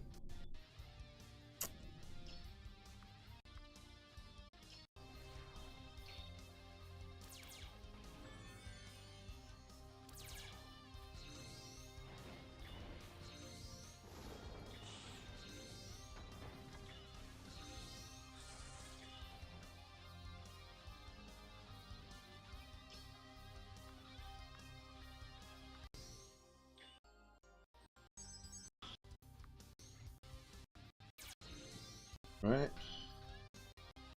So, this was how far we got, because he kicked my butt, and I ran out of first aid kits. I thought I had found. So, hopefully... And then that made me think of something too, right? It's like, so, okay. There is a possibility that, especially because I made the Gaff Garrett, it's the last fight of the game, right? People are going to drop and you're going to need to pick them back up. So, unless you're really overpowered, there is a possibility that a player can find themselves in the same position I'm finding myself in. Right? Where you're at the Gaff Garrett fight and you ain't got no first aid kits. And if you're not like, I guess what you would have to do in that situation is walk back downstairs. And because there's nowhere to get first aid kits, like, I think there's some in the tower, maybe, or at least chances to find some in like some of the chests and like barrels and stuff like that. But if you, like, let's say that you've already, like, because I think I got all the chests. And so, like, if you're in my position, there's nowhere to get first aid kits from. And so you would have to rely on powering up. You'd have to go downstairs and keep running into monsters, right? Like, basically, like, purposefully getting into fights. And good lord, who knows how long that would take to get powerful enough to finally, like, beat Gaff Garrett. You could find yourself being stuck at the very end of the game. And one of the things that I did was I purposefully did not put life type skills in the game because of the whole theme of like Phoenix Down, right? Like people die in Neverspring. Like you can be killed and magic won't bring you back, right? And so part of that was the whole theme of like the Phoenix Down being so important was because it was this thing that had enough power to like actually resurrect people. But what Lugai did was he wound up tapping into it and using it to keep, and rather than burn it up, like resurrecting somebody, he like kind of kept feeding it power and like using its power to keep all of the magic prisoners alive and siphon them for mana, right? So he's basically like using its healing properties rather than its its life restoring properties, and like keeping it harvestable, you know, for this thing that he was doing. But I might have to go back on that design choice because like maybe give like Natasha at least a life skill or something like that, like maybe like a life spell. Because if you find yourself in that situation, right, like, and it might not even be at Gaff Garrett, but if you get to the last dungeon, you can't go back. You know, you would have to like load an old save file or and so maybe it's a good thing that I ran into that like I did, because that could be that'd be lame if somebody got to the end of the game and they wanted to beat it, but they threw themselves into a corner, you know. We're on, how long have I been? 4 hours, okay. Do I have time to try to beat it real quick? Let's.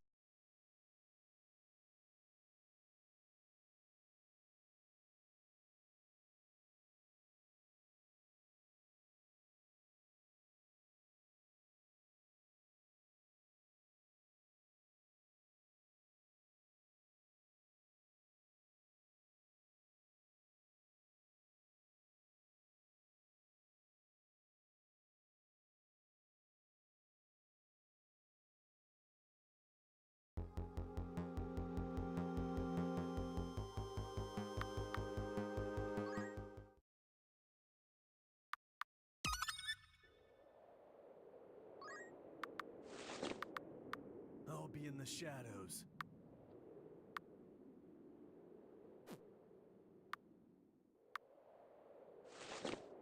Where's my spellbook?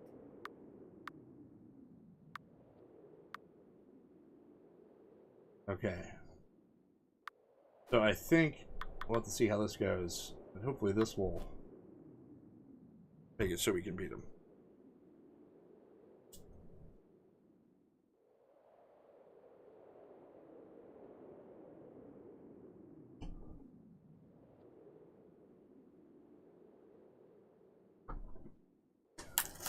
my Cheez-It box here.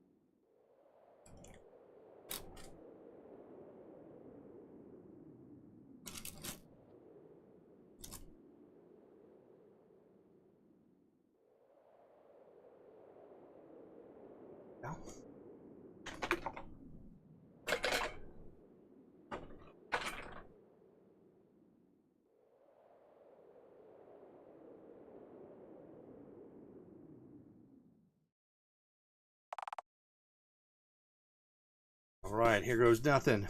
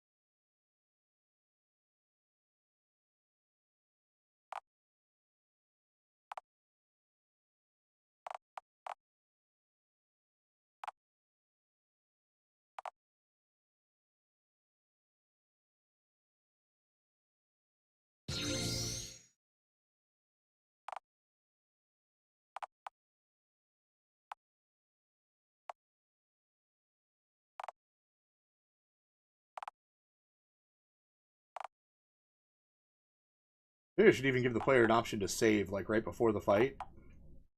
Because if you... I mean, it has the ability to, like, replay a fight. But if it's, like, my situation where, like, I realized I forgot to equip some stuff and I had to move some things around, if you needed to do that and, like, you lost a couple times and you had to do a couple tries, you would have to sit through this ending dialogue here, or this pre-end fight dialogue every time, and it's kind of a long sequence, you know.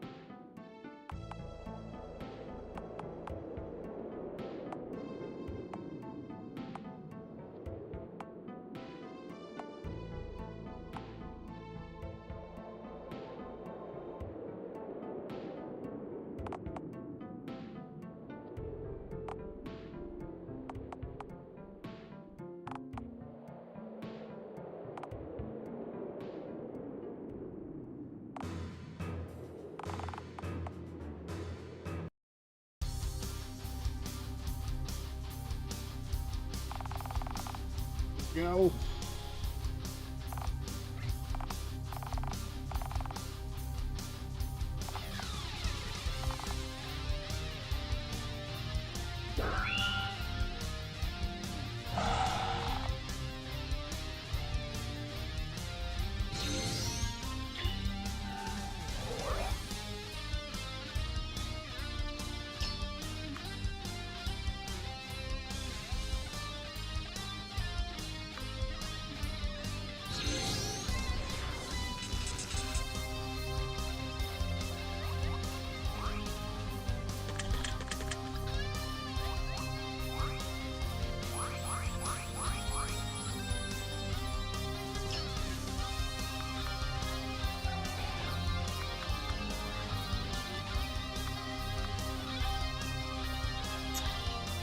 And then, of course, I get the cursor bug. God dang, man.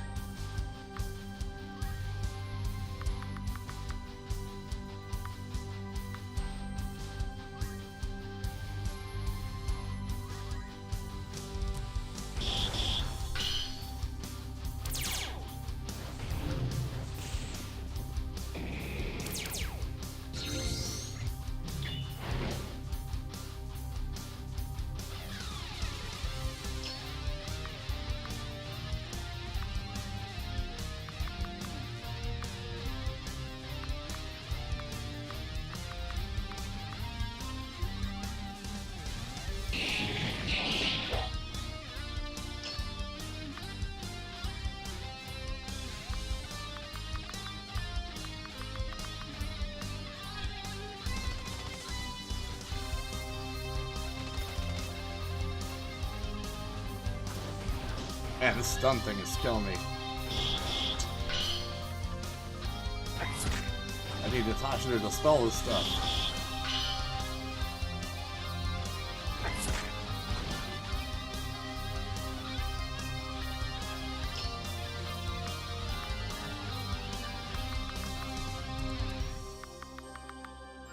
I need an, you know what? I need an item. That's what I don't have an item for. We need an item that can remove, like, stuns and knockdown and stuff like that.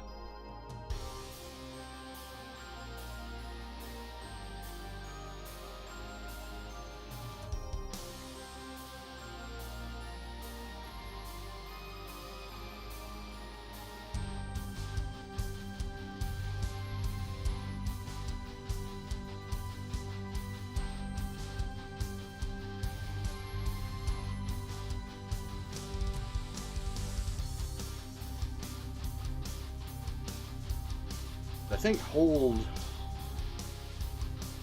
like I had a problem with knockdown where it wasn't getting hold, like it wasn't registering turns, and so it would just stay on forever. And so I had to fix that with like by manually tying it into my like damage over time system. But like, and that works fine for knockdown, but for stun I need it to do by turns. And it seems stun is doing the same thing now, because Natasha has not broken out of stun in like 4 or 5 turns, so I figured she might be stuck.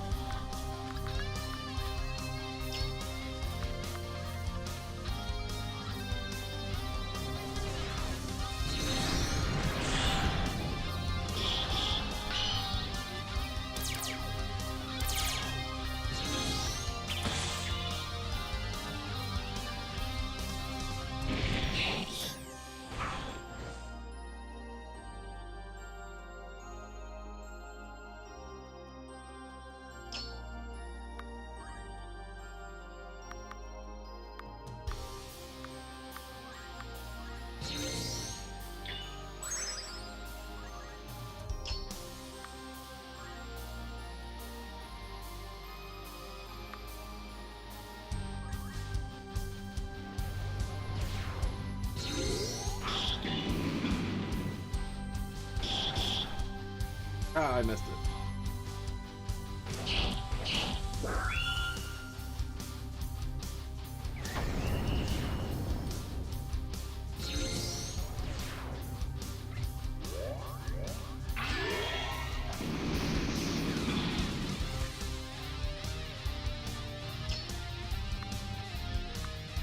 And she's still stunned after getting hit too?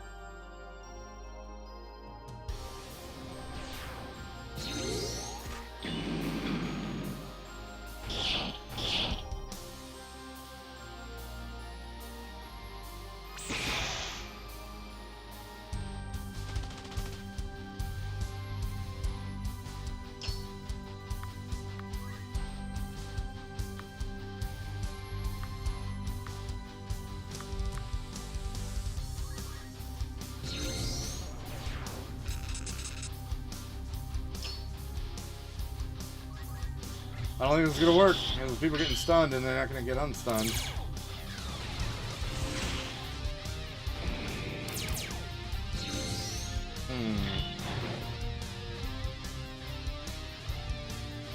I don't think he stunned anybody that whole fight when I fought him last time.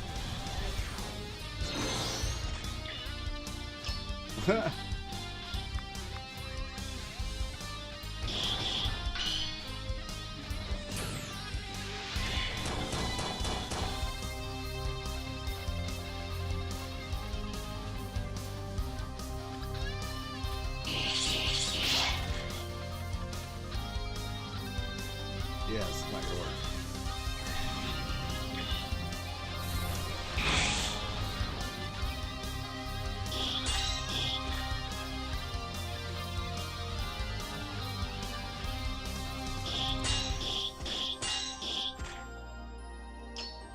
Now it removes time. Gee, thanks. And see, now I have to sit through that whole thing again. So yeah, that definitely needs to be done. Results.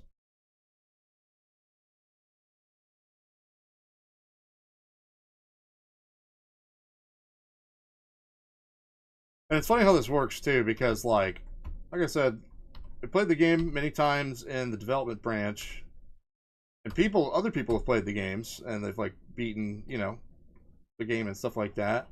And so it's like the chances you have to play it over and over and over and over to come across the bugs, you know what I mean? Like, because there's so much that can happen that it's like sometimes you'll have a full playthrough and never run into anything. And then other times you'll have a full playthrough and just run into like one weird off thing. And then it just so happens that like on this playthrough, when I was going through, I hit a lot of stuff, and now I'm getting I might have actually stuck myself here. I'm gonna have to fix this stuff.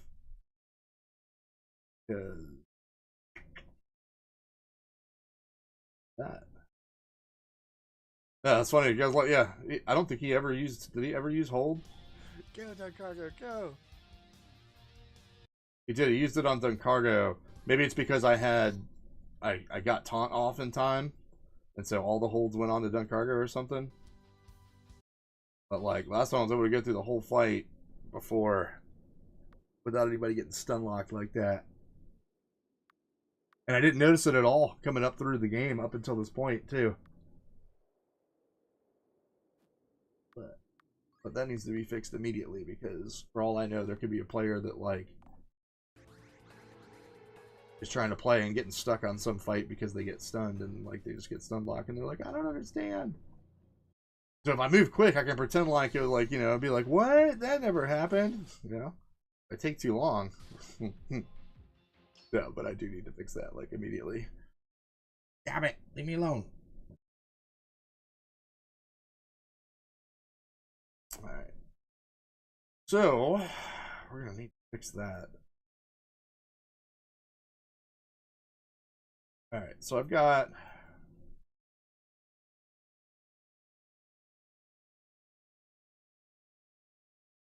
these. What I'm going to do to fix these face graphics too is, like I was saying at the beginning of this, is I just need to go through here. You go through here and just replace the faces, and because I had these in here for kind of posterity, or if I needed to switch back, but I mean I just need to move them into a, what did I just do? What stupid Windows helpful thing did I just click? I think I just made my whole background that face.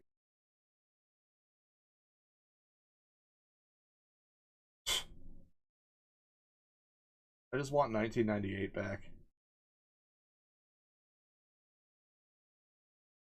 And then it disappears. Oh no, there it is. Yeah, thanks. Because that's, I can't just right click it and set as background. I need a button where I might accidentally. Thank you. Thank you, Microsoft. God. Ah! Okay. So yeah, I got to move these to a different file and get some of these. I just gotta be careful not to move something that like crash the game because it's missing a file. But yeah, all right. So we're gonna do all these. I'm gonna have to update a hot fix here, and then I'm gonna have to come back and beat Gefkinger game here. And so I know this was kind of a blabby video, but I had to. It's also for me, like, so that I can come back and watch it later and like, you know, remind myself of stuff that I need to do, and some of the upgrades and updates that we're gonna get put in here. Still got to work on. I'm still working on Ogre Dungeon. Trying to do this. I'm gonna do a similar live thing like this for Ogre Dungeon. It'll be more. It'll like less of a playthrough, more of like me trying to like finish it out. And then and I'm also working on that wedding app too. So I got a lot of stuff going on right now. But so all right, I need to fix this. So I'm gonna do that. We can get this up. And then that's how we do it.